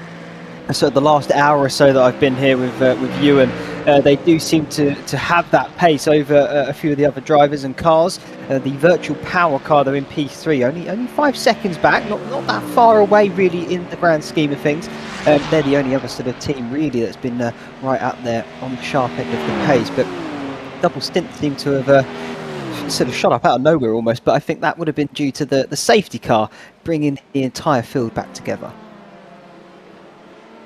Yes, indeed, and just noting that Rosso Esports are also out of LMP2 as well, so the Rosso Esports team have dropped out of LMP2 and LMGT3. They've got the one going, and it has been the one that has been the dominant car throughout the entirety of the free practices and qualifying, and it leads again here. This is Glusic with Ryan Gill gaining on the back of him in LMP2. And LMP2 Pro-Am, who are about to have a nice little tasty battle. Fourth for NOP in LMP2, and the Velocity Vanguard team running P2, and the only car on the lead lap in LMP2 Pro-Am. So, interesting to see what they're going to be able to do in this race. as they move forward with what they've got. What are they? About 13, 14 seconds off the back of the lead from the RIC team racing car. So, yeah, they've got a lot of work to make up here in this one. But still 3.5 hours left to go, and I'm sure they can do it if this race goes on. A lot of cars have dropped off the lead lap, haven't they, as well, since we was last on air, and that's the big thing to notice. We were saying as we just came off air that with that wave around, a few more cars had gone back onto that lead lap, and it could make an exciting 8 hours to have so many cars fighting on the lead lap, and it's been the complete opposite, hasn't it? It's the BMW number 3 car here, looking to get that slipstream and try and get onto the back of the Bravo Snow forward once again. And for the double stint by TSR, just lifted a little earlier there through Indianapolis. There you go. And double stint managed to hang on to that one once again in this race. So we know from when we spoke to Murray Adams earlier on in the show, actually during our last stint, the Acura can go that extra lap or two more than the Ferraris, the Porsches and the BMWs. For HRC Gamma Sim, they've got to try and do this strategy now and make it really, really work towards the end of this race. We know they're a bit down on the top speed, but they're 20 seconds off the lead of this race from Ferrari Rosso, and they look like the one team to maybe stop Ferrari Rosso in their path. I mean, yeah, it certainly could be the case, but I mean, I'm looking at the Porsche Asselif car as well. They're not a million miles away, and they have been a leader for a good chunk of this race. So earlier on, if you have missed any parts of it or joining in now, we do have a pretty close fight, I would say, for the top 4 positions. I mean, it doesn't look that way on the timing tower, but it certainly is given the fact that we have been racing for some 21 hours at this point. And so I would actually keep an eye on the Asselif car most of all. In terms of pace, they seem to be the pace setters in that field. So keep an eye on the gaps, because that is definitely going to be shrinking, and they are looking to overtake the Porsche Pax car. This is what we're riding on board with here. Well, they was 1.3 seconds quicker than the Porsche Pax car last lap, so a heck of a lap from them. And we'll see what they can do, as they are just putting a few moves on some LMGT3s coming in towards the Ford chicane once again. And that is the Porsche Pax car right ahead of the Porsche Asselif 58 machine that has led for quite some time before a drama about 4 or 5 hours ago. And this is hunting down for P3 and podium overall and in category, let's not forget. As they come through turns 2 and 3 up towards the Dunlop Bridge, and they've had an up and down race, haven't they? But I'm sure they'll be delighted to see the pace they've got, and the fact that the Porsche Pax has just picked up a bit of a slowdown for just exceeding the track limits a little bit through that opening couple of corners. And this will help the Porsche Asselif car, who's going to look right up the inside now, with the Porsche GT3 in front. And the Pax car haven't given this one up yet. They're going to tuck right back into the slipstream underneath the rear wing for the Porsche Pax driver of Nathan Ray. Will he come back to him, or is he going to play it a little smart down the Mulsanne straight here, Ashley, and just wait until the very last moment? Well, that's a good question. If I was him as well, I know you're fighting for the podium, we're getting into the closing stages, and he looks to go a long way into the first chicane, can't quite keep it alongside though, so the Pax car just going to have to back out, slot back in behind. I would actually argue that's the better strategy, follow the Asselif car, and I say that for good reason. They are the car with the overall fastest lap of the race. They are the car that is setting the pace. Last time by, they're the quickest car on circuit, and if you're the Porsche Pax car, you want to really try and get further up the order if you can, and maybe put the pin in this fight for the time being. Yeah, you would indeed. And quickest car last time around was that HRC Team PBM Acura, but they are 1 minute 41 seconds behind the race lead, behind the next car in front of them. In fact, no, off the race leader, sorry, 1 minute 12 off the car in front, as here comes the Asselif car to try and get back over the Porsche Pax, and Nathan Ray there holds his ground firm, and through the Mulsanne right hand corner they've hung on here, but the run down towards Indianapolis, the Asselif Porsche looks back to that inside line for the right hand kink that comes up now, and he's going to try and look for this move back. Can the Porsche Pax hold it strong around the outside? We've seen it done a few times throughout the course of this 24-hour race at Indianapolis. Been able to hold that inside at the outside line around this first part. And indeed they do. The Aslith there kind of bails from that one almost with a bit more of a lift. Maybe a little dab on the brakes and not to fight that one too hard, knowing there is still such a long way to go in this race, and damage at this point would really cost them any chance of a race win. It would. I think that's probably playing on the minds of a few of the drivers as well, knowing you just got to stay in it at this point. You are within 30 seconds of the overall leader. That can easily be changed within an hour or two, and you've got 3.5 hours left. So don't have to go throwing the kitchen sink at it just yet, because there is still a little bit of time on the board, albeit it is slowly pinching down moment by moment. But these two fighting, they are just slowing each other up, as that is not helpful from the Porsche there. I want to say that was the virtual power car, but I may be mistaken. So luckily for both of them, really, they're both fighting for podiums, so they didn't make contact. They didn't. Porsche packs into the pits. Bravo Snow, I'm noting, have taken the lead in LMGT3 by almost some 2 seconds from the double stint by TSR BMW there. They've just got had the lap put on them by the Aslith car, who we are currently riding on board with. So another lap in the book for these teams. The problem now for the HRC Team PBM car is they're out of sync strategy-wise due to the damage they had going into the pit lane. So what is that going to do going into the final round of pit stops here for them in this machine? That's going to be the one to keep our biggest eyes on, I think, to see where they are in terms of strategy, provided we don't get any more virtual safety cars or full-blown safety cars. I was going to say that's the only thing that you have to worry about, but for the moment you can't have it playing on your mind too much, because you can never be certain what is going to unfold. The only thing you can do is keep your car facing the right direction and just put the laps in as quick as you can, time by time. It's a tricky one, isn't it? It's always a balancing game. Yeah. We're just getting into that point now after the restart we had not too long ago. Gaps are starting to be created a little bit again, and I think this could be, Matthew, the lull before the storm. I think you're right. I was just noting that Flight Level got the meatball flag, but immediately got into the pit lane, so may not go under the virtual safety car or the full course yellow here. But I saw the meatball flag for just a moment and did wonder, would we be back under the safety car proceedings with 3.5 hours left on the clock? Thankfully, we believe they've had a disconnection, we're being told by our producer, who's halfway through a double stint here. So big round of applause to Ommet. 16 hours they'd have done by the end of this race. Hopefully you're not feeling too tired. And hopefully everybody in the broadcast who's been asleep has woken up, joined us back for the end of this 24 de la Sarthe in what is going to be a fantastic end to what has been a fantastic race so far. And it has changed so much. I can't beg to think how many race leaders we've had in all of the categories throughout this entire 24-hour race, because there has been so many. Oh, that's too hard to calculate. I think overall leaders I might be able to get, but for all the different categories, I would say near impossible for me at this point. I want to say overall we've probably had 5, maybe 6, if you count sort of the one lap leaders when the pit stops come around, things like that. But I think other than that, it's been no more than that. As looking at the pit lane now, I think, is that the NOP car? Yes, it is. The Impact car number 7 is also in, as that promotes then the number 6 Impact car back to the lead of the LMP2 class.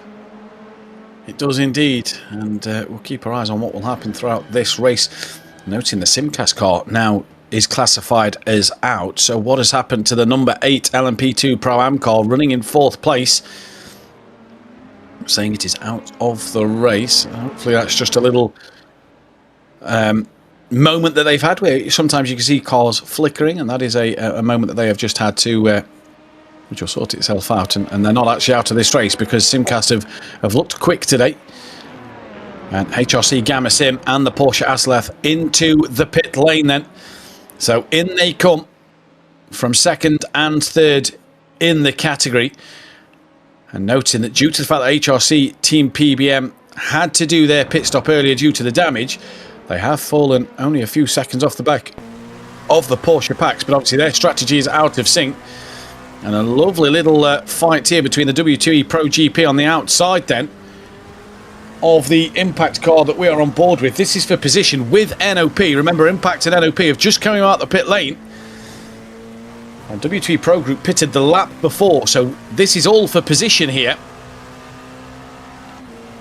The number 6 Impact was last in the pits a lap ago as well, so this is all at the moment for that final podium spot. And you'd like to say that the W2 Pro GP car, as we're getting a drive-through for car number 16, which is, I believe, one of the LMGT3s. It is. It's the Impact car down in 9th place. We'll pick up a drive-through, but you'd like to imagine here that the W3 Pro GP car being driven by Augusto has got its tyres up to a little bit more temperature than the other cars around him who have just came out the pit lane. And you'd like to think he'd put the pressure on NOP, but it's actually the other way around. It's the Impact car that's putting the Brazilian driver under a little bit more pressure.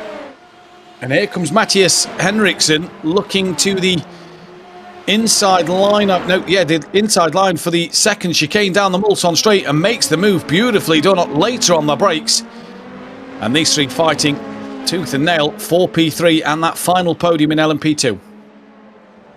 Brilliant to see. Of course, we saw the bunching of the LMP2 class at the end of the previous safety cars, hence why a lot of these guys are still neck and neck on the circuit themselves. The only, I think, caveat to that is the leader of the class, the Impact 6, currently being driven by Corbin Lenaway, who has got a 30-second advantage over Pedro Marquis, the Turn 1 team.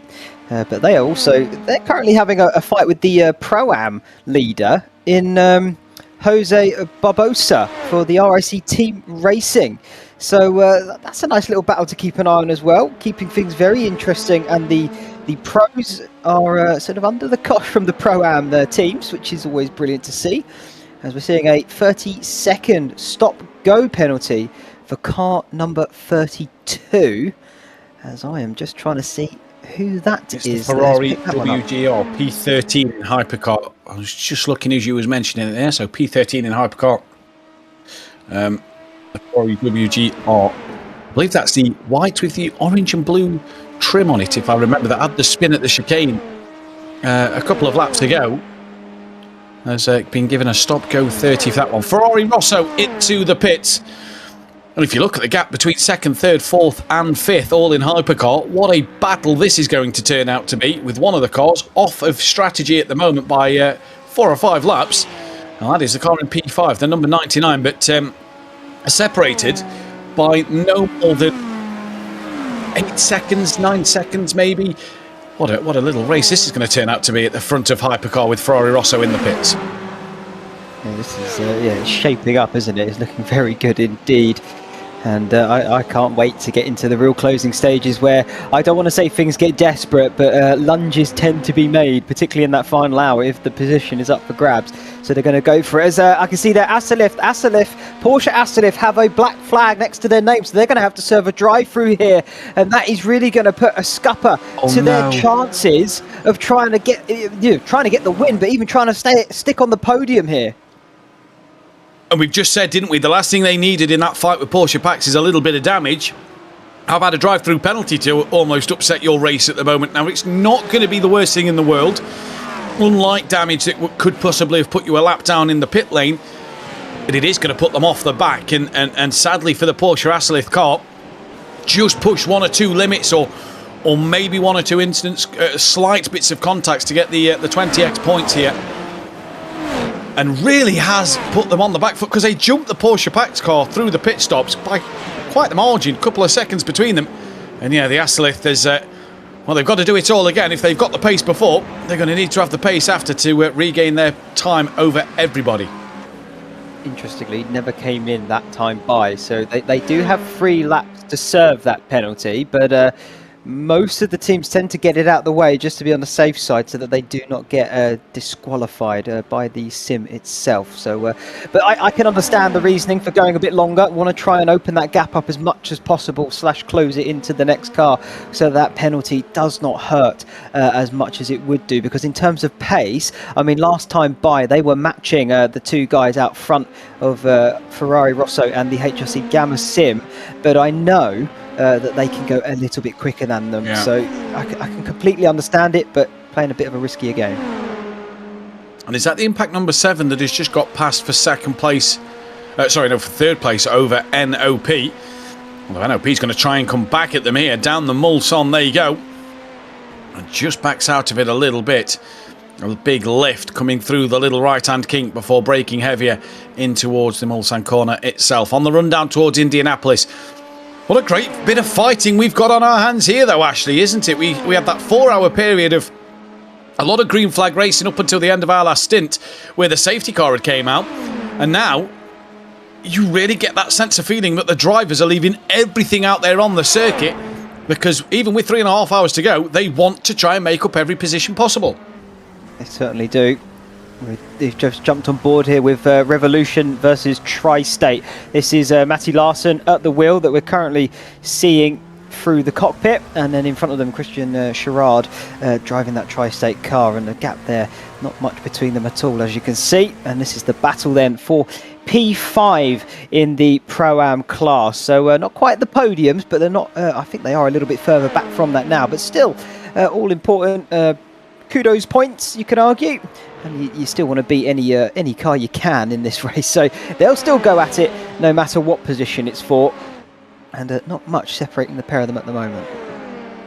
Yeah, not much at all at the moment. And Ferrari Rosso actually extended their lead since their pit stop, so they are going great guns at the moment. We'll see what they can do. 30 seconds in the lead. Apologies if the tongue twisters start to come out, because it's been a long one. And Ashley and myself running very, very tired at the moment in this one. The one thing Ferrari Rosso need to take that ultimate Grand Slam is the fastest lap. They'd have had results in terms of Grand Slam by winning or leading every session. This is Yannick Vonenberg in the BMW M Team TSR. Oh, and just catching. And is that the Bravo Snow leader of the LMGT3, who has been tapped around? Yannick Vonenberg caught up in a drama between the two cars in front of him. And the LMGT3 leader with quite the damage on the front right of the car has been taken out of the lead of LMGT3, Ashley. They have, through no fault of their own, done nothing wrong here, taking the racing line. Of course, they know that there was a hypercar down there inside, gave them the room for it, but still got tapped round. And in all of that, of course, the virtual power car, they've now jumped up into second. I think, luckily, they do have a bit of a gap back to the next car of Fisher, but not ideal, was it? Full course yellow is well coming out momentarily. 10 seconds. Is this for the Bravo Snow car then? 10. Yeah, what a shame for them. They was driving so well. Double stint by TSR, the BMW is in the pit lane with a drive-through penalty. 3, 2, Is it a drive-through that they're serving? Because if they're doing the pit stop, that is a huge advantage for them, because it's touch and go. Did they get in before the full course yellow was told about? Because otherwise they could pick up a double penalty here if they came in after they heard that it was going to be announced and the countdown begun. Of course, the Bravo Snow car going to come in for the pit repairs, so whether they like it or not, even though it is closed, they're going to have to come in and get that sorted. I think they'll be all right, though, as long as they're staying in the pit box for more than 5 minutes. They won't get a penalty from it, and with the looks of that front right fairly buckled in, that may be a minimum for them anyway. Yeah, with the double stint penalty, with the Bravo Snow in the pits, that gives the upper hand to Virtual Power, brings Fisher and the Vulture M Sport back into contention a little bit more as well. But also, could it allow Vortex and the likes of Paul Botting M Sport, who have had good pace in this race, to just maybe unlap themselves from a couple more cars here? Just try and get themselves back on that lead lap. Track up to 36 degrees track temperature. And there you can see the extent of the damage on the front and the right-hand side of the Ford Mustang. Rear doesn't look too bad, but the front and the driver's door is quite a mess at the moment. So Igor and the Bravo Snow team will be very disappointed with that. And you'd imagine, excuse me, Race Control would be issuing a penalty out to the hypercar for that one. Oh, without a doubt. At the end of the day, it's their job to pass the lapped traffic safely. And in my book, the Bravo Snow car was just taking the normal racing line. They left the door open for the hypercar down the inside, didn't sweep across like we've seen a bit earlier in this race by a team or two, but that one firmly and solely on the hypercar. Yeah, so let's see what happens as this race continues on. We are back under full course yellow conditions at the moment. It is Ferrari Rosso who lead the way in Hypercar. RIC Team Racing leading in LMP2 Pro-Am. Impact lead in LMP2. And Virtual Power now lead once again in LMGT3. With just over 3 hours remaining. As the full course yellow is coming to an end. Double stint by TSR must have had a stop-go penalty because they was in the pit lane for quite a while. Unless they was held at the end of the pits, I wonder with the pit lane being closed, if they was held at the end of the pit lane. Yep, it is open. Given instruction. That shouldn't have been an issue for them. It's the entry that gets closed. All right, there we go then. I'd imagine they would have been in before the full course yellow. I think they'll be fine. Them and Bravo Snow should be fine, I think. I think they was both into the pit lane before the full course yellow. The countdown was still going on as Bravo Snow entered the pit, so they should be okay with that. I think they might get away with that one. It'll be very harsh to penalise them when they've got damage, and that's what has brought out the full course yellow. You know, that'll be very harsh to get a penalty for there. But whoa, Jose Barbosa getting a little squirrely out of Arnage, nearly into the wall he went there. Got a comfortable lead in LMP2 Pro-Am. They wouldn't want to have ruined it by having their own little mistake. We saw a lot of dramas, didn't we, in our last 4 hours in the commentary box in terms of drivers just losing the rear and making their own mistakes. And the last thing he would have wanted to do would have had a twitch and a spin into the wall. But here we go then. 3 hours, 17 minutes left to go. Let's see what will happen as we come through the Porsche curves. At the moment, the Aslith team has done their drive-through penalty in Hypercar and are about 14 seconds off the back of the 99 Acura. So, not too bad. Damage limitation, still in contention, I'd say, for a podium. Yeah, definitely. It's such an interesting twist again to this tale, really, isn't it, when you're looking at it? Of course, after the last safety car restart, we saw a lot of teams sort of getting caught out by the rising track temp and cold tyres, hence why we've had a real big shuffling of the order from when Matthew and I were last here just over 4 hours ago now in the commentary box. So a lot has happened in the previous 4, as now we're getting into the closing stages still. Just over 3 hours left in this race, and so now teams and drivers, they're probably going to start looking around them to see where they are and get a rough idea of what the other teams are doing in terms of their pit strategies, because it's going to start, you know, becoming more of a factor now. Yeah, indeed it is. Sorry, caught me with a mouthful of food there. Sorry. No, yeah, this is an interesting stage of it, isn't it? The teams and the strategists and the people who've been working behind the scenes for all the drivers are now just going to look towards the end of the race and kind of work out, barring no safety cars, barring no full course yellows, and that we're at racing speed for the next 3 and a bit hours. And here comes Jed Ellett to put a move on the W3 Pro GP car. That is obviously for overall position. As the number 2 car in Pro LMP2 Pro-Am moves up ahead of them. But yeah, it's all about calculating how long your stints are and working out when exactly you're going to need to pit. And that last pit stop, the most crucial pit stop of the race, can you pit and do a full stint on one tank of fuel, or is there going to be a need for splashing and dashing towards the end of the race? That is what the strategists and teams will be working out at this moment in time. And obviously that'll be plan A if we're green flag from now to the end, and they'll probably work out for plan B, C and D, provided full course yellows and safety cars and other things. The other thing they have to think about is they will have the cool-down lap that they need to complete as well. So fuel-wise, it's not just about getting to the checker flag, it's getting to the checker flag and still having enough to bring it round to the pits again. So that'll be something that the teams are working out. I'm sure they won't worry about it all that much just yet, but they will keep that very much in the back of their minds. I'll be curious to see how many potentially get caught out by that one. As that looked like the sorry, not the Asliff car. That looked like the HR team BPM getting past the Porsche Pax car there. That's the battle for third raging on. Yeah, it is indeed, and the 99 working its way back up into P3. Remember, it is slightly out of strategy because of the fact they had that moment through the chicane on the Mulsanne straight. So, yeah, they've got, what was it? I'm looking at it now. About 5 or 6 laps difference to the cars around them. So, yeah, they've got a bit of work to do to try and claw this one back. But a double Acura podium as it stands at the moment, considering where these two teams was, we saw the 137 Acura drop down the standings through the night. We saw this one has progressed through the field quite nicely through the whole entire race.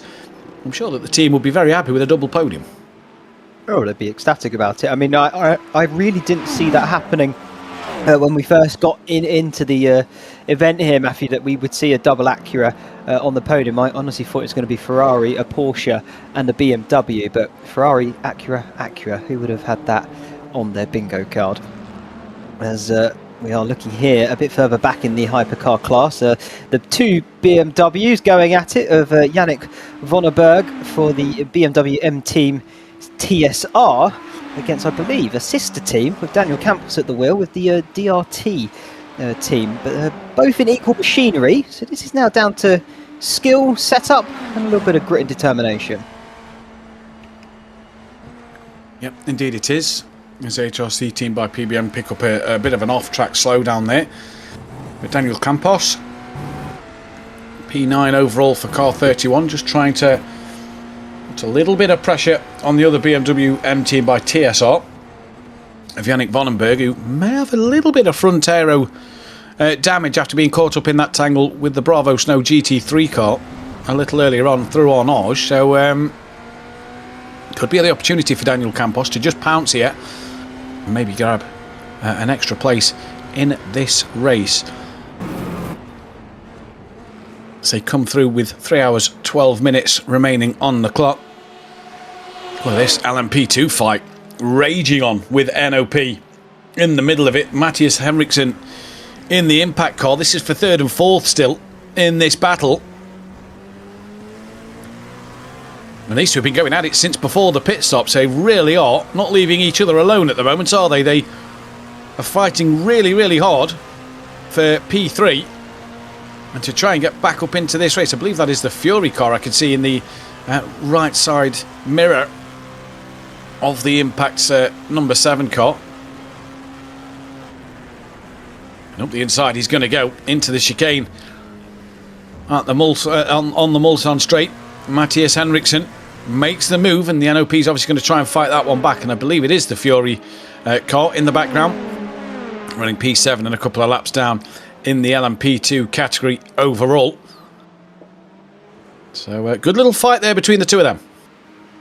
I think what's more fascinating is they're fighting hard. They're also catching the next car of Jose Barbosa, who is currently having a look at trying to get Pedro Marquis in the Turn 1 machine. So those are having a little battle as this is still raging on here between the two BMWs. So the TSR team going up against the DRT. DRT just passing there into the second chicane, now onto the part down towards Mulsanne corner. Are we going to see them potentially go around the outside? Look how close they are, neck and neck, as they make their way down the straight. This is like something out of a film, isn't it, Matthew? Look at the camera work here from our producer. Through the corner, side by side. Now it's a drag to the next corner of Indianapolis. It is indeed, and like you say, it is like something from a film. And look at that as we're going to fly the drone in between the two hypercars, almost coming wheel to wheel. They are leaving no room for each other in between the cars. It is paper thin, just wide enough for the drone to fly through. But what a race this is, what a spectacle this is. 3 hours and 10 minutes to go, and the two BMWs are going at it into Indianapolis. And they stay as they they stay as they was before the Mulsanne corner. So, but great shots there with the drone camera, it must be said indeed. And What has happened to virtual power? Oh dear, 14 seconds. They was leading that race by quite a while. Well, let's double check this. They was leading that race by quite some margin due to double stint by TSR having the stop-go penalty. They pitted 1 lap after the double stint car, so it shouldn't be that. Something has happened to the virtual power car. Tomas Silva potentially having a moment at some point around the circuit. I think our producer Omnet is trying to figure that one out for us here while we sort of waffle a little bit on about it. But yeah, that 40 seconds, that's huge compared to what it was. Yeah, they was, scratching my head a little bit there, but that kind of has opened the door once again for the number 3 BMW to have a comfortable lead in this race at the moment then. Absolutely. It looks as though we've got a nice little interview waiting for us here, Matthew, in the waiting room. We're going to bring in then Alicia Lindahl. Alicia, please remind us which team you're driving for here this evening, and how's the event been treating you? Number 11, turn 1 in the LMP2 class. This event's been a mixed range of emotions. There's been so much stuff going on, not just for our car, but in terms of everyone else with the whole neutralization. And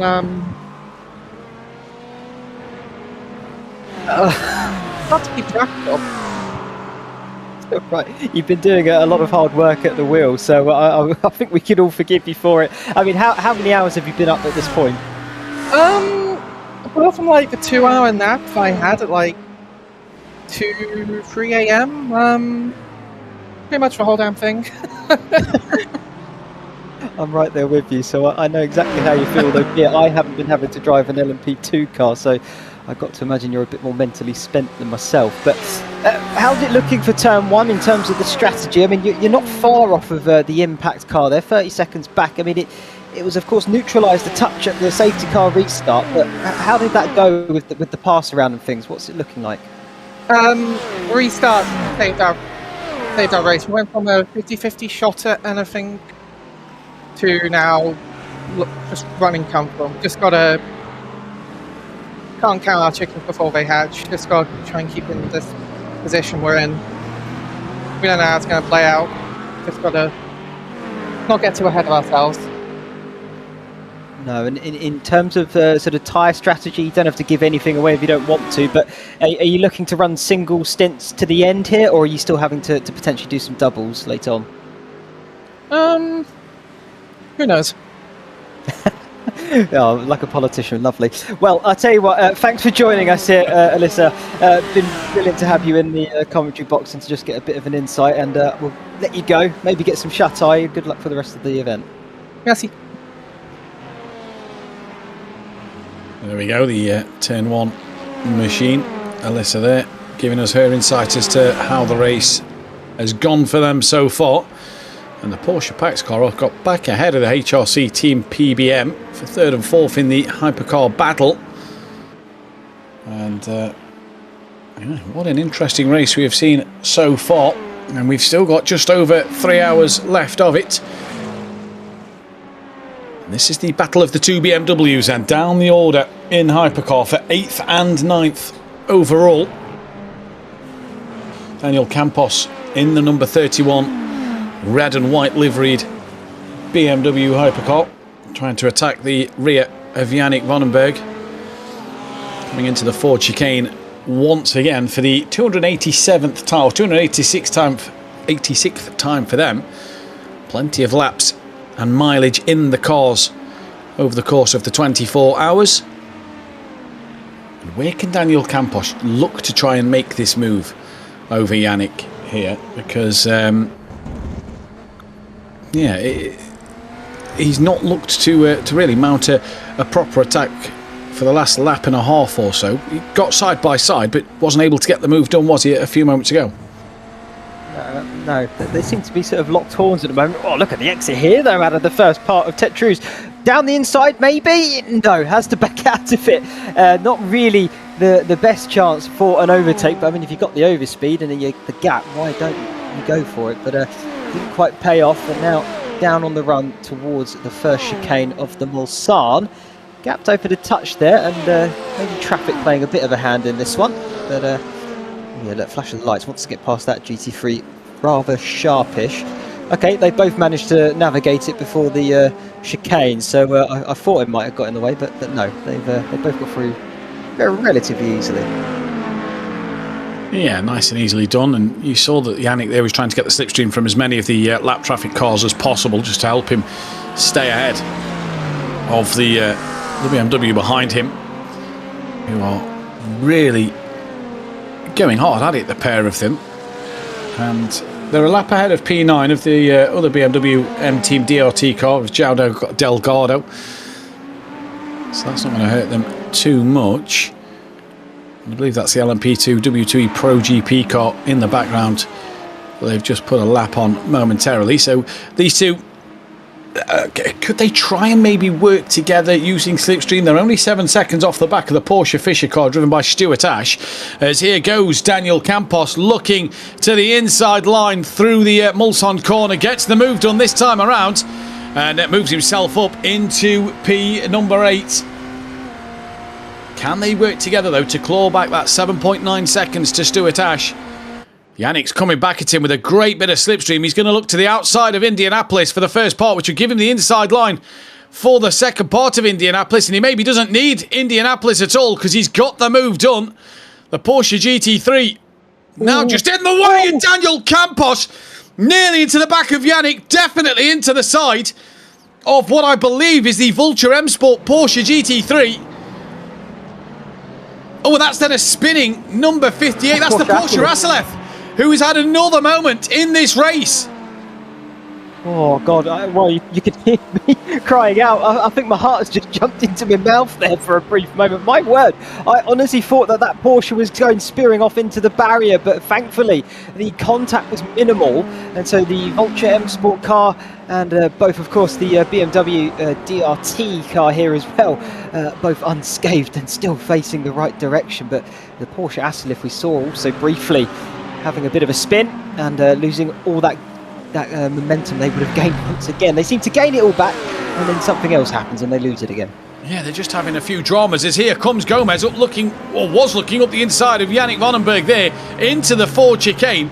While Yannick was overtaking the McLaren GT3, you get the feeling that Daniel Campos here is wanting to get a move on it. But there's traffic around. You've got to be careful. You've got to be smart as to where and when you can overtake the HRC Team PBM 99 Acura into the pits.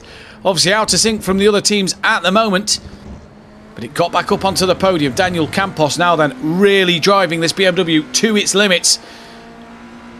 And doesn't really seem to be bothered about what traffic's behind him. If the move's there for over Yannick Vandenberg, he's going to try and go for it.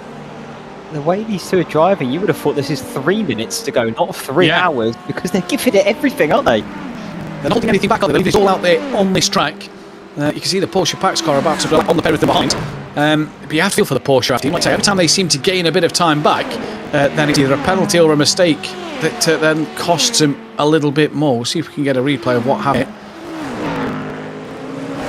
I imagine it was a simple locking of the rear into Arnage, but it would be nice to see that anything else was involved when that happened, as we caught the tail end of things from the action.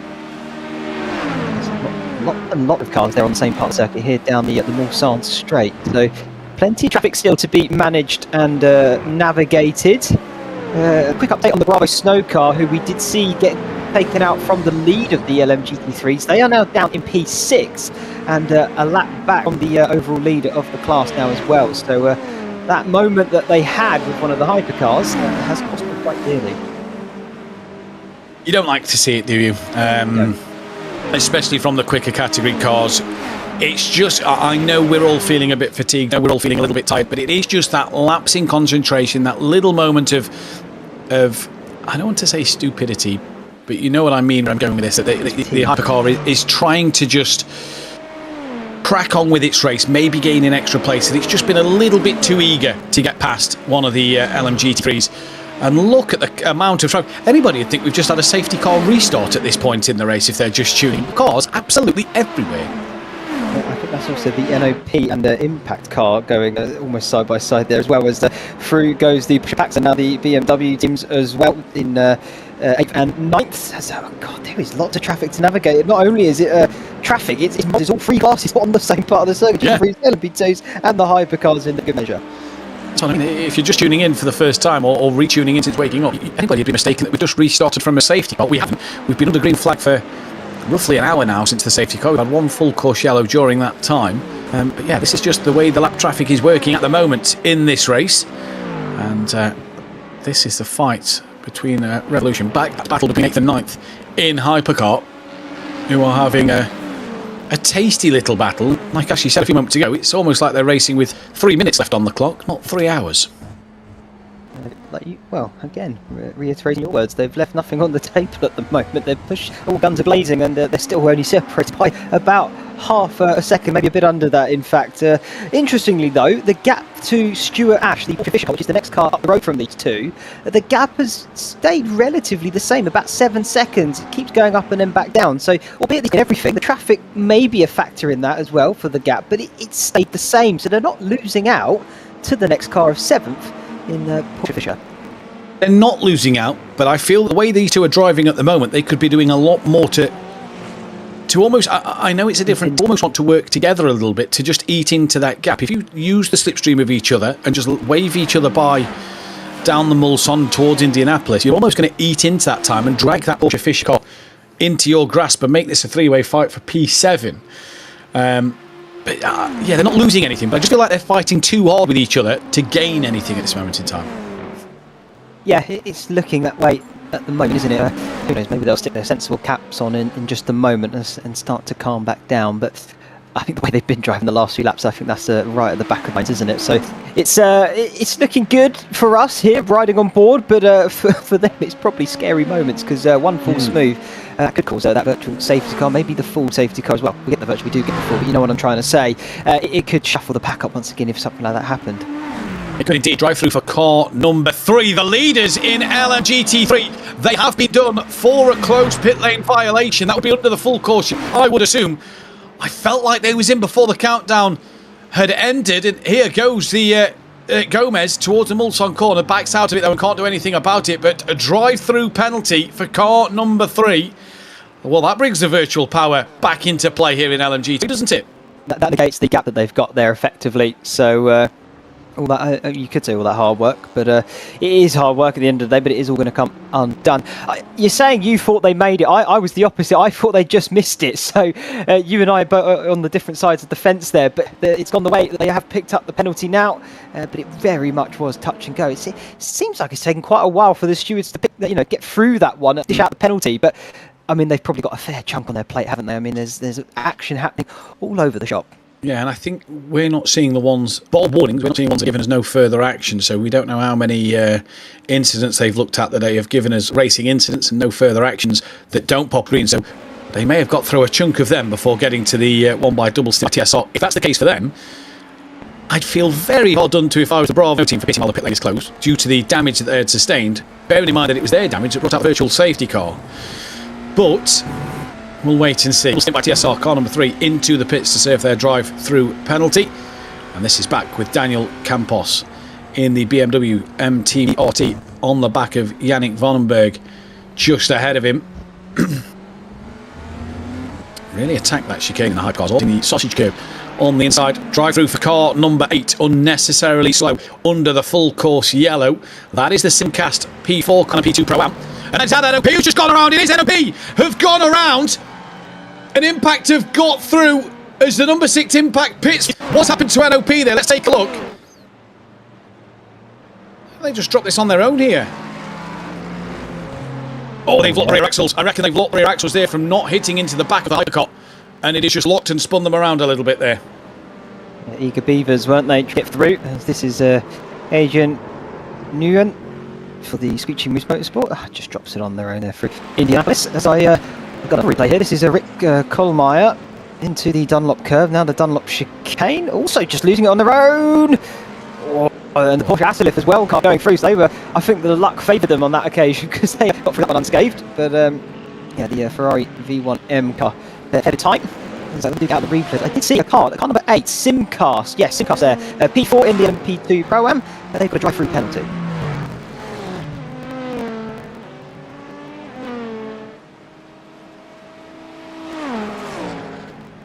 They have got themselves the drive-through penalty. And yeah, interesting to see some penalties coming through at this very moment in time. Virtual power then, 15 seconds off of the back of double stint by TSR. And the virtual grandstand just saying about a bit of a laggy stream. Just alerted our producer to that one to hopefully get that back to normal function for you guys watching from home. Looking to go in towards part number 6 of this one. So go down to the bottom of your screen, press the ACV TV and hit that logo there and join us for part number 6, in which we'll be back for just a few moments.